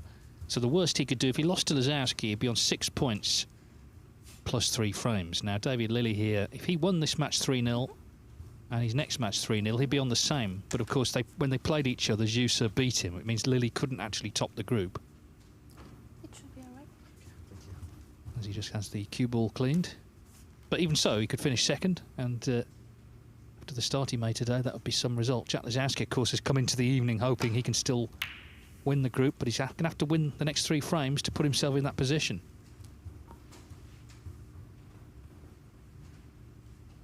Yeah, it's a tall order now, I'm afraid.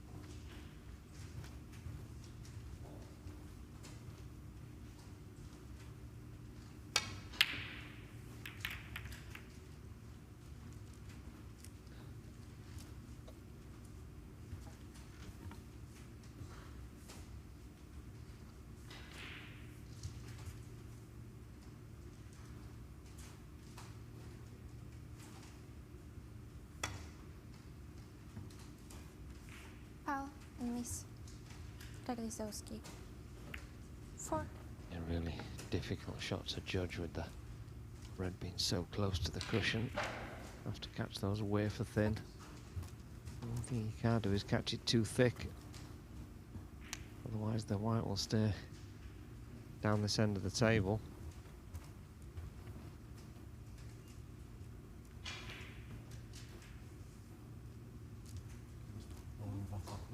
That was full ball and I hit that one full ball. That was a full ball snooker on that one. Give me a moment. Hit that one. You can hit that. Yeah. Okay. It's okay.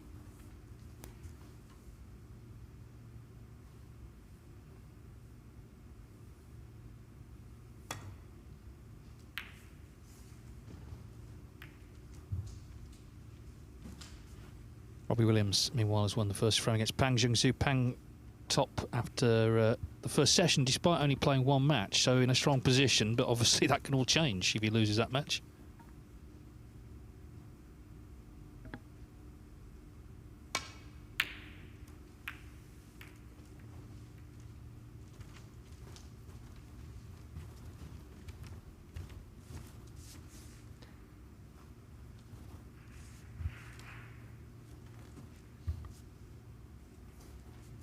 No damage done, even though he's missed the pot.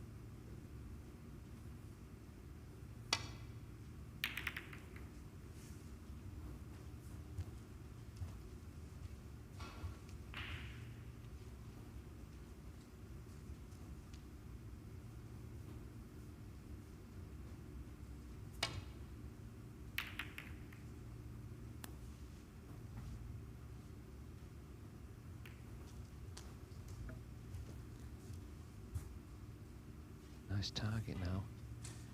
The green and brown for a snooker. Just got to be careful you don't nudge your red over the right hand corner pocket and playing safe.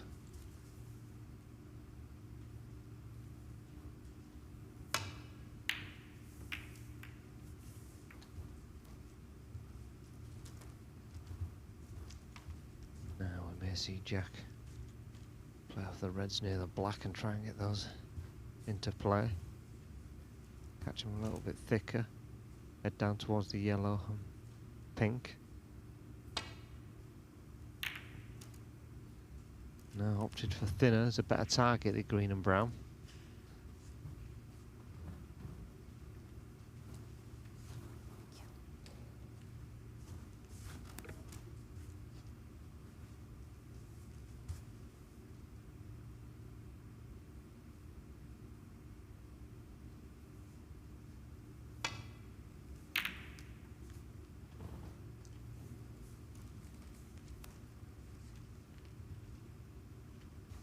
That's a pretty good shot from Lily.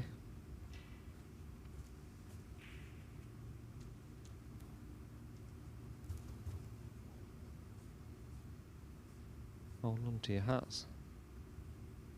Yeah,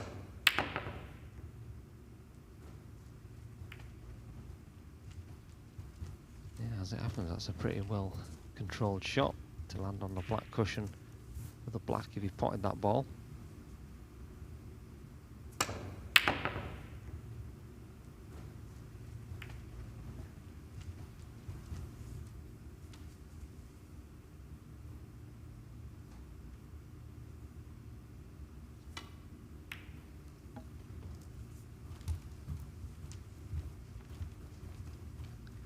Lily definitely got the upper hand at the moment though in this safety exchange.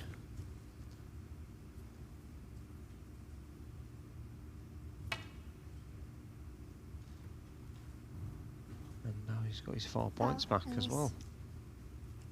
David Lily. 4.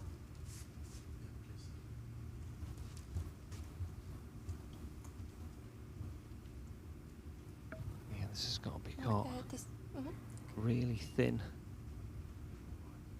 so he doesn't kiss the red on the way back down the table that's out in the open, because it would leave the red in the opposite middle.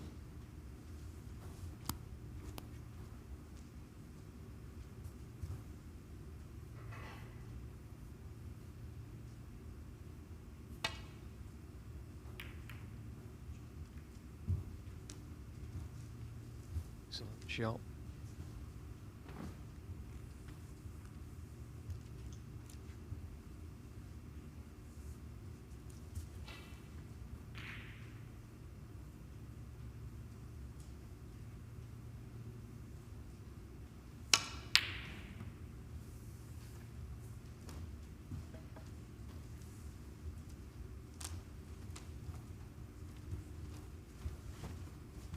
Chance for Lazowski.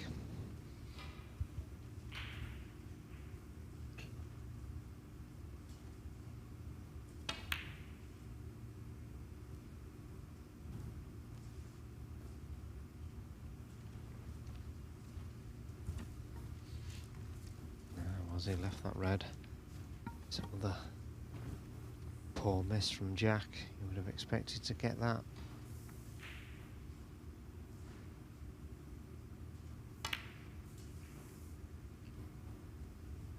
And so would David.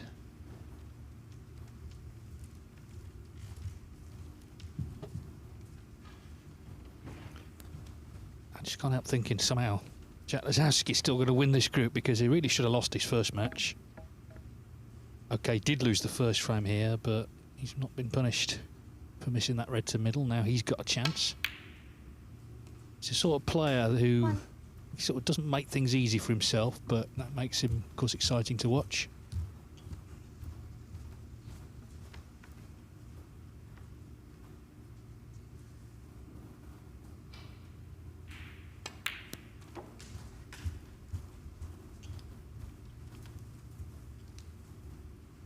Yeah, he was saying in the 6 players' room earlier when I was chatting with him that he just practices at home now on his own, doesn't really have any practice partners.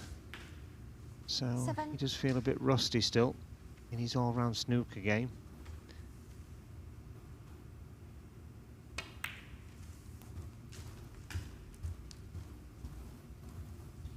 Yeah, I mean, of course, at one time in the Gloucester area, where he's from. They had the academy there. You know, you couldn't move for quality players to practice with. 13. Yeah, and I think Jack probably needs a little bit of that to keep him motivated. When you've got a table at home, I think it's always easy to find other things to distract you. Stay in bed a bit longer, watch a bit of TV. 18. Rather than get on the practice table and put the hours in. 19. I suppose when the season gets into full swing, you play so many tournaments, you don't need as much practice, but until that happens, you've got to do something.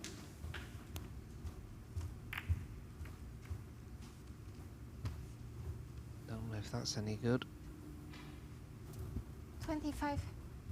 He's got the red into the middle pocket maybe, but that is very missable.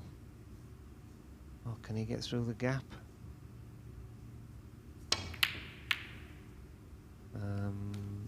Possibly not. Jack Lisowski. Well, it was tight, clearly. He'd caught the initial red.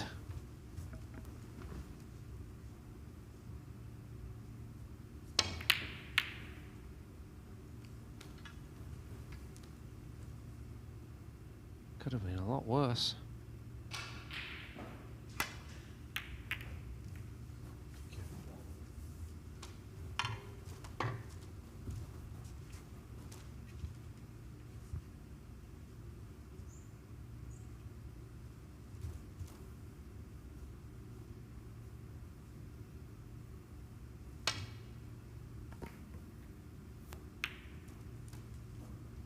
Another mishit from Lisowski.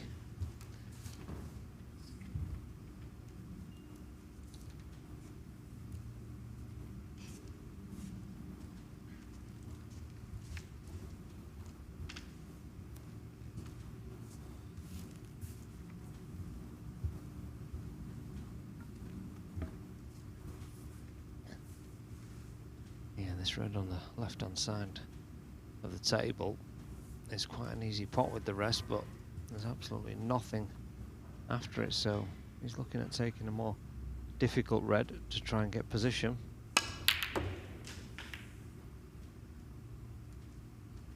One. Yeah, he's played it pretty well. Shouldn't be a problem, this yellow.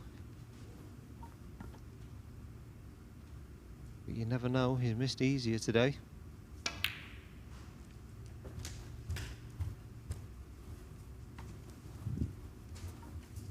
I think he's a player you always sort of feel it'll be a tough match against because he's got such experience. I think people are aware that he didn't turn professional until quite late because he had a full-time job, but he had a fantastic amateur career, 3 times English amateur champion.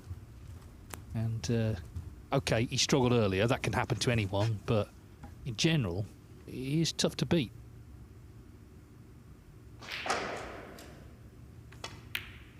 Yeah, he's a very good all-round player, David, as well. Knows his way around the table very well. 10.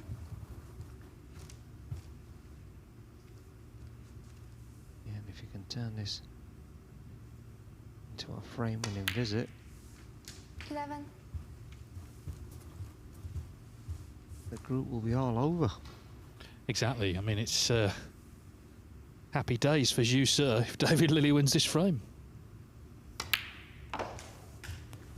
Upstairs, maybe sampling some of the delicious snacks in the players' room. Happy as Larry. 17.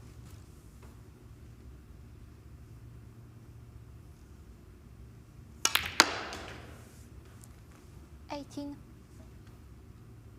Yeah, nice shot. Using the reds to screw off to develop them.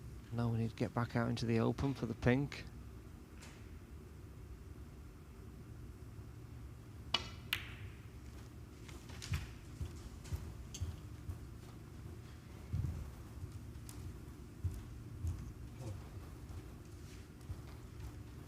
Twenty-four.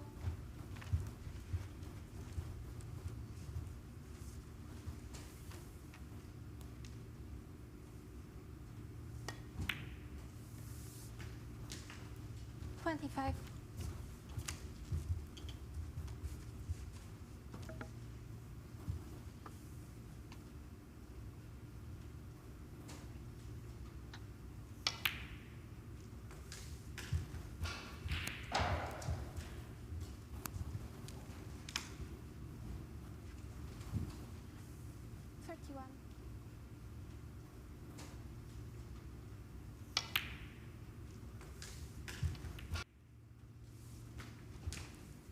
32. Still got quite a bit of work to do to win this frame in this visit. At least 3 of the reds are slightly awkward.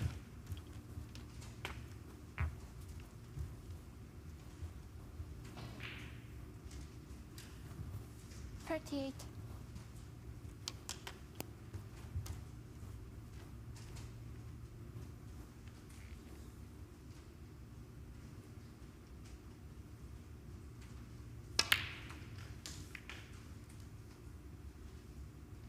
I tried to disturb that red on the way past, but no damage done.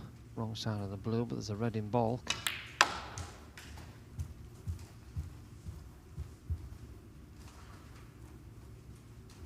$44.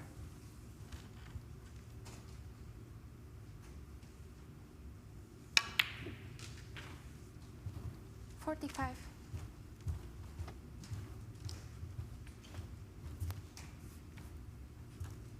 Yeah, probably see him play on the red. Just to the left of the red and black on the black cushion here.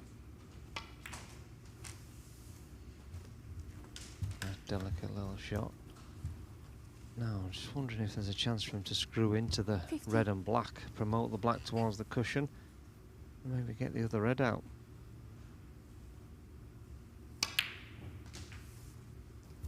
$51.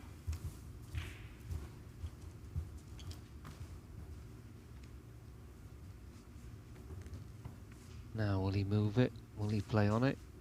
Will he leave the double? He's got options.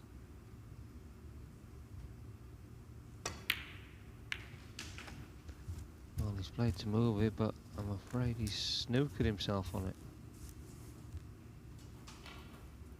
57.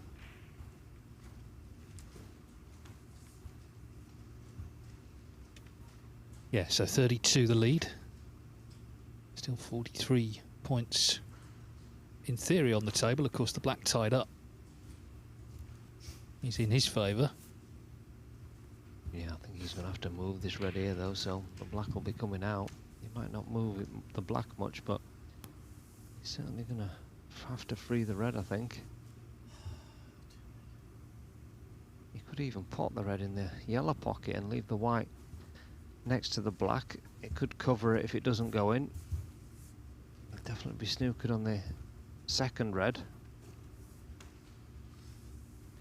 There's a chance.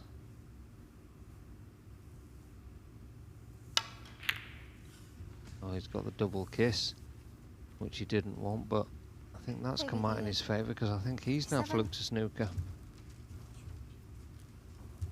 Yeah, a little raise of the hand.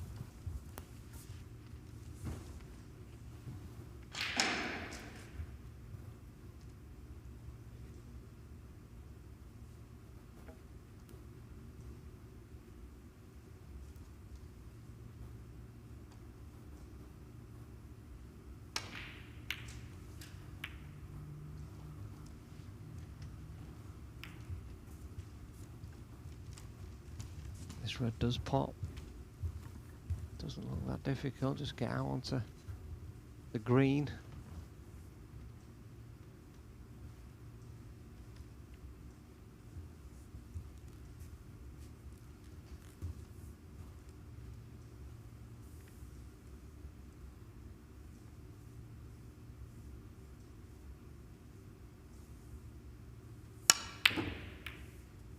So close. Okay, he's not left it, but as you say, but we need a camera on him, don't we? Because he would have been certainly cheering that in. Yeah, it just looked like he overhit that a little bit.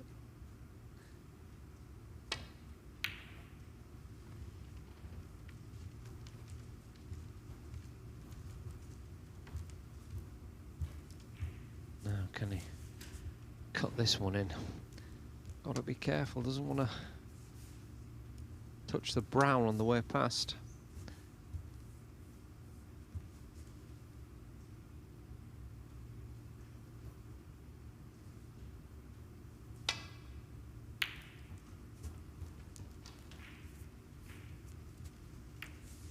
Yeah, Making sure he didn't kiss the brown. He's overcut the red. Not easy for Lazowski, but it is a chance.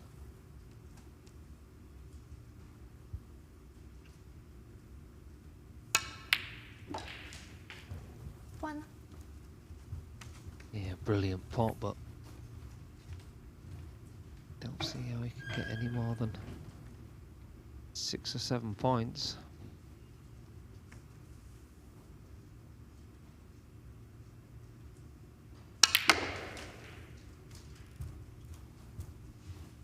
Well, what an amazing effort that was. Yeah, that's a little bit unlucky to find the side cushion.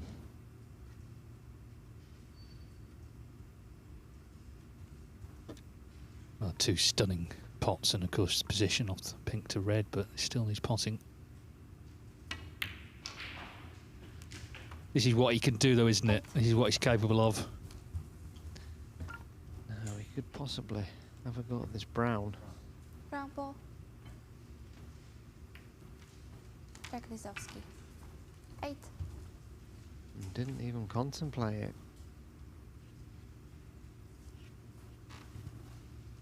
Hanging in there in this group, Jack Lizowski, remember, he's got to win this match and his last one, having drawn his first match with our team Zuzan.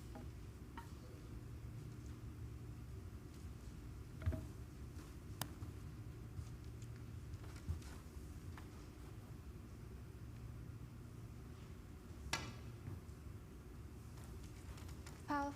Miss. Jack Lizowski. 4.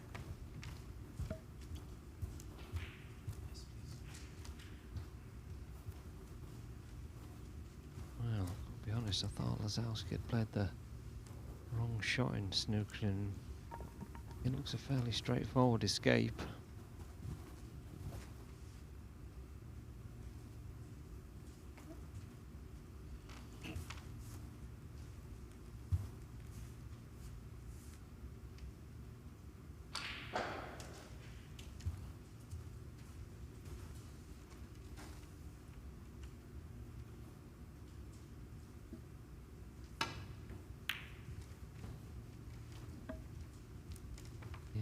Surprised he missed it first time.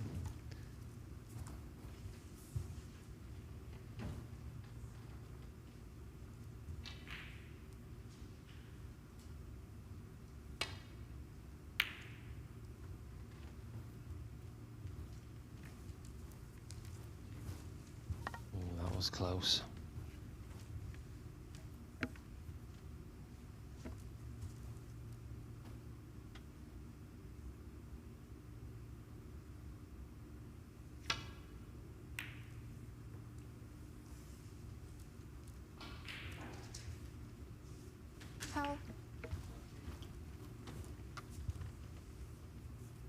Jack Lizowski.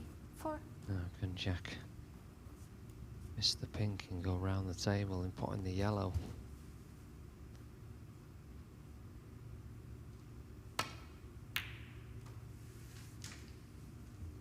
Yes, he can. 2. Couldn't have played that any better.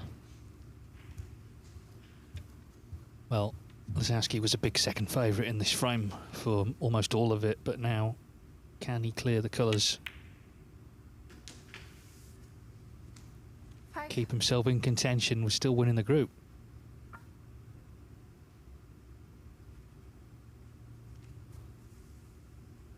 Still needs a couple of good shots. Well, there's one. 9. That was effortless, and in fact he's got too much on it. Got to punch it in the corner.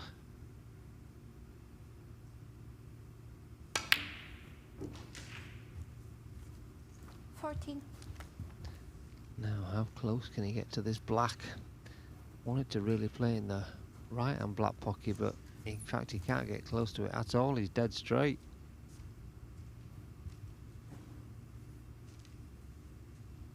He might not even go for the black.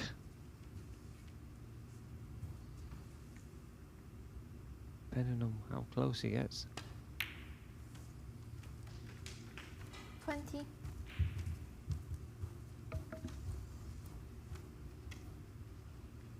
Well, what a huge ball in this whole group.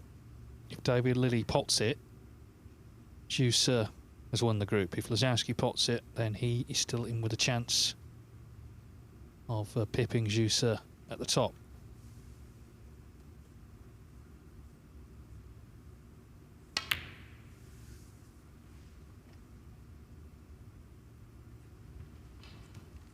Lisowski, 20. Well, he's played to pot that in the green pocket. I think it'd be best served just trying to get the ball safe. Lilley's had a look at the potting angle.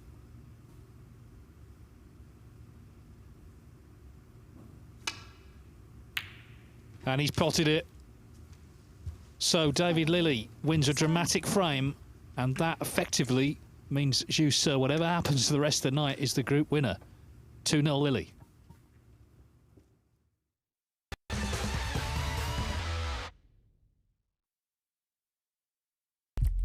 What do you need to become a champion?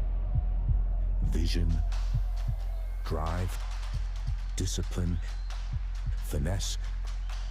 But what about a world champion? Victor, conqueror, peerless.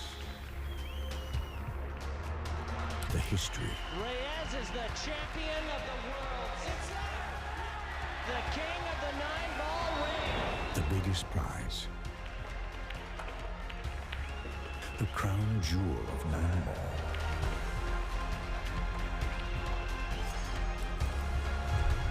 A return to the kingdom where a champion will rise. The World Pool Championship.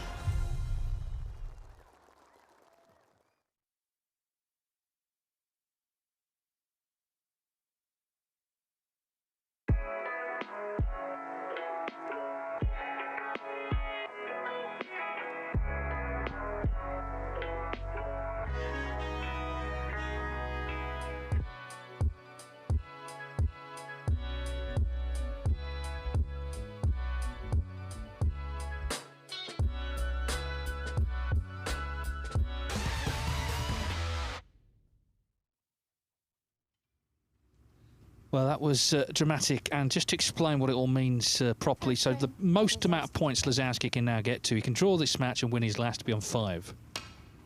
Juicer, as we know, is already on 6. Now, David Lilley could still get to 6 if he wins this one and his next one, and he could be, in terms of frames, +3. If Juicer loses to Lazowski 3-0, he's the same, +3, but of course, Juicer beat him. That's what it would go on. So that's why David Lilley can't win the group. Juicer, without having to strike a ball in anger in his last match, has done it. But of course, the 2 3-0s put him in a very, very strong position with the first match drawn. He was always going to be favourite tonight. Lazowski, though, was hoping, of course, to win this match and at least have the chance to beat him later, but he's now playing for places. Yeah, and I don't think we'll see much resistance from Jack. He'll probably know that he's out now. Well, yeah, the search goes on for his first ranking title.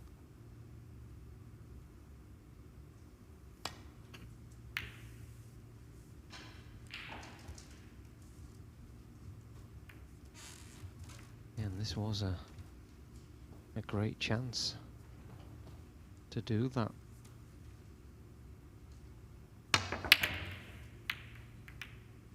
Yeah, I think you're right, Peter. He tried to make that plant, but it was a low percentage. Was that not safety? Yeah,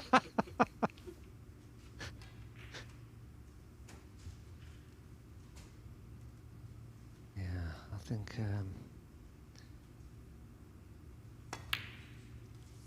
Jack's last match against Susie won't last very long either.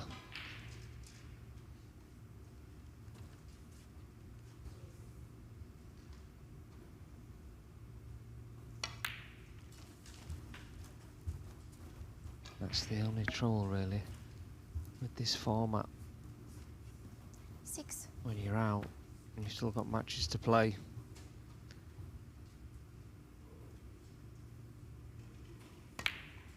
Hard to keep yourself fully 7. motivated, because Jack's obviously come here to try and win the tournament.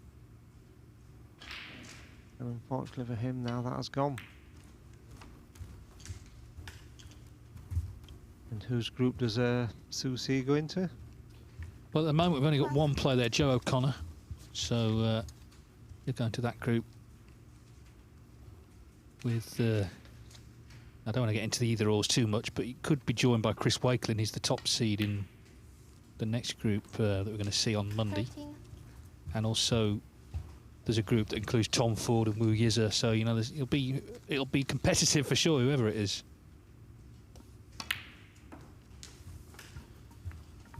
Big chance, isn't there, for someone to win their first ranking title? That's clearly on the cards, even though there are a few established winners still going strong.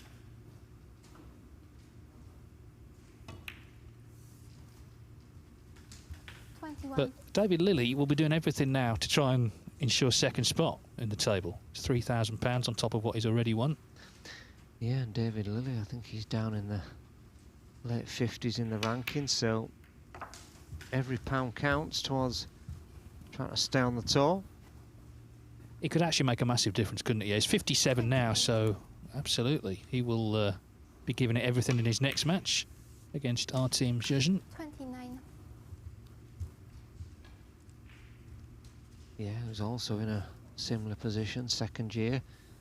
Needs as many points and pounds as he can possibly get to stay on the tour. 46. Yeah, and it doesn't matter where you are. Nobody wants to fall off the top, whether you're young and you're starting out or you're more established. Once you've had a taste of the main tour, you don't want to go back to playing the amateur circuit.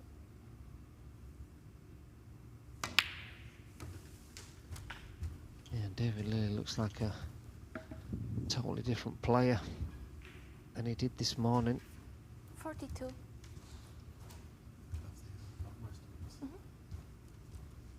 Now, of course, the other group is getting very interesting because Pang Zhengzhou, with victory in this match over Robbie Williams, would pretty much have won the group, but he's about to go 2-0 down, it would seem. And that shakes everything up. Williams drew his first match. So, in fact, if he won this match, he would overtake Pang in the table. But it's a tight table. Lei Pei Fan has drawn 2 as Lilly misses that red. David Lilly. So, Robbie Williams does indeed lead 2-0. And that's big for the other players in the group, as I say. Now, Lilly missing the red. Can Lazowski put something together? As you say, be a bit demotivated, but, you know, again, in his position, 1,000 here and there. Not the money so much, but the points. You know, they could be big this season, but he misses that, and you kind of sense his heart's not in it, really. Yeah, Jack's the sort of person that I think motivation is a struggle for him in any tournament. I think he's got such a carefree attitude, but he's getting the balance of the two things right, because he's clearly not doing that at the moment. That's why he's ranked at 25 and not in the top 16 where he probably should be.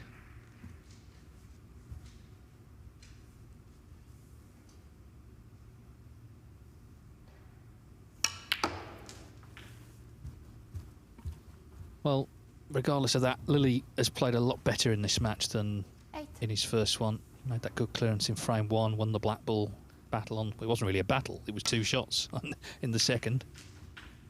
And now looking good to wrap up a whitewash.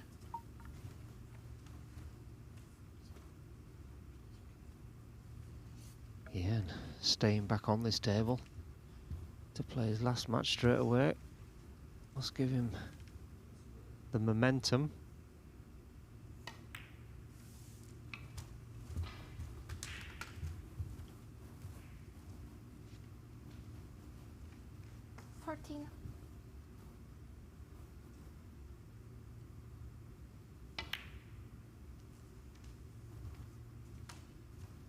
Well, Didn't even threaten the pocket, but where these balls are, I think Jack's going to try and drop this red in and then go and sit back down. He's just I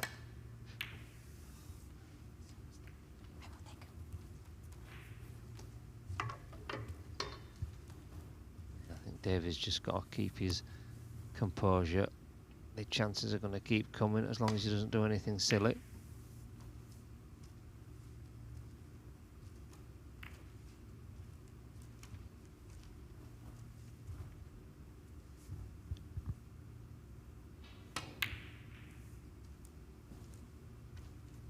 Worth mentioning as well, our team Zhuzhen comes into play as well, because if he were to beat Lilly, he would be on 4 points. David Lilly would be on 3, so he could actually finish second as well. So, you know, there's plenty to play for the other players in the group.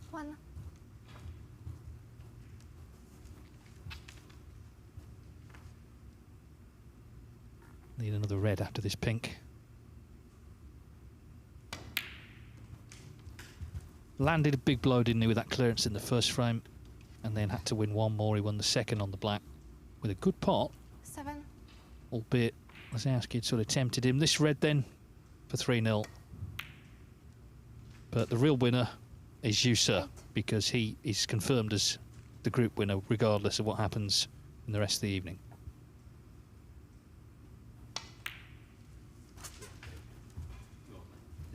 Jack Lazowski's coming forward to concede. He's not going to be here on the last day of the Championship League. Neither is David Lilly, but he's, I'm sure, more than satisfied with that win, having struggled early on. So he beats Lazowski 3-0 and stays on to play our team Zhuzhen next.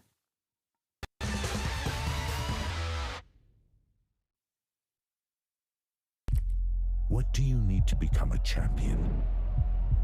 Vision, drive, discipline, finesse. But what about a world champion? Victor, conqueror, peerless. The history. Reyes is the champion of the world. It's the king of the 9-ball ring. The biggest prize. The crown jewel of 9-ball.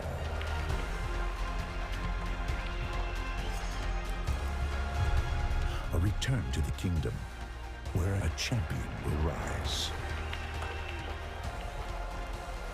The World Pool Championship.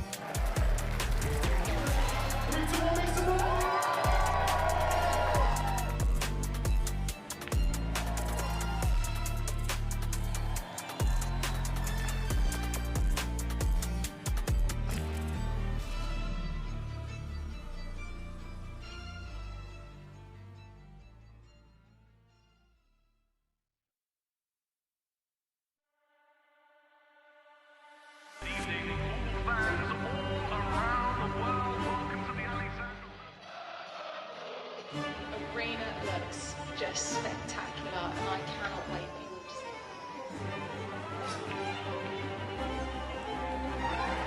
Lulus, don't worry. Yeah, but plenty of guys that need to be ready. We're the champions. You need to come take your place. You want to follow me in there now? Yeah, I know you're ready. All we've been doing. Can you speak English, but please speak? Because I ain't understood what you said.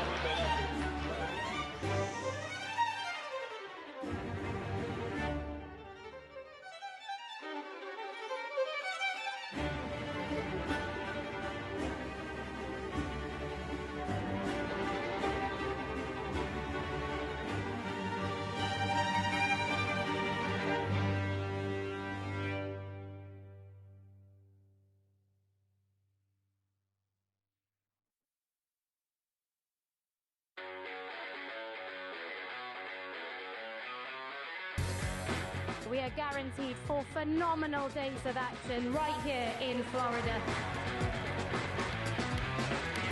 Drama is certainly guaranteed in front of a hugely raucous crowd. The American fans really get into the spirit.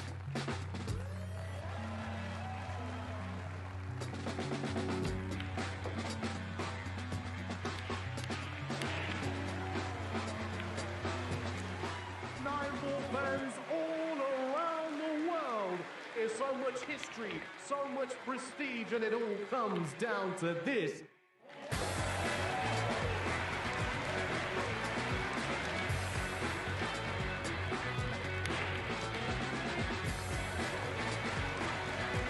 So much action lies ahead at the Caribe Royale in Orlando, Florida.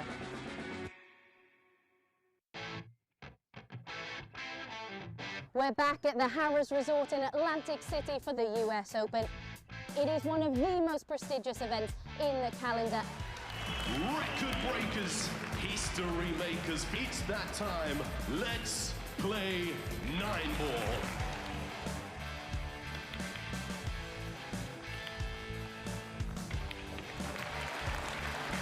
Nine-ball pulls on the growth. And the governor gets on the board. Next year's prize money in the US Open is going to be $500,000.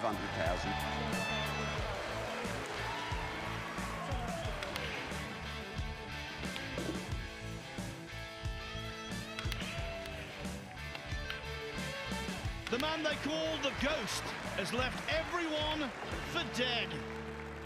We will take this sport to places it's never been, and that's a bloody guarantee.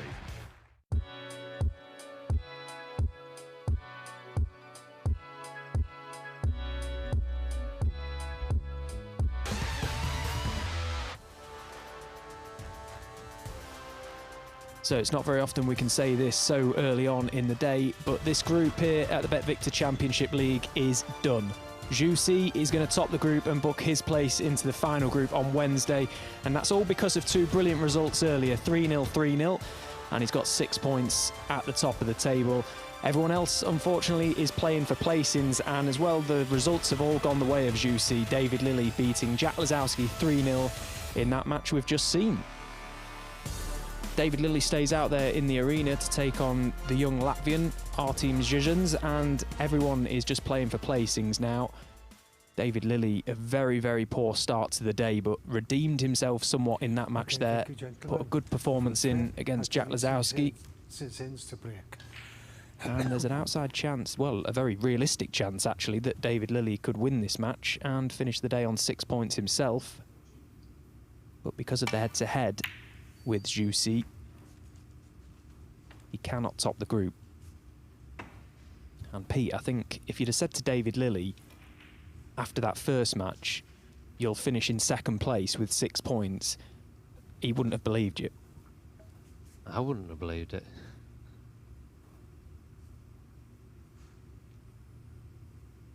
Must have enjoyed the lunch. Yeah, and of course, the prize money has increased. It's a £3,000 increase, finishing 2nd in this group, plus the prize money that they won from phase 1 as well. So, okay, everyone comes here with the intention, the aspirations of winning the group and progressing in the event, but failing that, the best you can do is try and get as much prize money out of it as possible.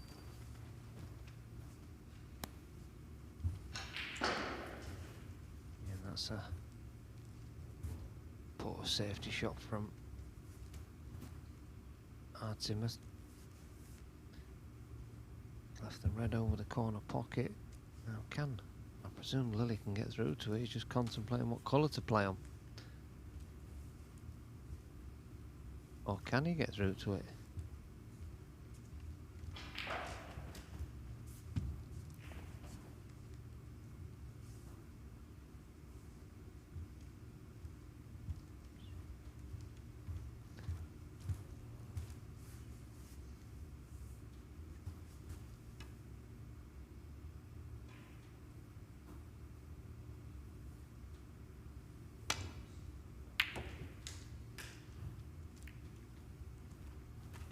Well, he's on the black.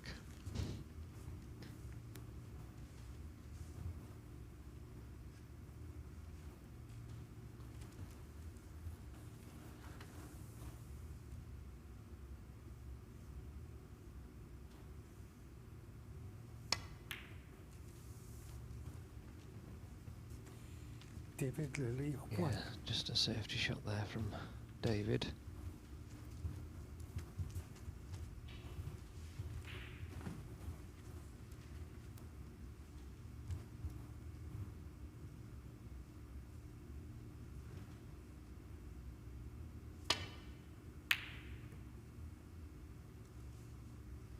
Speak about these groups and how closely contended they often are. It's amazing how quick the group can turn around. Think right back to match 1 this afternoon. It could have been a whole lot different for Artems if he'd have knocked that black in from right behind it. Balls everywhere. The results have all gone in Juicy's favour.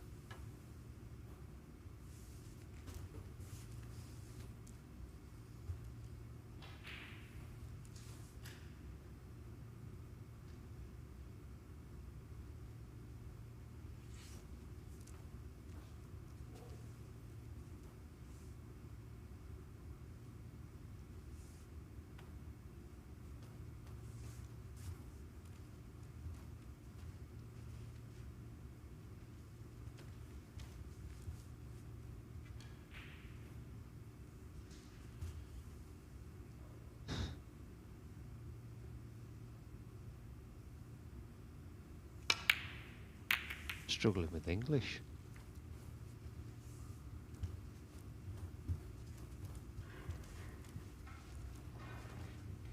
Now then, this is a chance. Can't really control the cue ball, so everything into the pot.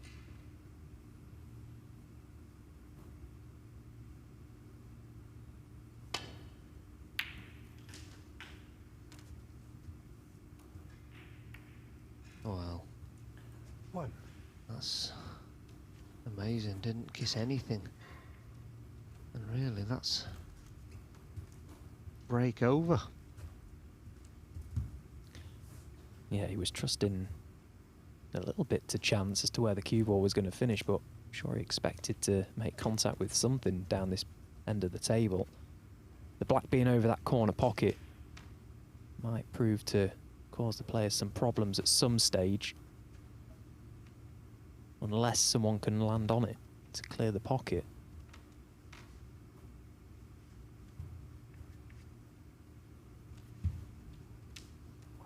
Green ball.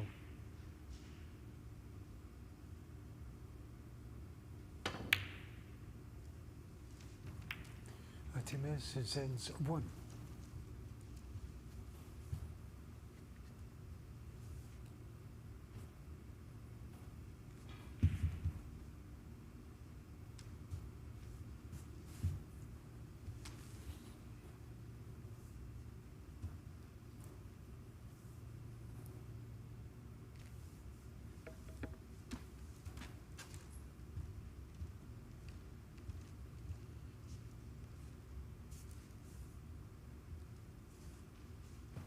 Well, these reds spread far and wide. There's very little options available for David Lilly in terms of returning that cue ball to baulk.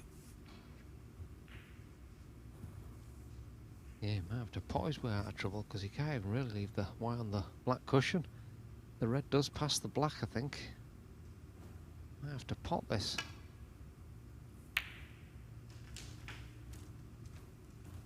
One. Well, he deserves to be on the black, and if he's found the gap, it's not fortunate, because that was a superb pot. Sorry, excuse me, John. No, it's okay.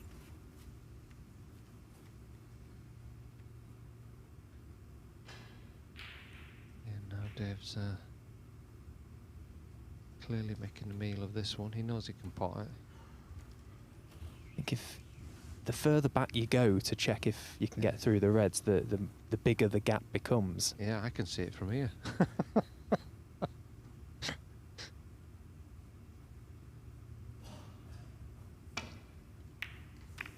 It's quite a basic swerve shot just to bend that cue ball around the first red. So now this becomes a great chance for David Lilley.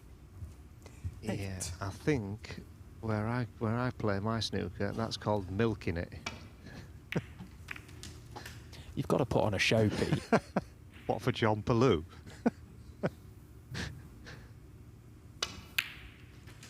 9.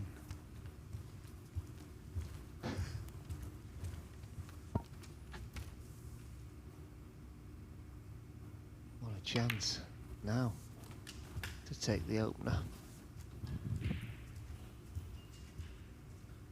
16.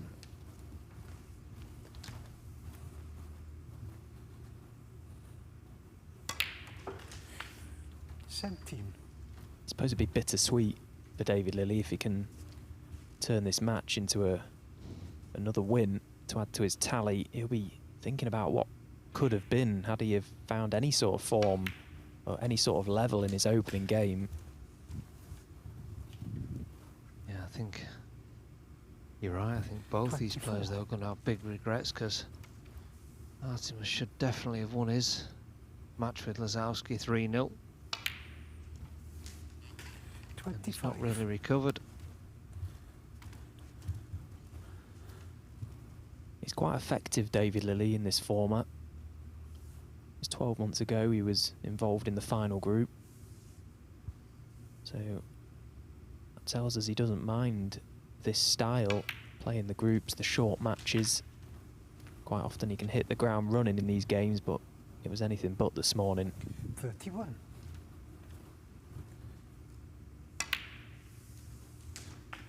32.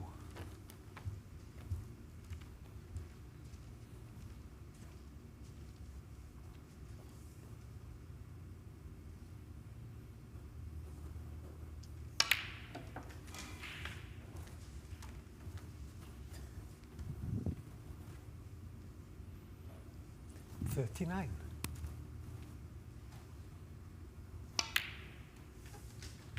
40. Yeah, it was a fantastic long red that Lilley got in with.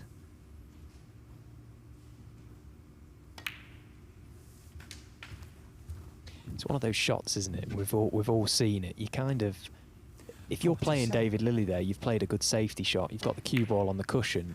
You kind of expect him to knock that in because you've forced his hand. You've made up the shot selection for him. How often do you see that type of shot knocked in?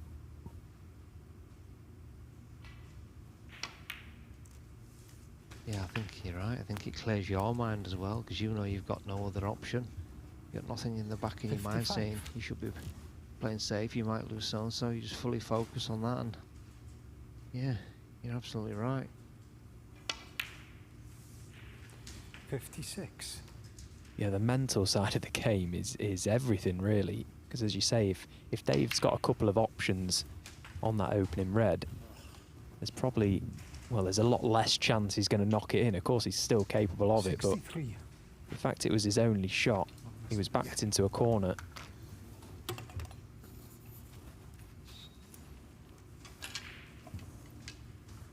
Just having to work towards the end of this break. Won't be an issue, this red. Should have been closer in behind it, though. This is frame ball.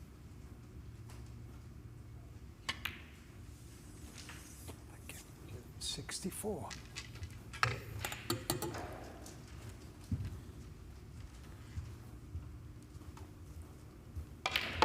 In a group here on table 1 that's all done and dusted.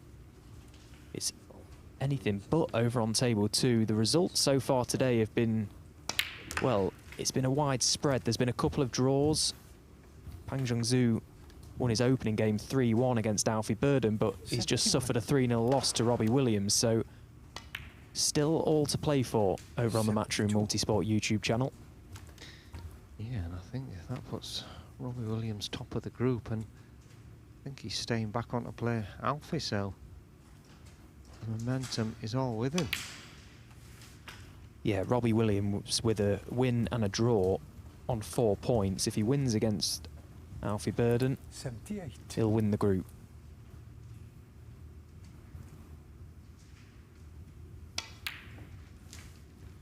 79.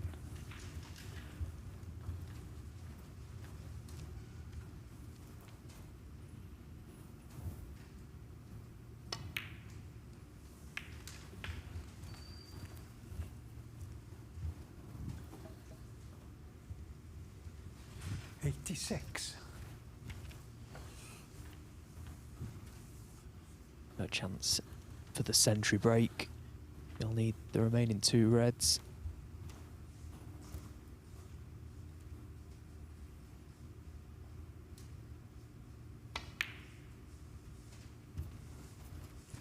$87.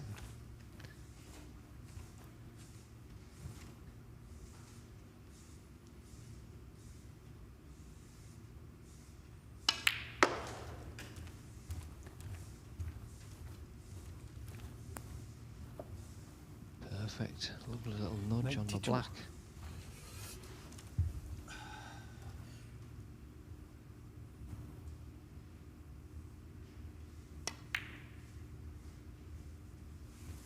Ah, what a shame. No century break, but a break of 92 nevertheless is more than good enough for David Lilley. It was a fantastic opening red to start off that contribution, and he's taken the opener here.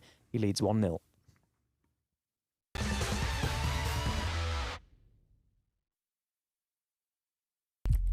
What do you need to become a champion?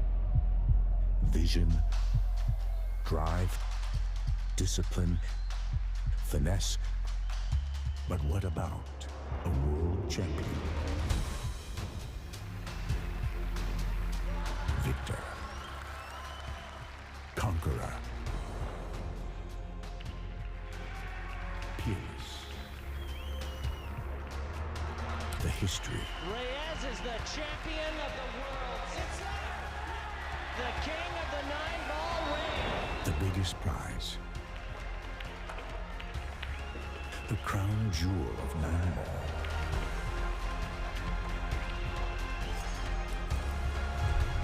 A return to the kingdom where a champion will rise. The World Pool Championship.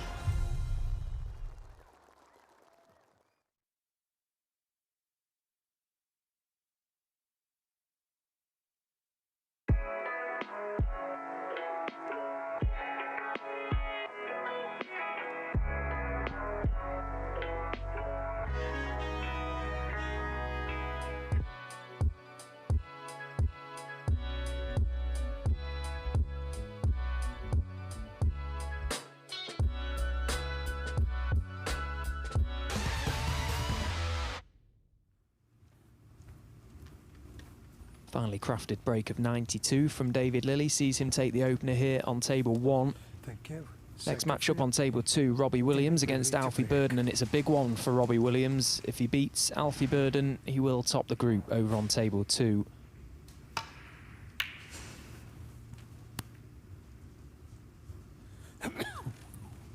As for David Lilley, it was all a little bit too late after losing his opener quite heavily, 3-0. He's played some pretty good stuff since, but as I say, too little too late. The best he can do is finish second in this group. 1.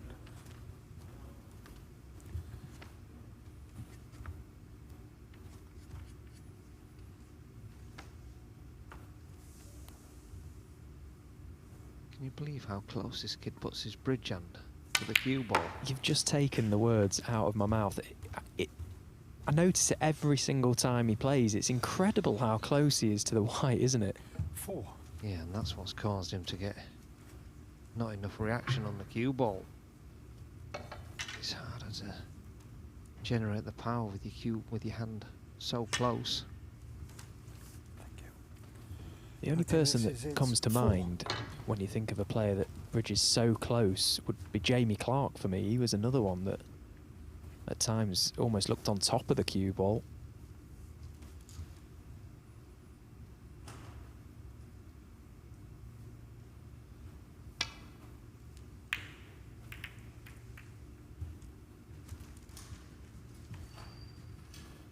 Yeah, I think Hossein, he has his hand quite close, and Mark King So did he, but none of them blessed in the Q power department. I just don't see it possible.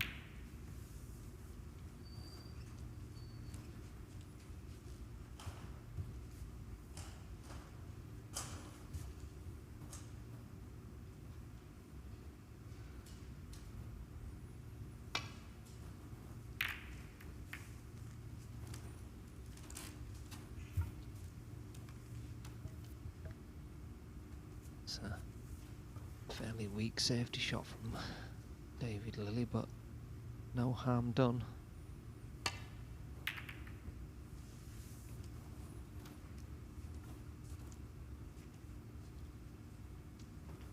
It's a big year coming up for our team Zizins this season. Second year of his 2-year tour card. I suppose last season, just finding his feet on the tour. Didn't quite, perhaps, reach the level he wanted to, but it's a tough place. You know, you're playing against the best in the world, and these are valuable ranking points today. And of course, he'll be doing his best to try and pinch an extra position in this table because, well, he needs all the points he can get this season.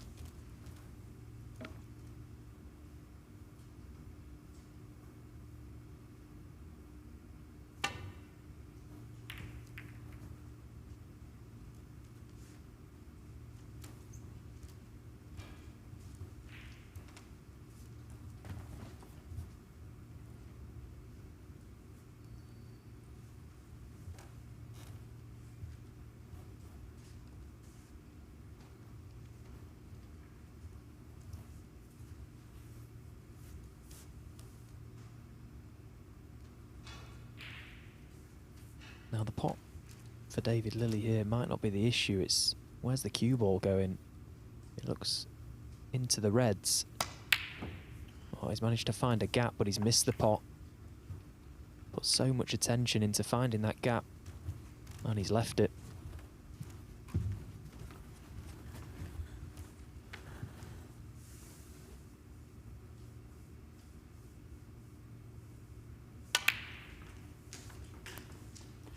One. Yeah, and he's mistimed that, I'm afraid. Overscrewed it for the blue. Now, but his next positional shot a lot more difficult. Have to play this next red from further away than he would want to.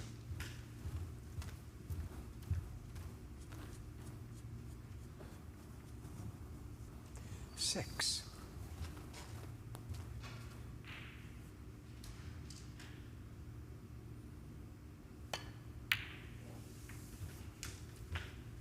Seven.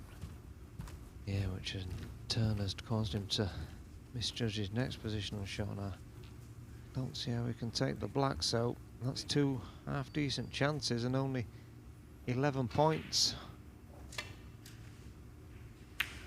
Artemis is in 7.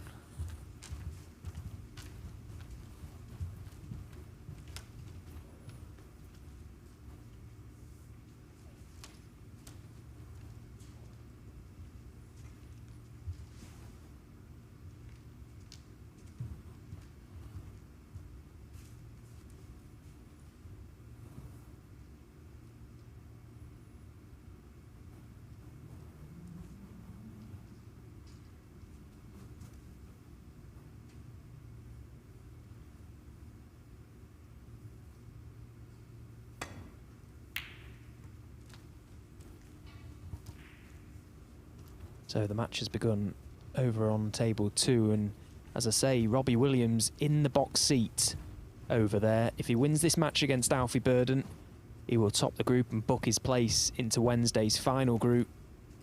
It's been a mixed bag of results over there, as I mentioned earlier, 2 draws and results all go sort of cancelling one another out, but it's Robbie Williams who's got the advantage currently. But he's going to have to see off the experience of Alfie Burden, not currently a member on the World Snooker Tour, playing here as a Q School top-up, did very, very well to come through his first group. A group which involved Sean Murphy, nonetheless. Don't forget, we'll keep you up to date with the scores as they come in, but the Matchroom Multisport YouTube channel is where you can follow the action on table 2. Meanwhile, this frame has taken a little bit to get going. The Reds have more sort of congested down this end of the table and sort of hampering the black spot, which makes scoring difficult. Once again, David Lilley able to thread that cue ball through the pack of Reds, but misses the red he's attempting. Yeah, I think he's left it into the middle.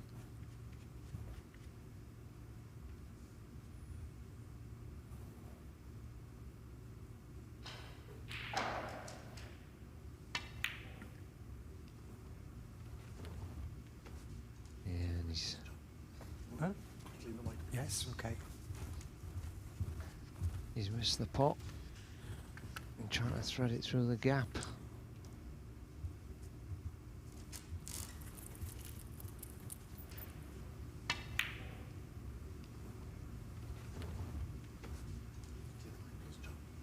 Huh?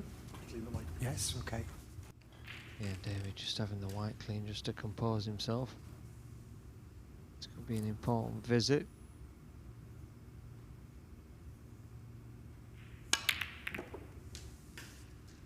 Seemed like a big task there to avoid that black. It looked too natural. He had to really get some work early on the cue ball. Yeah, and I think he hit it too hard to get the work on the cue ball. He's never going to react at that pace.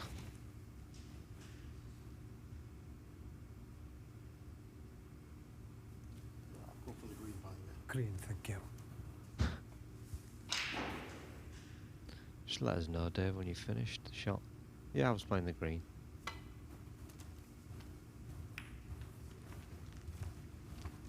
Well, that's 4 good chances now shared between the two players. And only 12 points scored.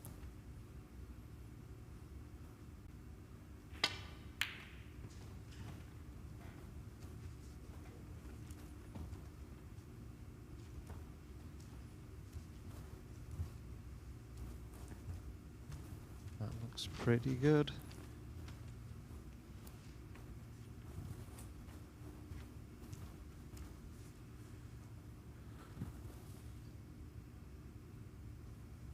Yeah, the body language of David Lilley tells us that he's snookered on all Reds. So the obvious place to try and lay up to would be the Reds on the top cushion, but how does he get there? Might be trying to nestle onto this red by the corner pocket, but he needs to be careful.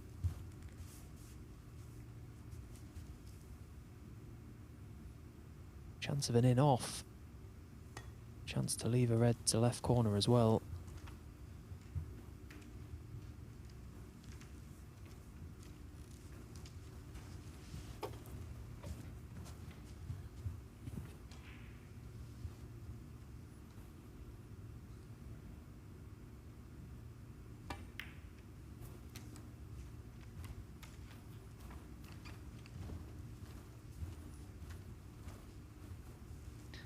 Yes, another good shot. He's got him bang in trouble again.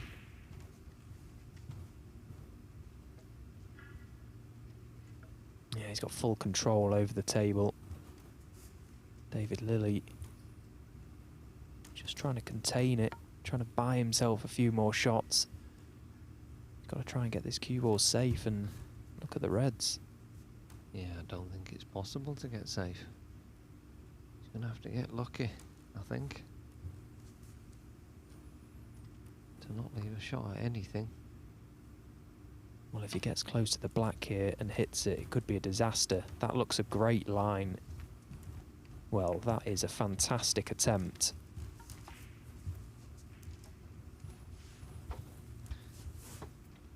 Yeah, he couldn't have really played it any better than he's played it. And I still think he's left a couple of options. None of them easy.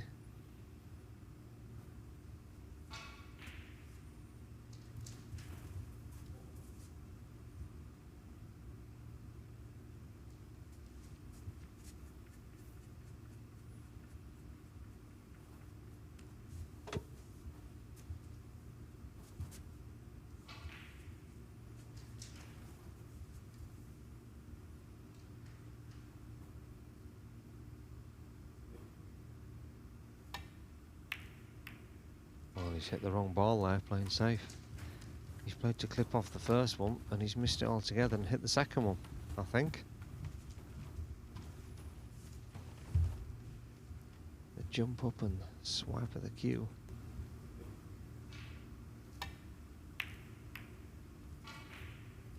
Yeah, absolutely right. That was a massive misjudgment. That was a poor shot. And presents a gift of a chance for David Lilley.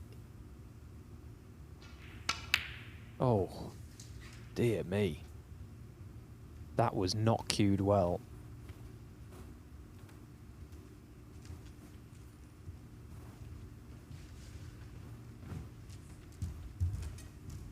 Not far off straight, right behind it. That's never a good feeling for a player.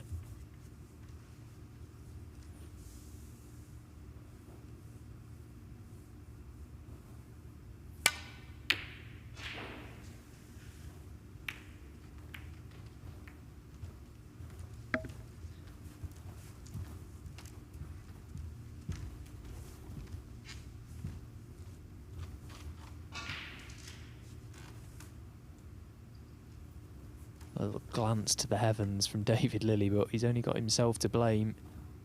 Finds himself snookered once again. That was a golden chance he's just messed up.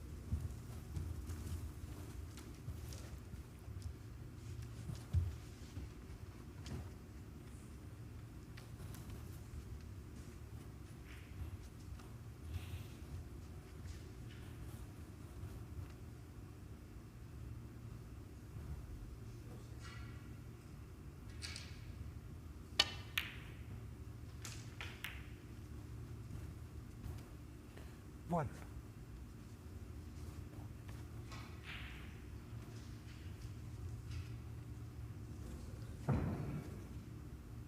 Yeah, one good shot now.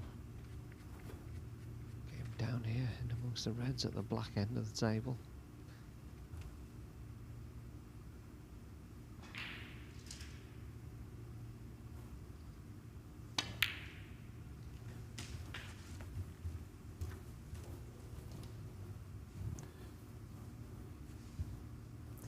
Four.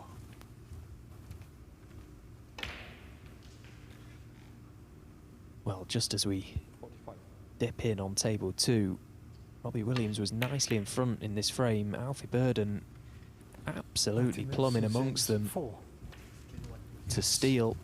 He's just messed up a pretty routine positional shot from red to the black, and there was all there for him. So nervy early exchanges on table 2, and it's a big match, as we say, for Robbie Williams.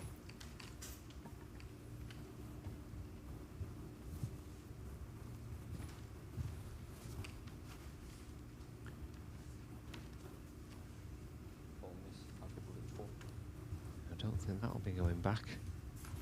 That's a misjudgment from Williams. Just gifted the frame to Alfie. Just as Zizins as Mr. Sitter on table 1 again.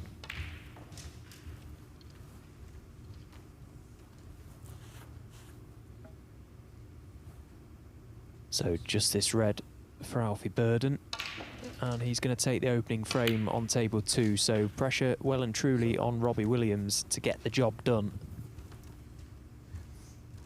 8.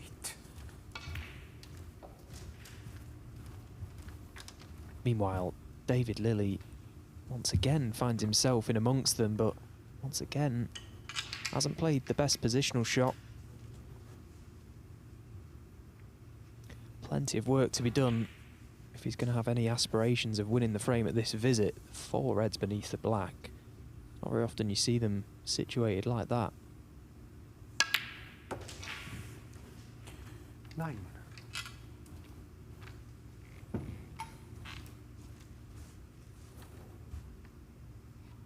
It's amazing how quickly you can find yourself chasing your cue ball when you're break building. One careless positional shot, one out of place shot, and you can soon lose your white. He's managed to salvage things here. 15.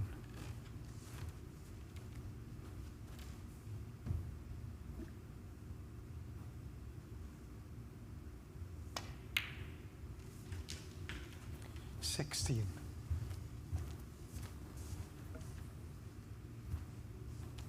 Yeah, needs to somehow move one of the two reds that's blocking the black from potting, so he can land on the black to disturb those 4 reds.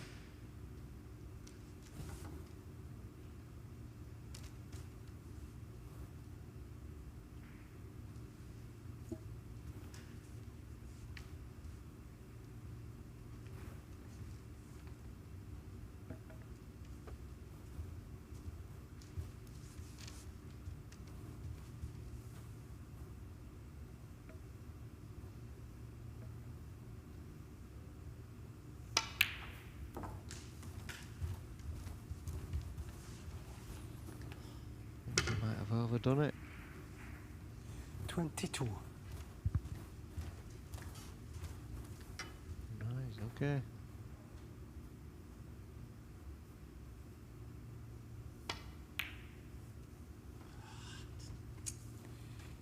David Lilly, 22.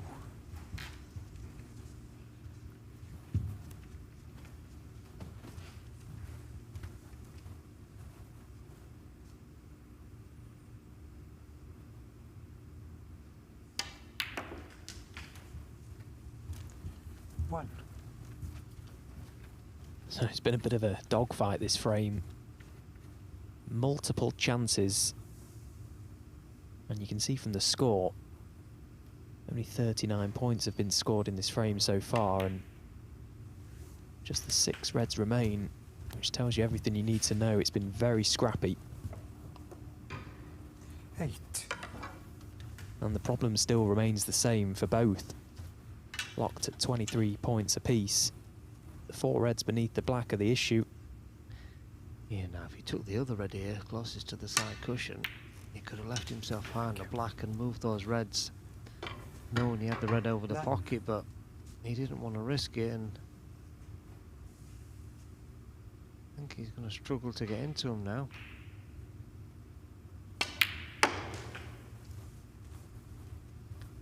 Because that was never going to be any good. He's definitely played the wrong ball 15. on his previous shot.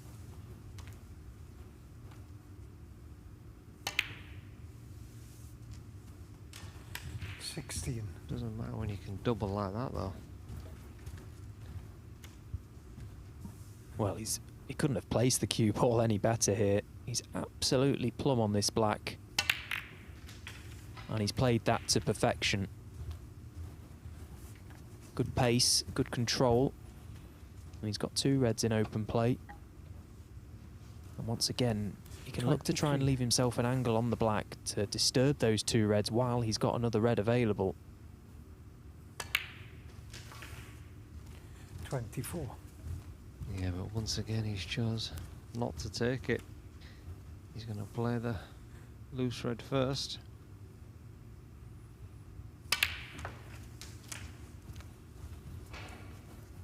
Of course, there's no issue with this shot selection if it goes right. 31. He has to land on a red now from the black. The cannon has to go right. 32. And I don't think it'd be going right from where he's landed.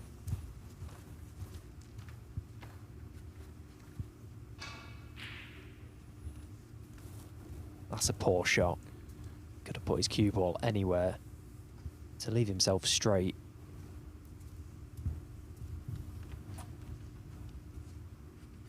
Now, is there any value in the black?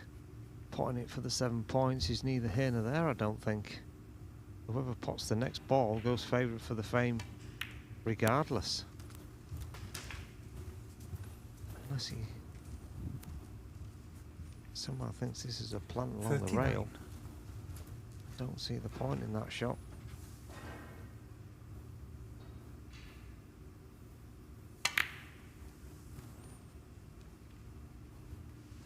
Artemis is in 39.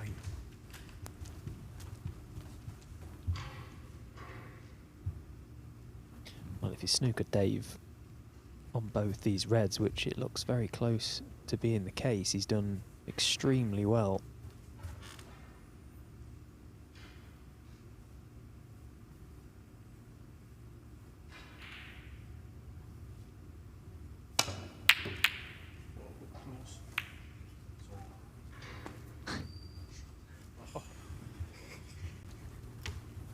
of yours, Stephen? No, I wouldn't have got that close. Well, look at the result.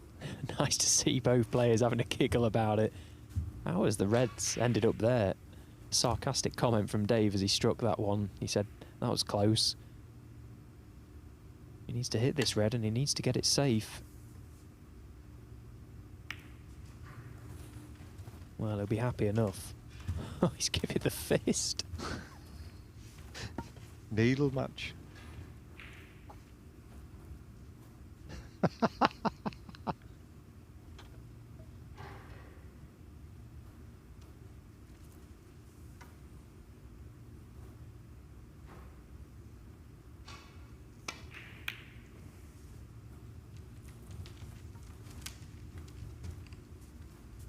He did come out with my favourite comment of last season, did Artemis, when he was playing Cell and Matt was having his meltdown.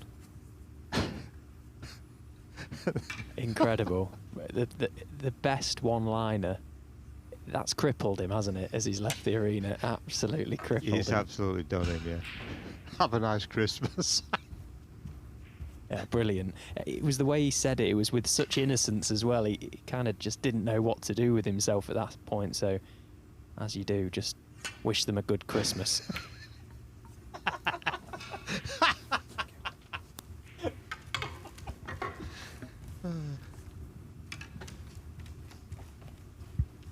I think Matt has come round to see the funny side of it also, so it's not said in a negative way. Very funny situation.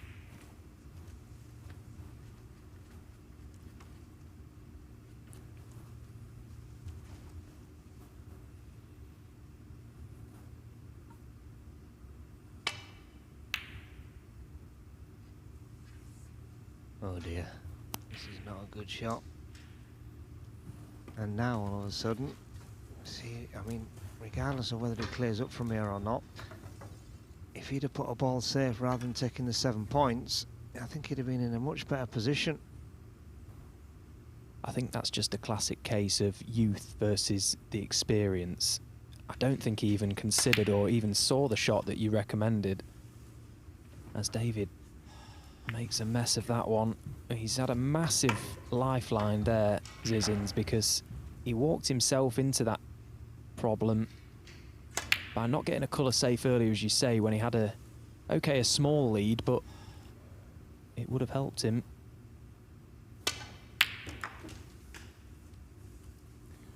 One. Yeah, and somehow, from absolutely nowhere, David Lilley has gone back to the sort of form he showed in the first 3 frames this morning. He's had numerous chances in this frame, and he's made a mess of them all. After playing some pretty good stuff for 4 frames on the bounce. 5. So that Brown puts him 36 points in front. And David Lilley comes to the table, finds himself underneath this top cushion. Okay, he hasn't got the snooker, but it's Lilley that needs the snooker.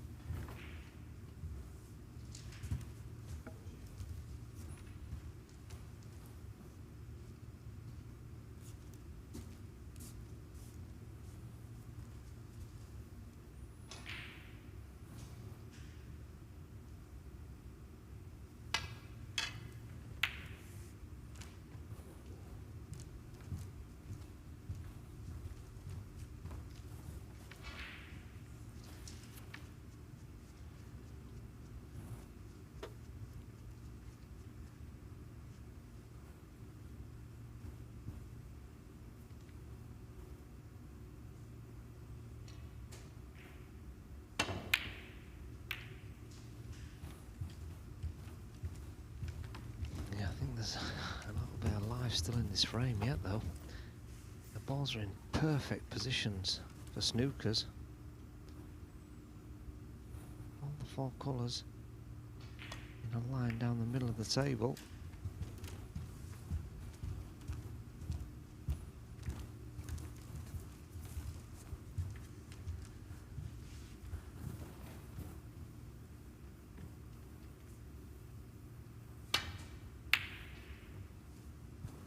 Yeah, and if there's one man that knows his way around a snooker table, it's David Lilley. Vastly experienced. No doubt has won many a frames in his playing time needing snookers, but he finds himself in one himself. And he's missed it. And now surely Foul. that will put an end to this frame. Artemis' sense.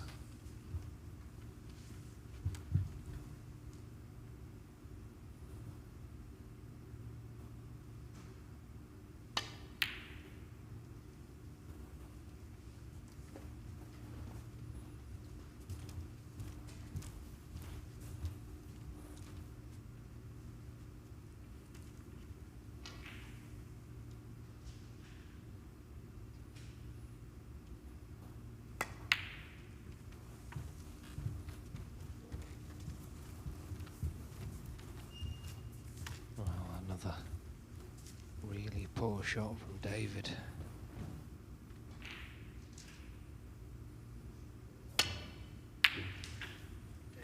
One. And there's the concession from David Lilley. He's seen enough of that frame. It was very disjointed, but it's gone the way of the young Latvian, and he's levelled things up here on table one. It's one frame all.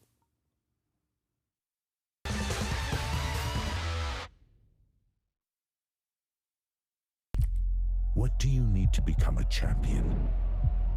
Vision, drive, discipline, finesse. But what about a world champion? Victor, conqueror, peerless. The history. Reyes is the champion of the world. It's the king of the 9-ball ring. The biggest prize. The crown jewel of 9-ball.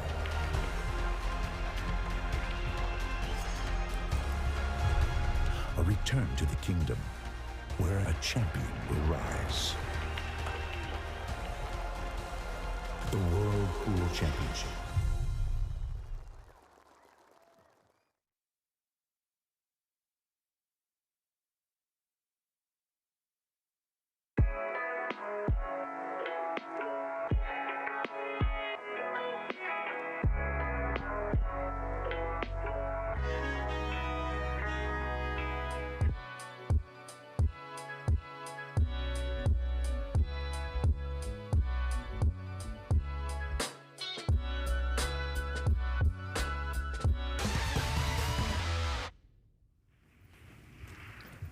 So it's one each in our penultimate match here on table one, and one thing is for certain: Zhu Si has topped this group, and he will book his place, or he has booked his place into next Wednesday's final group. Two other players came through yesterday: Stephen Maguire and Leicester's very own Joe O'Connor.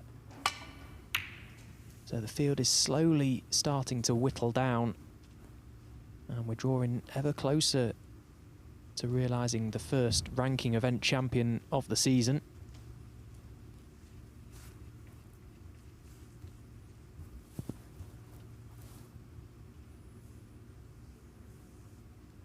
Table 2 is just constantly offering up permutations left, right and centre. We don't know where to look, really. We had it worked out that Robbie Williams, if he won this match, he was going to win the group, but that now can't happen. He's gone 2-0 down to Alfie Burden, and all of a sudden it's thrown the group wide open once again.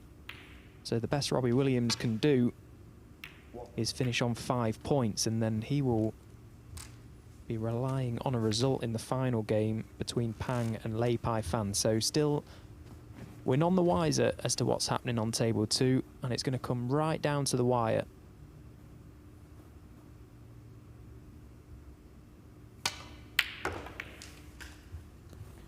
One.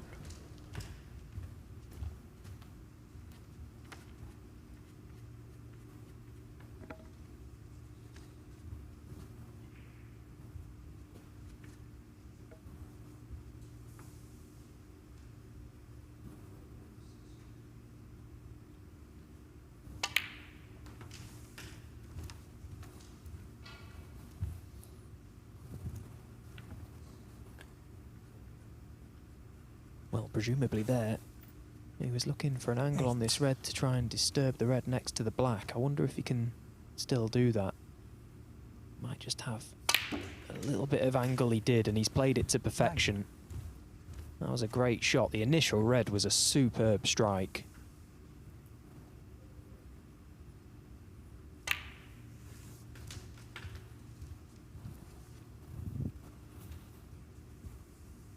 $16.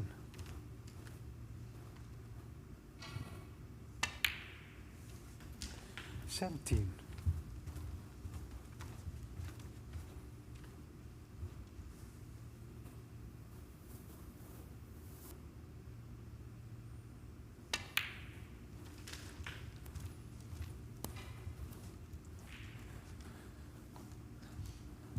24.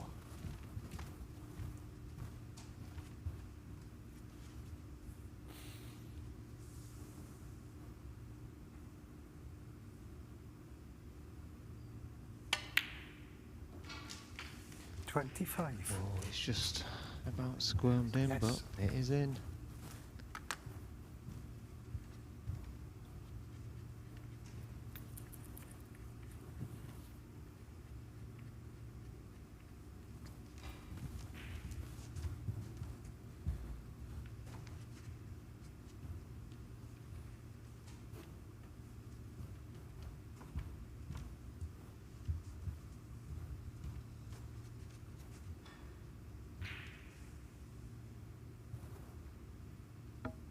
Just going to have to take his medicine with his next shot. The red is going to have to be played from a little further away than he would have liked. 30. Needs to try and regain prime position from this shot, though.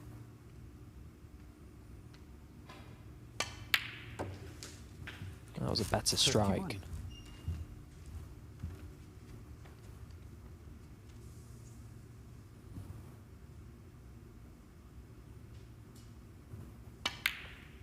Still open reds.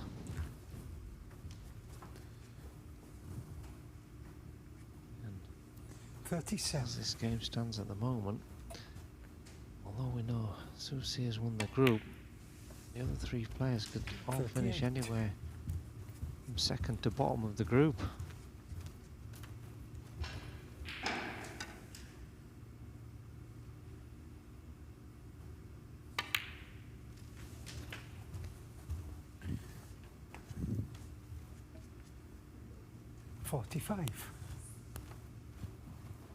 One thing that's impressed me from the outset, right from the very first day we discovered Artem Zizhins, is he seems very comfortable around the business end of the table. He's a very heavy scorer on his day. We noticed that the way he came through the qualifying school to book his place on the World Snooker Tour, he really did just brush the field aside. And it's not the sort of thing you would necessarily think of when you think of Q School, heavy scoring. It just doesn't happen. But he was able to find that level there, and that's how he's hit.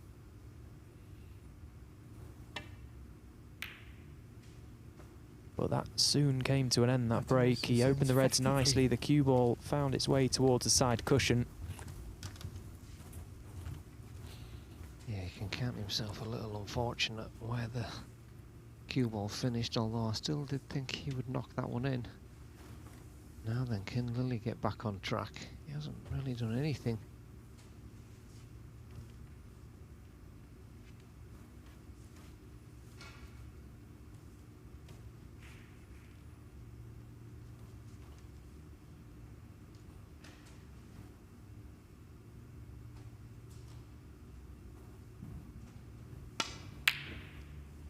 And the answer is a resounding no. I think this goes back to the point you mentioned earlier, the conversation between yourself and David Lilly about his form being so inconsistent. He looked $1 million in the first frame, the break of 92 to take the opener, and ever since then he's been all over the shop.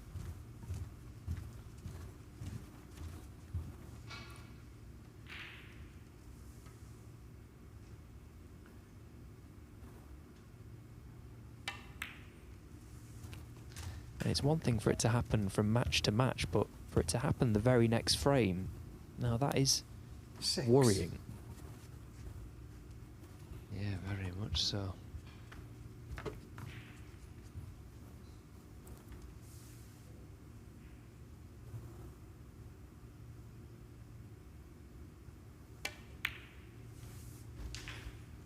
Sen.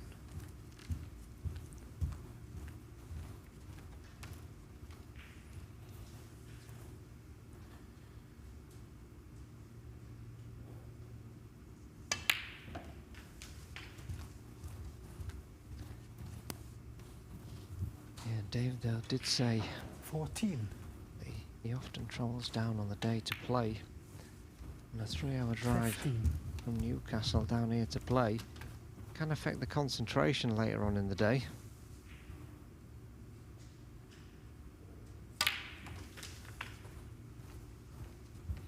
Yeah, it's different to any other tournament as well, isn't it, this? You're guaranteed to play 3 matches, and there's a lot of waiting around, a lot of downtime in between matches also. 23. Yeah, I just always think to myself, the more professional you can be in your day-to-day life and your preparation should stand you in better stead in the long run. 30.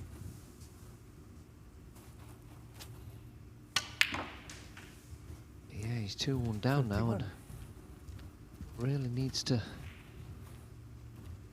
force this draw to guarantee finishing above Artemis.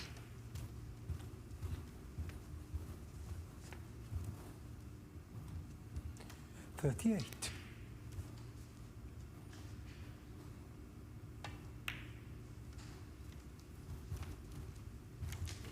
39.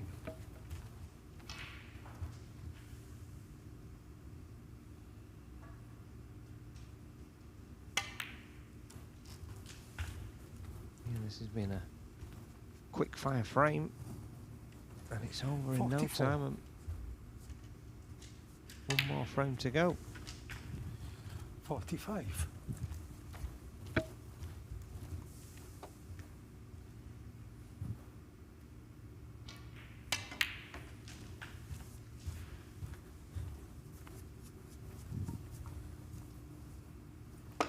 51.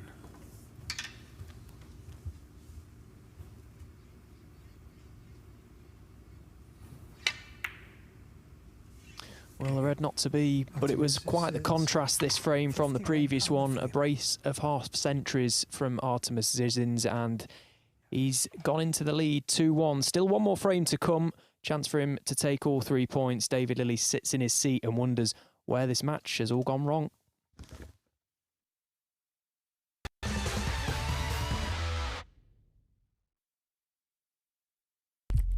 What do you need to become a champion? Vision, drive, discipline, finesse. But what about a world champion? Victor, conqueror, peerless. The history. Reyes is the champion of the world. It's the king of the 9-ball ring. The biggest prize. The crown jewel of 9-ball.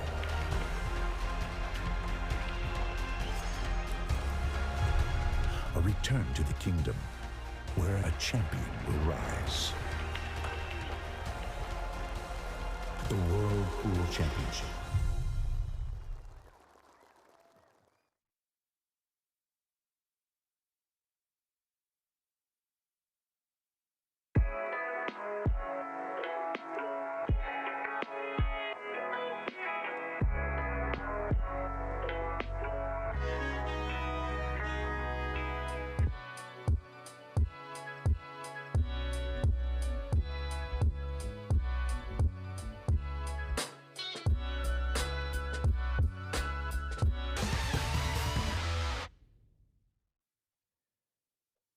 So it's advantage Artem Zizins here on table 1. David Lilley, a break of 92 in the first frame, was looking very, very good indeed, but it's been anything but since. He's struggled and seen a number of opportunities go the way of the young Latvian, and he's been able to take them. Sits on wondering where things have unravelled today. It was a slow start to the day for David. Really struggled in his opening game against Zhu Si and found a little bit of form against Jack Lazowski, but seems to have been 2 bad performances on the outside of a good one.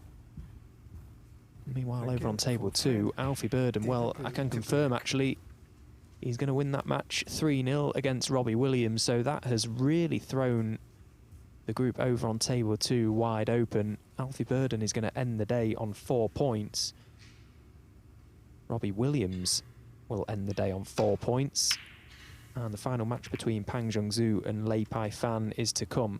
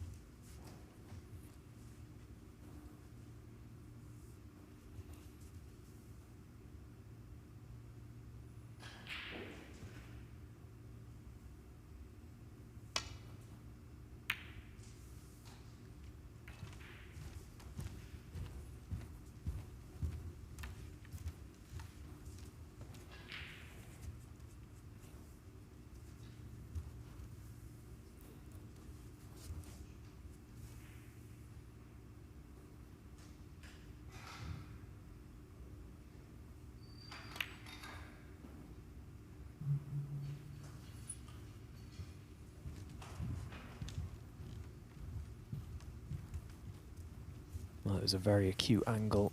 He was attempting to pop that red into the middle pocket. You only have to catch a very small amount of that near knuckle and they're just not going to go in. So a chance for Dave to play a similar shot, albeit with a bigger opening to the pocket. 1.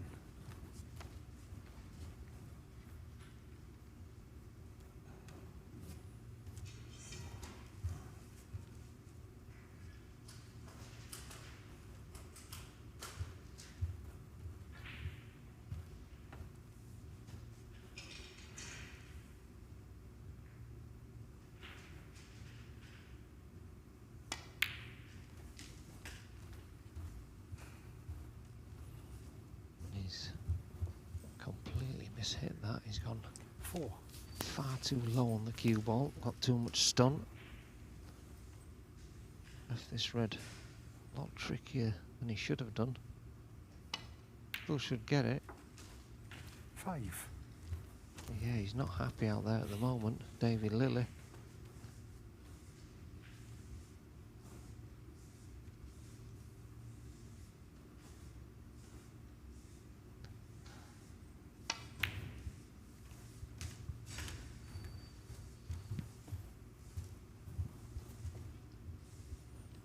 Eight.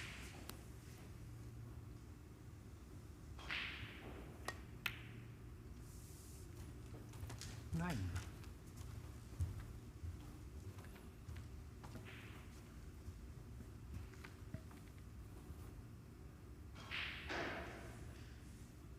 Playing the red just to the left of the black, but he's missed the black. David What is going on? It's not the pots he's missing, it's the way he's missing them. Once again, he's got nowhere near that. And he was up incredibly quick off the shot. It's a real battle this for David Lilley. Well, I think he'd be just delighted to get another shot at this stage, because this is a unbelievable chance.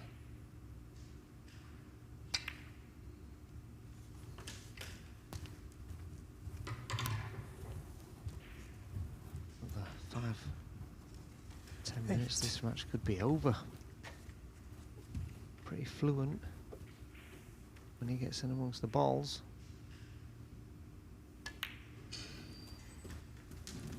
Nine.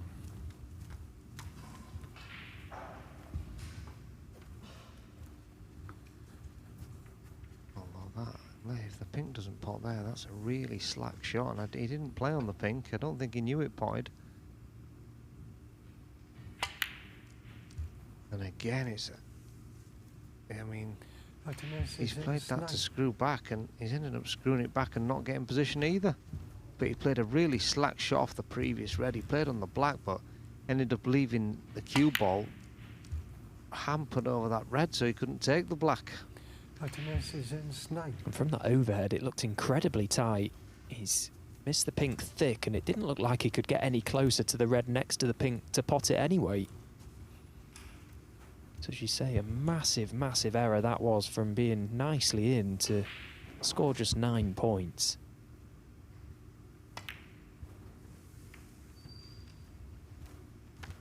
Well, Dave is all over the place out there. That really is, for someone of his experience, a very, very slack safety shot.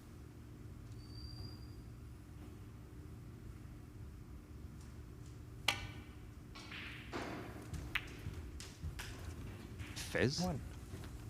Well, a little bit of fizz round the green. What a beautiful shot that was. He was up and round as well. Oh, he was out of the blocks. As soon as it struck it, he was pretty much down to pot the black before it even made contact with the red. 8.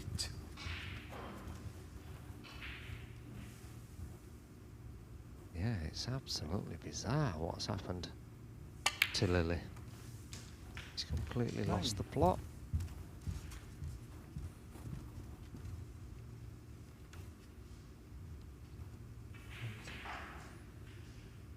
What a chance now. Zizins to guarantee himself at least an extra £14,000, is it? Yeah, if he wins this game, he'll end the day on 4 points, and that will mean David Lilley will end the day on 3 points, so he'll be definitely above David Lilley should he win this match. And of course, the result of the final game between Jack Lazowski and Zhu Si will determine the placings completely, as another miss comes along from absolutely nowhere. The shot he's played on the blue, how has he left his cue ball there for starters? Now Lily should play the red down the side cushion onto the red over the pocket, but the way he's playing at the moment, he'd be better just potting the one over the pocket. Guarantee it. Take the one. I was going to say, at least he's potted it, but he's definitely not played it well. That is way too low from where he wanted to be. And a delicate little shot to try and hold the cue ball through the gap of reds, otherwise he'll be playing to hold the cue ball, using the reds as a stopper. Yeah, but that is not the sort of shot you want when you're mistiming the ball, David Lilley, which he is at the moment. Yeah, even the red over the pocket was really poor, I'm afraid. I mean, Artemis, when he went and sat down, he must have been absolutely kicking himself, and his opponent scored 1.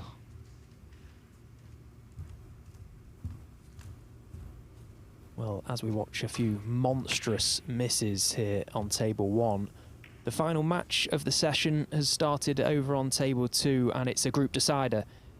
The scenario is simple. Whoever wins this game will top the group. Pang Zhengzhu won his first game with breaks of 109 and 132 against Alfie Bird, and lost his second to Robbie Williams.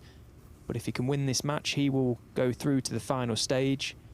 And with 2 draws for Lei Pai Fan, the same thing applies for him. He can end the day on 5 points. So a very nervy one to unfold on table 2. Yeah, I'm just wondering then who will qualify if it's a draw, because there'll be Williams, Pang and Alfie all on 4.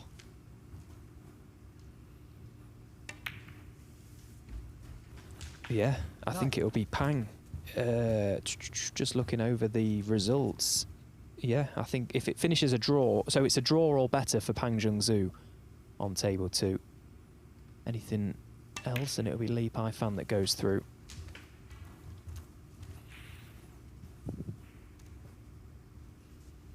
$16.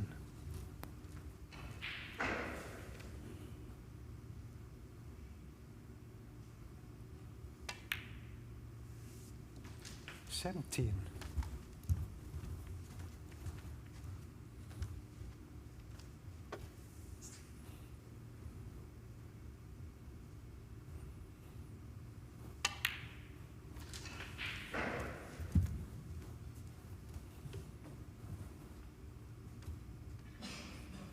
$24. If anything, it's been quite a test of focus and composure for Zhejians here.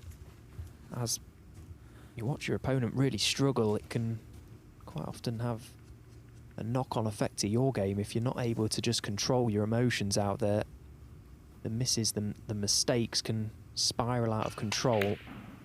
And there's another one. And he's got absolutely nowhere near it. He's been looking at his tip all day, but I don't think there's anything to look at there. That was just a bad aim shot. Yeah, just going back to the other group 24. on table 2. Oh my word!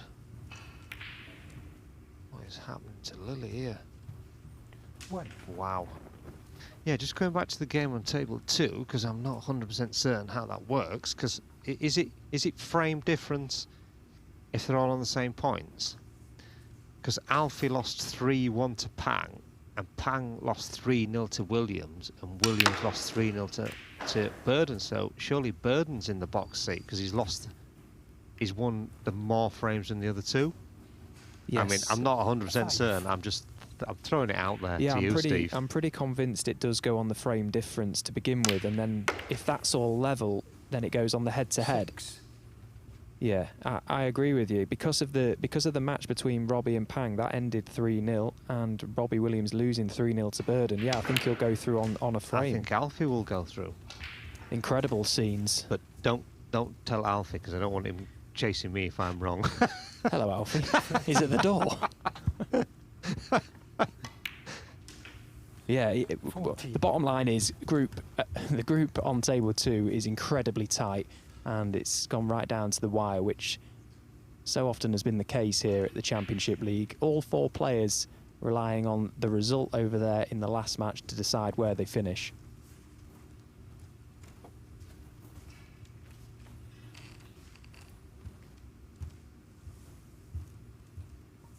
Meanwhile, talking of finishes, I'm pretty convinced that both of these players will be happy to see this match come to an end.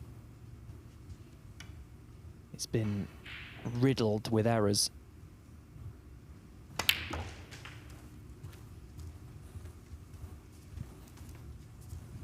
Yeah.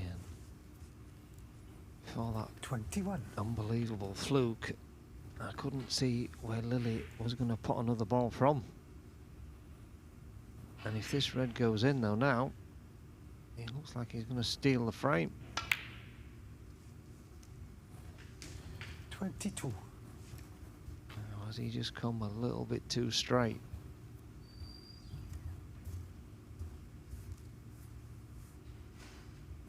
Yeah, doesn't normally struggle in the Q power department. But I think he is going to have to leave this yellow at long range.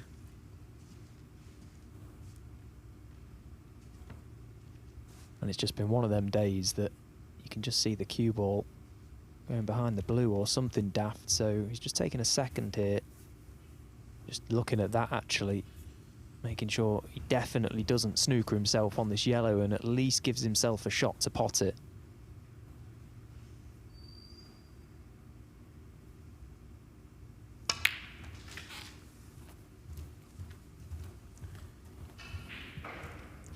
Well, it feels like this is the biggest shot of the match. 29. Certainly for Artem Zizins, he's relying on David Lilly to miss this yellow because they're all there if he knocks it in.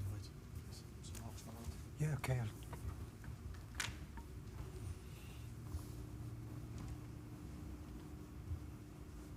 Yeah, no, I Artemis is going to be very disappointed if this does get knocked in, because he's had more than enough chances to have won this frame 3-4 times over.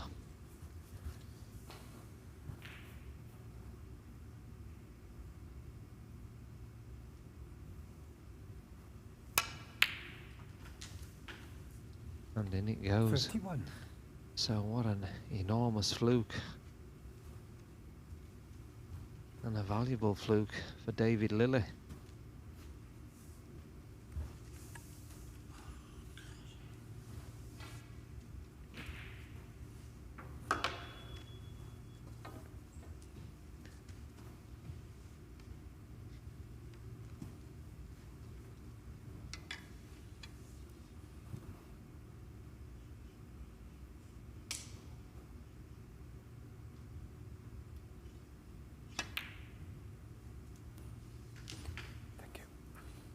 Well, that's a good pot, all things considered.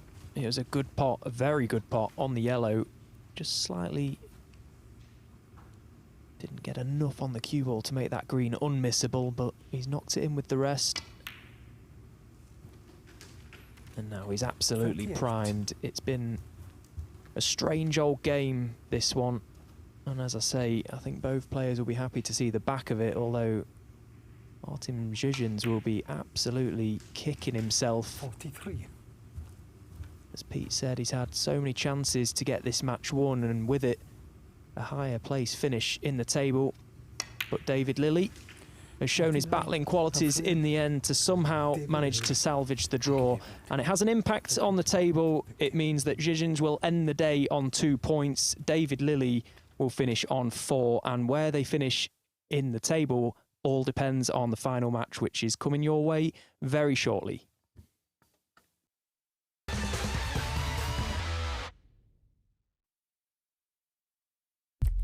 What do you need to become a champion? Vision, drive, discipline, finesse. But what about a world champion? Victor. Conqueror. Peerless. The history. Reyes is the champion of the world. It's the king of the 9-ball ring. The biggest prize. The crown jewel of 9-ball.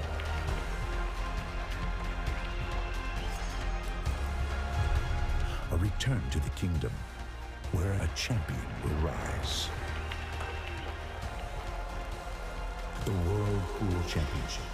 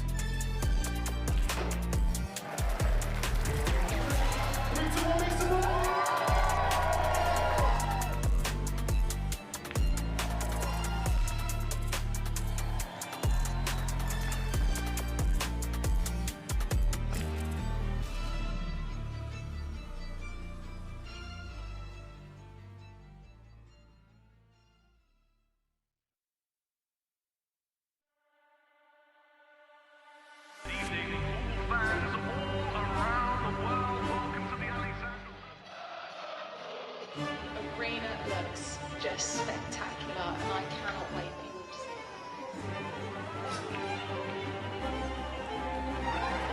Julius, don't worry. Yeah, but plenty of the guys that need to be ready. We're the champions. You need to come take your place. You want to follow me in there now? Yeah, I know you're ready. All we've been doing. Can you speak English better, please speak? Because I ain't understood what you said.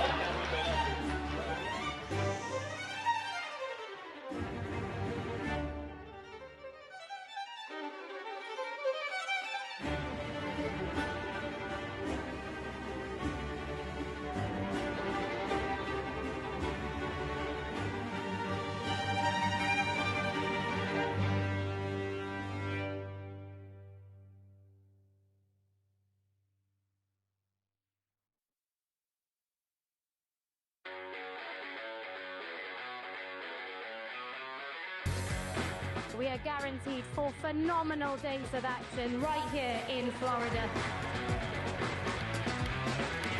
Drama is certainly guaranteed in front of a hugely raucous crowd. The American fans really get into the spirit.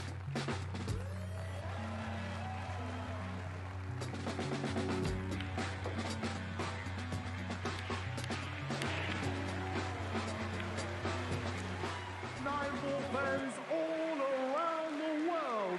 There's so much history, so much prestige, and it all comes down to this.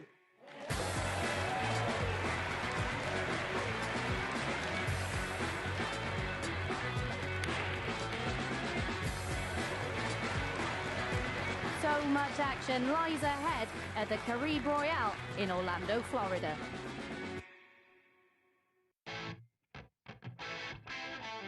We're back at the Harrah's Resort in Atlantic City for the US Open. It is one of the most prestigious events in the calendar. Record breakers, history makers, it's that time. Let's play 9-ball.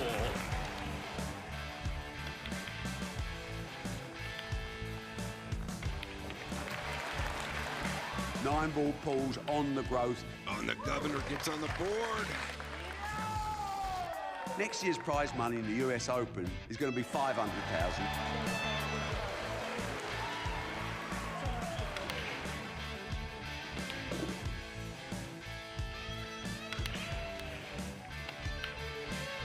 The man they call the Ghost has left everyone for dead. We will take this sport to places it's never been, and that's a bloody guarantee.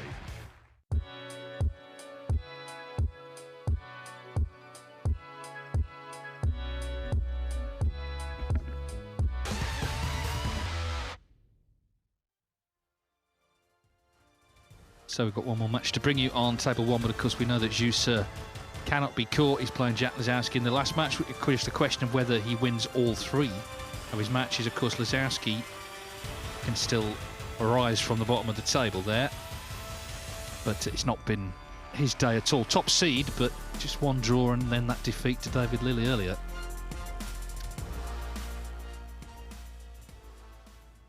But here's the thing about Zhu. Now, he was confirmed as the winner of this group after the second frame of the match between Lisowski and Lilley, but I just walked past the practice table, he was on it.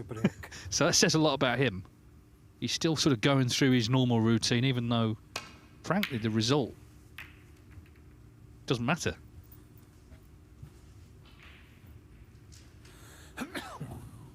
It surprises me in one way that he was practicing, but in another it doesn't, because there's so much waiting around in between games, and you know, there's so many temptating. Can't speak. There's so many treats upstairs that, you know, you can get a little bit lethargic in between matches, and he's probably just gone to hit a few balls just to try and wake himself up a bit. Well, Jack was also practicing on the dartboard in the players' room, a different sport to the one he's playing now. Killing time, like you say. You know, he's disappointed, obviously, that it's not been his day. Yeah, and look, they're professional snooker players. They don't want to go out there and you know, put on a bad show. They, for their own sake, the journey home, obviously it's going to be a good one for Zhu, but for Jack Lisowski, he'll be looking to try and just string a few together here, because he's not been able to do that today. I get the feeling, yeah, Jack will go for everything, and, you know, he's quite capable of getting everything. But you can see he's a bit demotivated.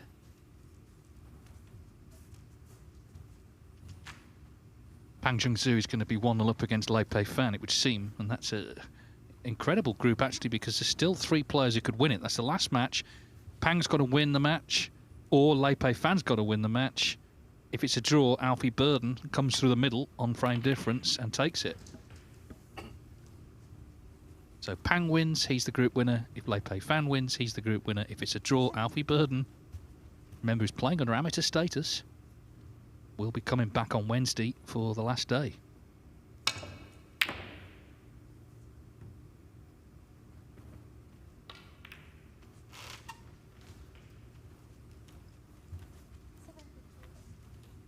Yeah, and every single player has been involved in potentially winning the group over on table 2. If Robbie Williams had beaten Alfie Burden, the group would have already finished. So he's kept them all honest right to the very end.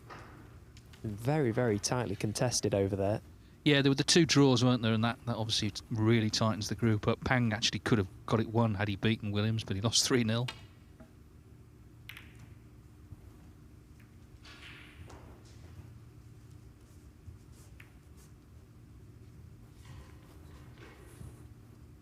Just 3 days to go then. 2 more days of the second stage, Monday and Tuesday. Wednesday, of course, it all ends. We'll have a final eventually to decide it all.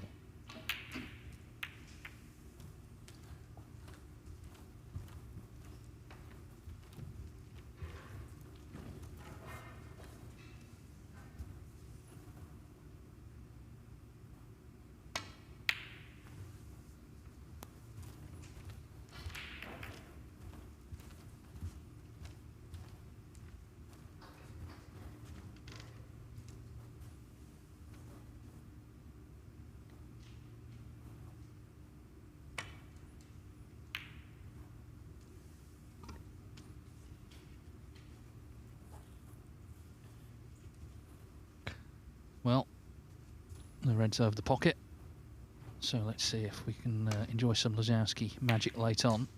Rather produced it earlier on, of course. He made a bad start. I mean, he should have lost, really, to Artem Zhuzhin.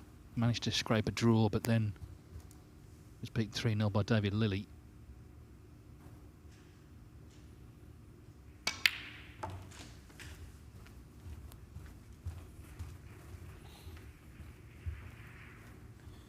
The one thing with Jack Lazowski, and it's something he'll always have, is regardless of how he plays, you always want to watch him. Jack Lazowski, 6. At his very best, he is one of the very best to watch, and you know, when he's struggling, it's always that little question, that little thing, can he find something and turn it on, which he's very capable of doing, but we haven't seen that today yet.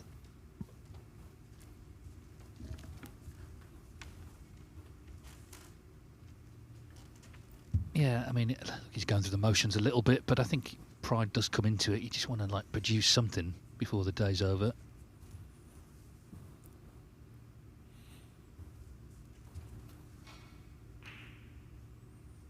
Desperate to look for a pot.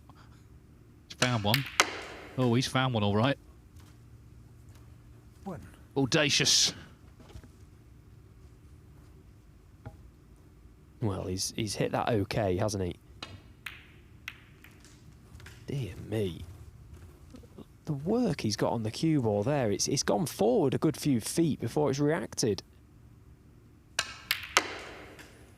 That is incredible. One.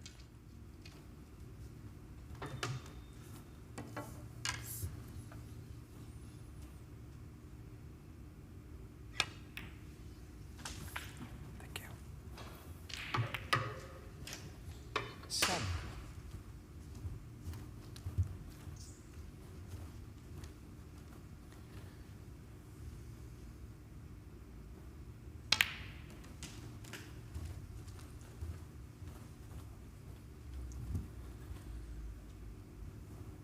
$11.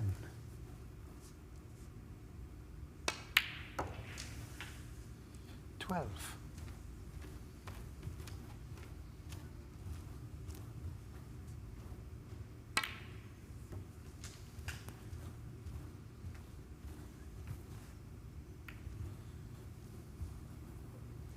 17.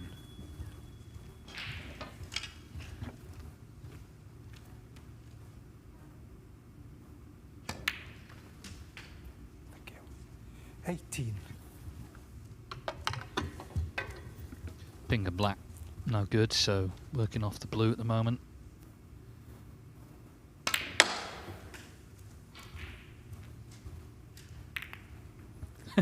Well, that's freed the black. If he's on this red, he's away 23. Here.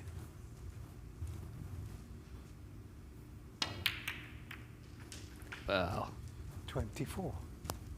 It's a very different vibe in the arena. On table 2, it's like absolute granite, And here, it's an exhibition, and it's a very enjoyable one, of just sheer skill from Jack Lazowski.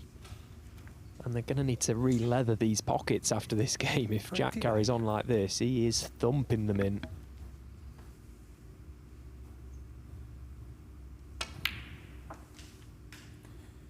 $30.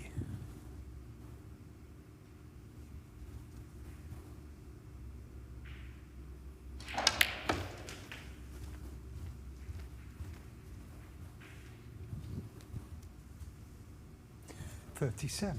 Thing is, though, as good as it is to watch, and he's missed that, I was going to say, Jack Lazowski, as good as it is to watch, he can only play with that sort of freedom because he hasn't ultimately done enough to win the group. Anyway, he's broken down. Don't think it's you, sir. He's just going to sort of bash the balls about. As I say, he was practicing for the match after all. Seems very disciplined, professional.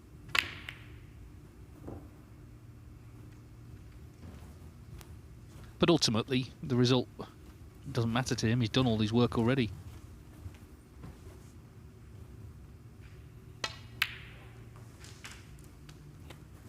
One.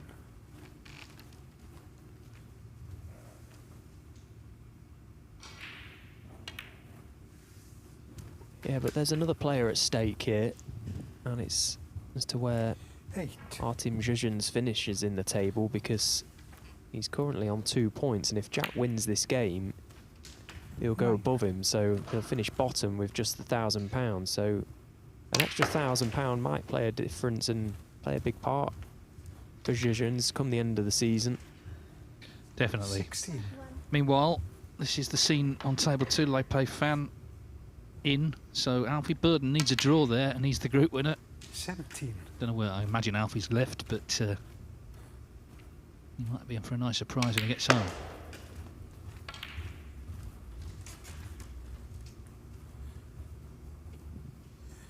So this is frame ball. 23. Been a rather open frame, I think it's fair to say.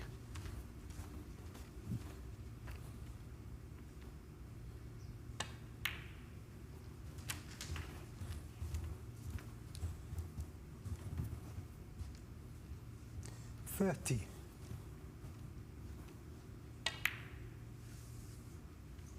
He's done enough. Remember, Zhuz has already won the group. Jack Lazowski wins the opening frame.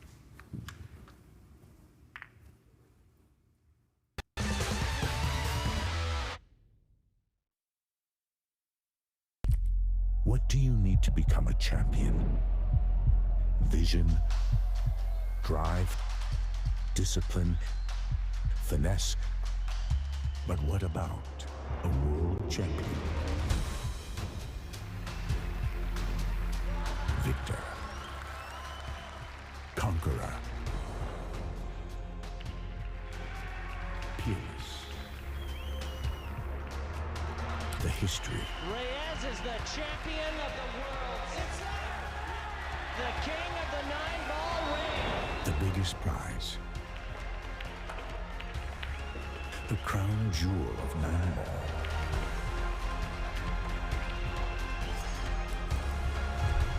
A return to the kingdom where a champion will rise.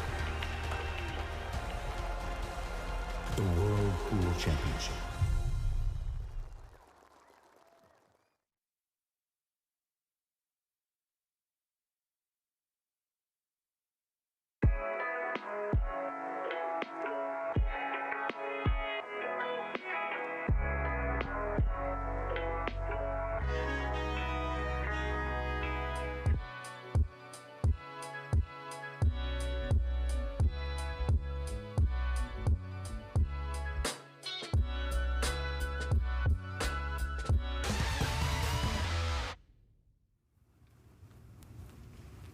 To Jack Lazowski in the last match of the evening.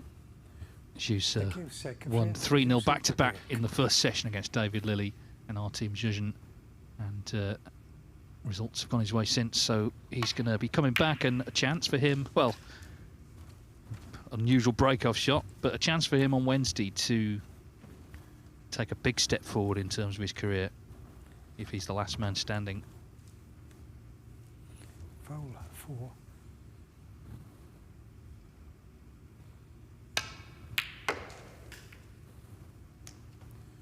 One. Even John Pellew can't keep up with the fast-paced match that this has become. Only just managed to get the foul call out in time. Touching ball, please declare. Blue ball. Well, there's a great long pot from Jack. Jack Lozowski. A shot that you would expect to knock in, but landed on absolutely nothing.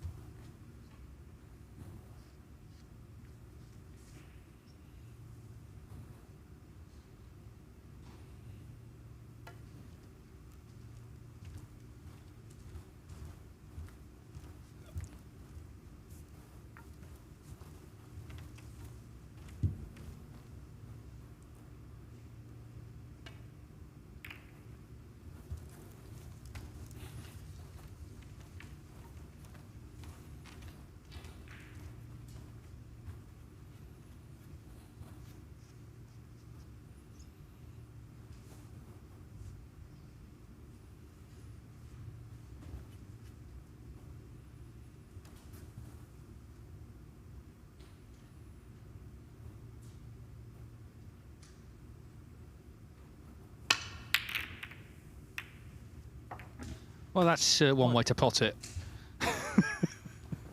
Incredible. What a ludicrous game.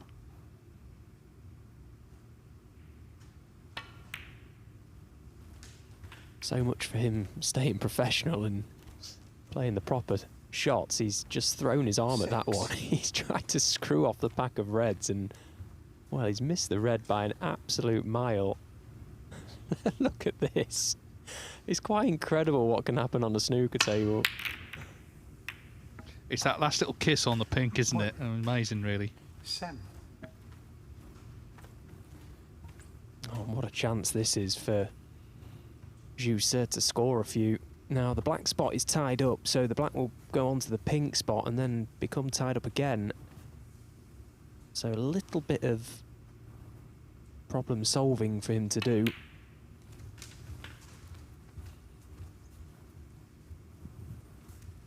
Now, is this black going to impede this red to right corner? He might have just travelled on too far. 14. Oh, there you go. Way too far.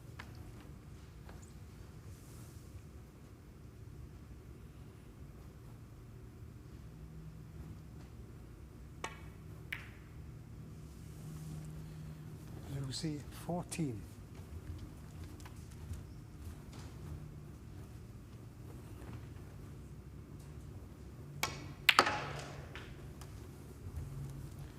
One.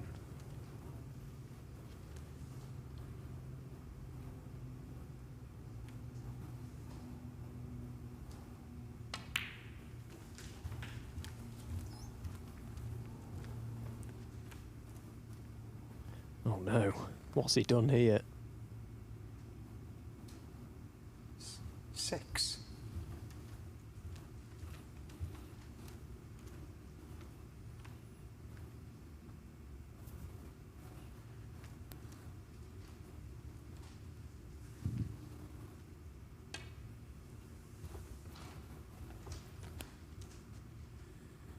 Foul and a miss. Jack Lozowski, 6. 4. Well, to be fair, I mean, he could have just launched at them there, couldn't he? Trying to play the proper shot, just didn't make contact. Yeah, I can't imagine Jouser will entertain having that one replaced. He can thin clip this red back into this right corner. It's a tough shot. Oh, he's got it. Nicely played. 1.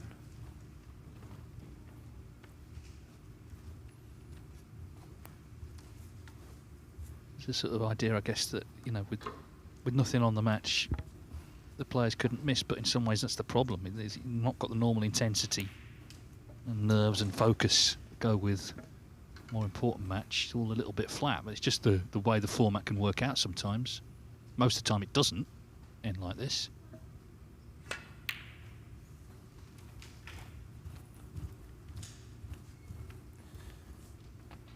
Yeah, of course, Jouser is absolutely delighted that there's nothing on this game because, you know, it was a long wait between matches for him. He played back-to-back matches this afternoon and we finished at around 3 o'clock, and what are we on now? Well, just gone 7:30, so it's been a 4.5 hour wait to come back here. It's a It's a long time if there's something riding on it, and a long time to be thinking about the match itself. I'm sure he's just more than happy to just see out this game however it unfolds. But it's quite clear from the offset that it's going to be played in an exhibition style. Half expecting Dennis and Ken to turn up and do a little trick shot show at the end. 16. Don't give me any ideas. They'll be on their way. They're probably behind the curtain. 17.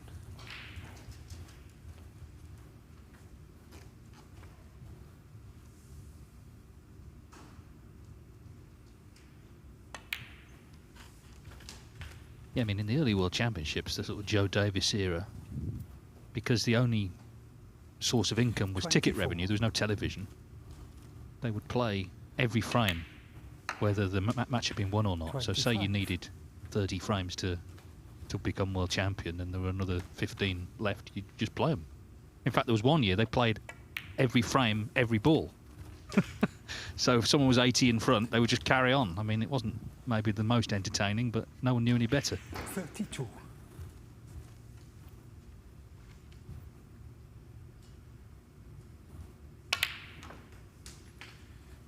And there's still people that say the game hasn't come on. Can you imagine that nowadays?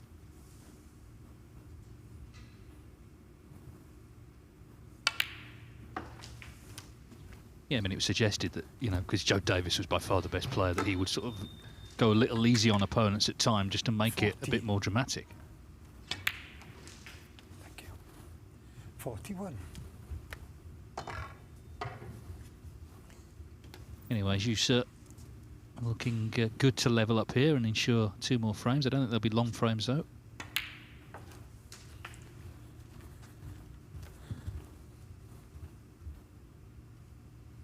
$48.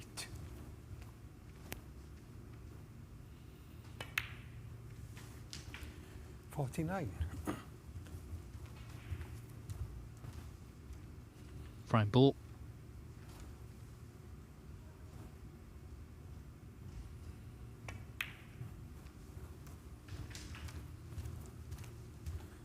Seems unlikely Lazowski's going to be playing on for snookers. 56.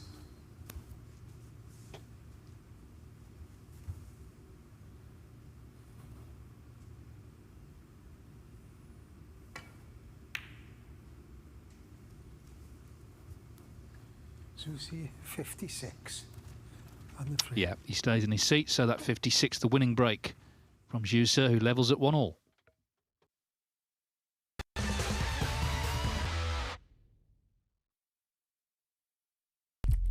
What do you need to become a champion?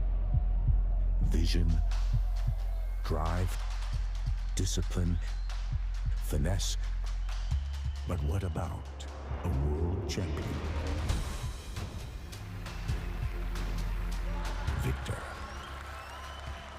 conqueror, peerless. The history. Reyes is the champion of the world. It's the king of the 9-ball ring. The biggest prize. The crown jewel of 9-ball.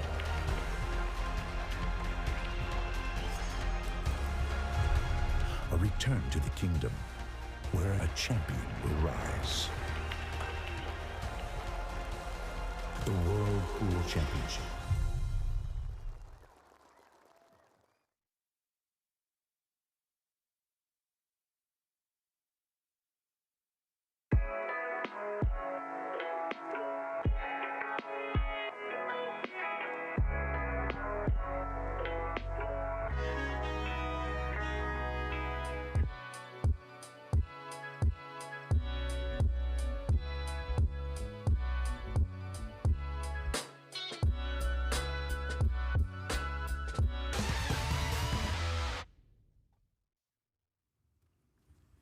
(1-1) in a match that can't affect who wins the group, but as Stephen said earlier, it can affect certainly 3rd and 4th.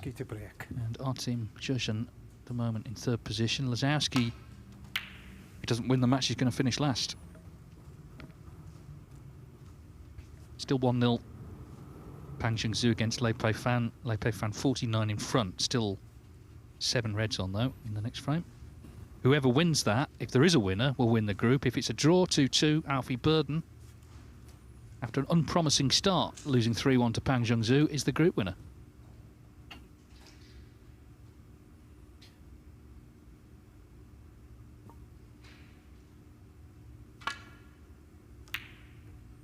It's amazing, isn't it? The contrast between these two final matches, and the tables are what, just a few metres apart from one another behind a curtain, and the position of the groups couldn't be any different. Got one side of the arena here on the left that are just going for absolutely everything, and some hardcore snooker going on over on table 2. It's been real tight granite stuff, and you can understand why.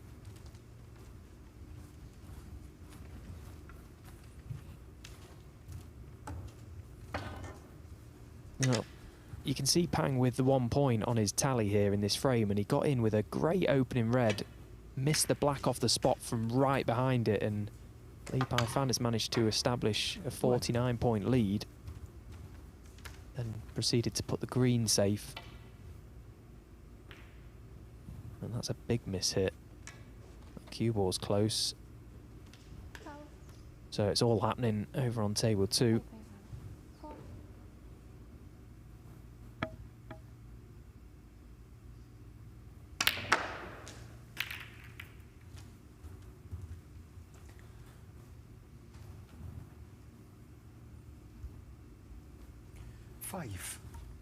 Well, is he on a red? At the perfect angle on the brown. Powered into them. Caught one of the loose reds before he went into the main cluster, which took a lot of pace out of the cue ball. Well, there you see that red that's closest to the cue ball will pot, but well, he might have to get the cue out of there very quickly. This cue ball could react instantly off these reds, depending how he plays it.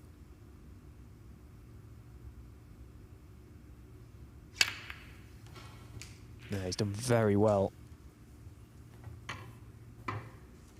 6.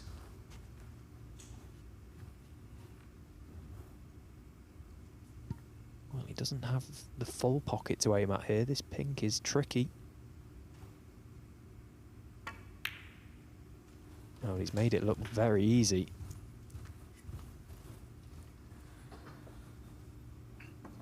It's hard to ignore that red closest to the corner pocket on a shot like this.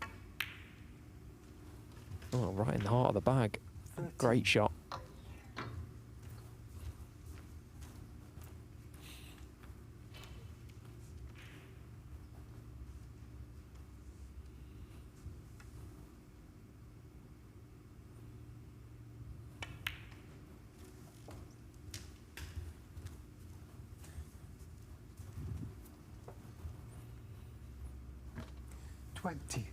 So, nicely in and around the black spot.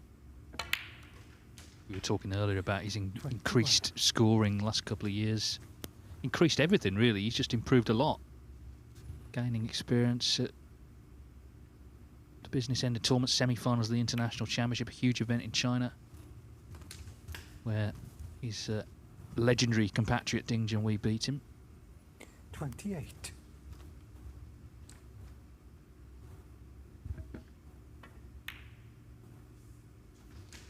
29. Ding, he really, I mean, his career obviously is continuing very much at the top level, but in sort of the due course of history, he's going to be remembered twofold. One, as a great player who won a lot of big tournaments, 3 UK championships, the Masters, and 15 ranking events so far. 36.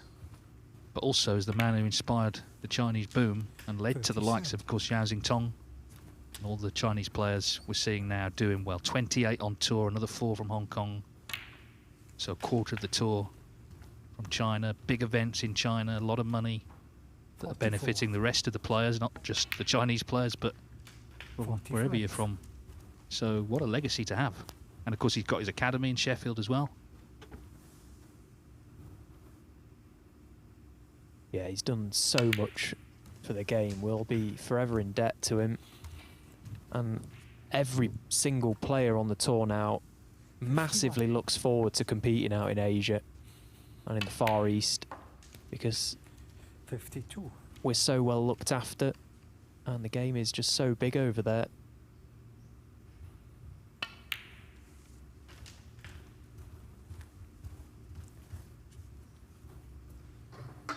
I mean, I for one haven't played in China for a number of years now, and it is absolutely at the top of my list as something that I definitely want to achieve this season.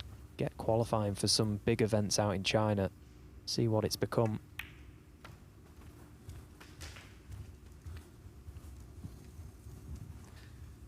So, 2 more pots, 66. And then he has the chance to end the day with 3 victories. The frame he lost here to Lazowski is the only frame he's lost so far all day.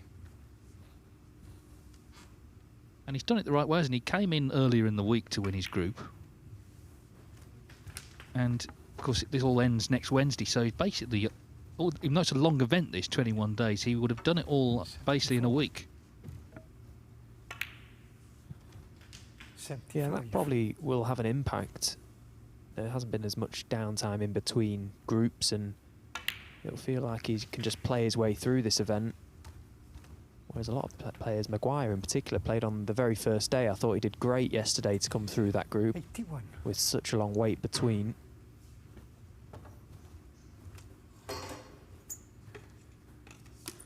But ultimately, if you're good enough and you play good enough, you'll get through, and that's what we're seeing here. He's been the standout player of this group, no questions about it. Okay. 82. Yeah, he's been impressive in his first group, where he got it basically wrapped up pretty quickly there. Not quite as quick though as this group. Perfect start, 2-3-0 wins. John Pellew being put through his paces here, isn't he? 90.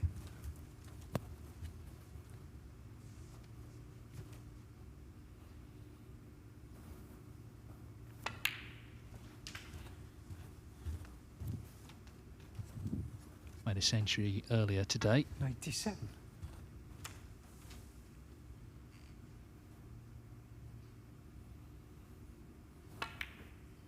Well, he's overcut that, so he hasn't made a second one, but 97, a nice break again from Jusa, who leads 2-1 with 1 frame left to play.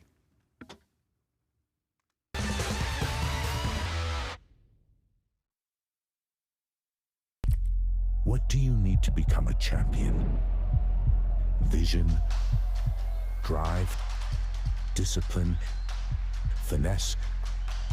But what about a world champion? Victor, conqueror, peerless. The history. Reyes is the champion of the world. It's the king of the 9-ball ring. The biggest prize. The crown jewel of 9-ball.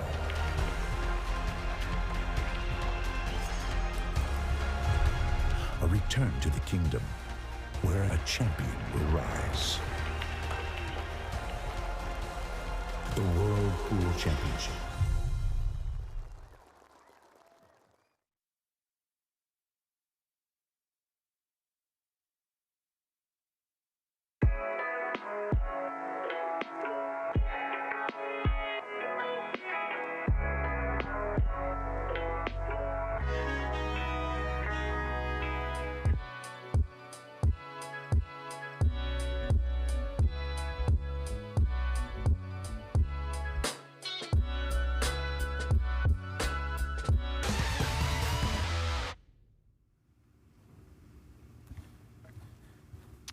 The break then from Jusa. Can he end the day with 3 wins out of 3?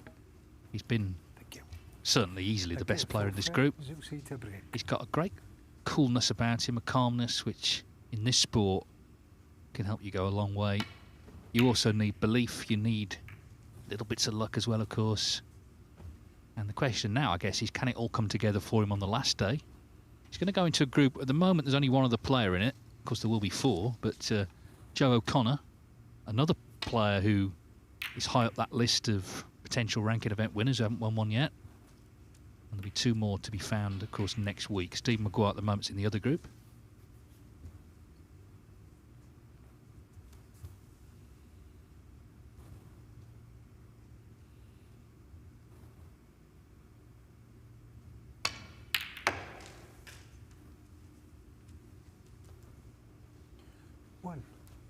Pang trailing here on table 2, but with an outside chance of winning this frame. Well, look at the table, green and blue. This would be some clearance if he can turn this visit into one. Meanwhile, Jussi is knocking them in off the lampshades here on table 1. Do you know what? It's amazing how quickly the pink and black get tied up in a frame where players are just bashing them around and trying to play an open frame. When the frame is played normally, the correct way, the pink and black often stay in open play, but they always seem to get tied up in this style of play.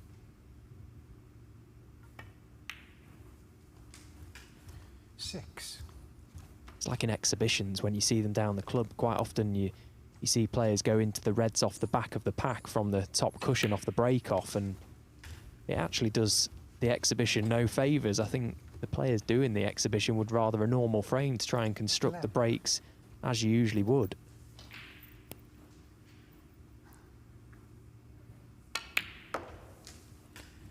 Well, he's making a little bit of a meal out of this. He's chasing his cue ball up and down the table, failing to get the correct side of the blue. It's going to be in and out of balk, just needs to miss the brown. Oh, he needs to pot the blue first. It's right what you say, though. You know, if balls running around the table, they're going to end up in not great spots. The blue now isn't great, is it? So, as much as they're trying to be as attacking as possible, they've kind of contributed to it being a bit scrappy.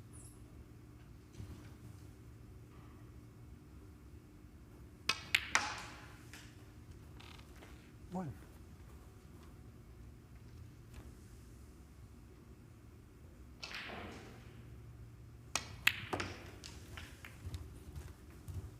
Well, that helps.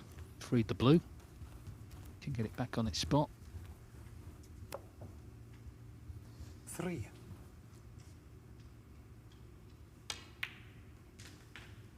Just while we watch Jack here, and I don't think he's on the blue now, so he's disappointed. But just to look ahead to next week, we've got 2 more days, of course, of this stage. Going to take this green on, isn't he?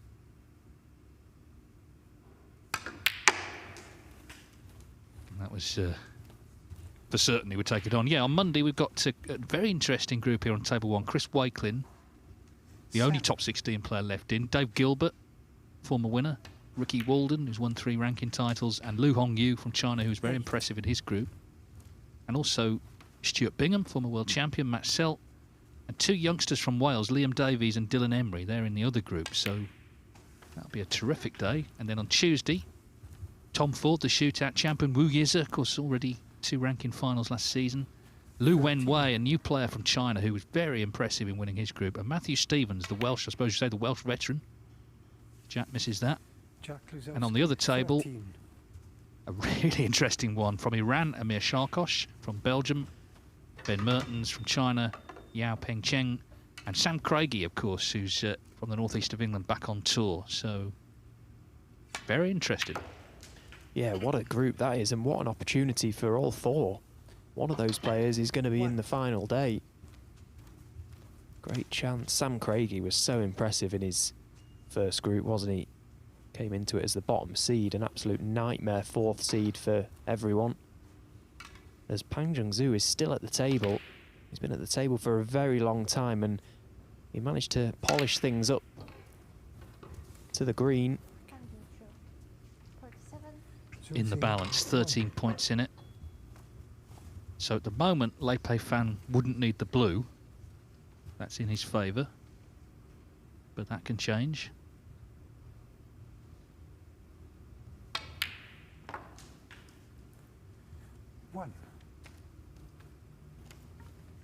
Well, that red from Jack was outrageous. At that pace into the middles, you've got no room for error. Got to be so accurate. And that's something he hasn't found with that positional shot. 3.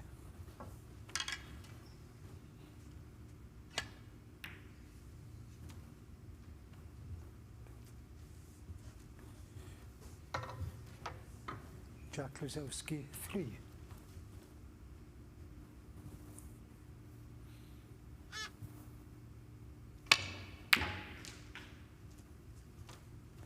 One.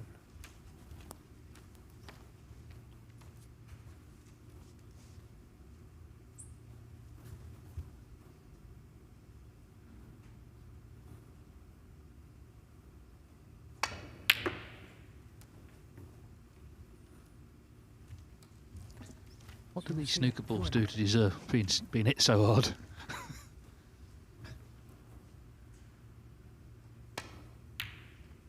Yeah, Rob Spencer's been dishing out sets of balls upstairs to the players. You get a set a season, and I don't think anyone will want this set. They'll be all worn out by the time of this game's finished.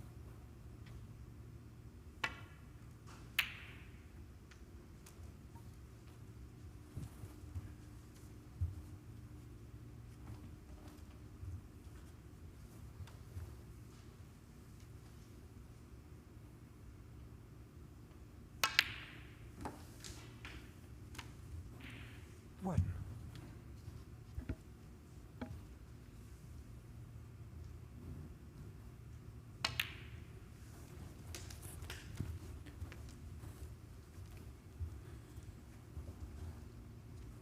Five.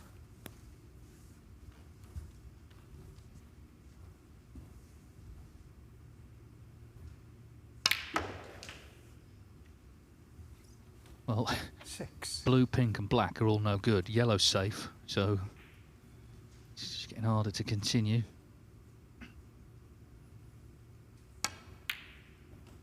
But continue he does.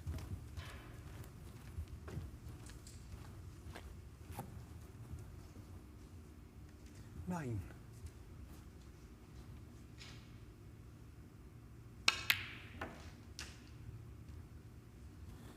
10.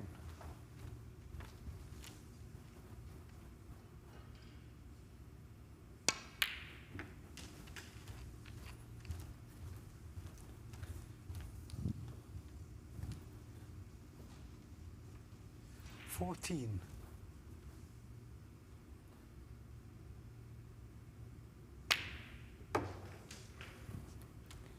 It's not a big break, but it's a very eye-catching one. As I say, there's only 2 colours really that pot here.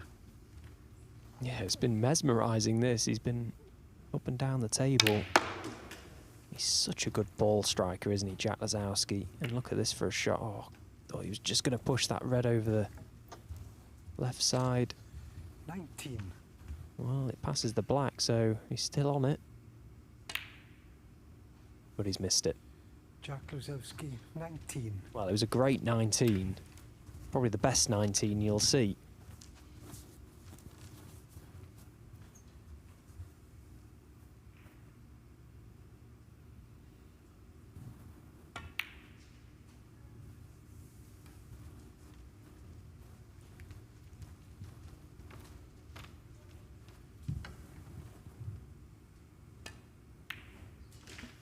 Well, another chance to get it done, but it's been a disappointing day for Jack Lozowski. He started with that first match that he only drew. He was always chasing things, and of course when Jussa won 2 matches 3-0, he really did become the man to beat, and nobody has managed to do that. 8.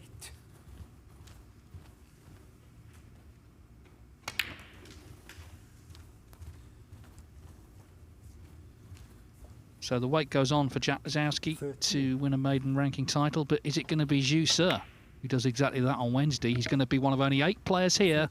He's been the player of the day on table 1, and the last match, of course, and it was played in a manner where it didn't really matter, but he'd done his work earlier with those 2 3-0 wins. So Jussa is the winner, as we know, of the group. So we can confirm the table shortly for you. And we know that Zeus will come back in that group that, as I say, already includes Joe O'Connor. Steve Maguire, of course, in the other group. It's looking very much like 1-1 Pang Zhengzhou and Lei Pei Fan, because Pang needs a snooker on the blue. In fact, he needs a couple, and Lei's just potted the blue, so it's going to be 1-1. If that's a 2-2 draw, Alfie Burden is the group winner. There is the table. So David Lilley finished in second spot. Zhuzhen finished in third, and Lazowski, well, in fact, he had 2 points, didn't he? So that's not quite right, but anyway. It is the main thing to say is that Zhuzhen has topped the group on 7 points. So we'll be back on Monday. We're not here tomorrow. We'll be back on Monday. Chris Wakelin, Dave Gilbert, Ricky Walden, Lu Hongyu on the main table. It all ends on Wednesday. Not long to go now before the BetVictor Championship League winner is crowned. We'll see you Monday. For now, it's good night.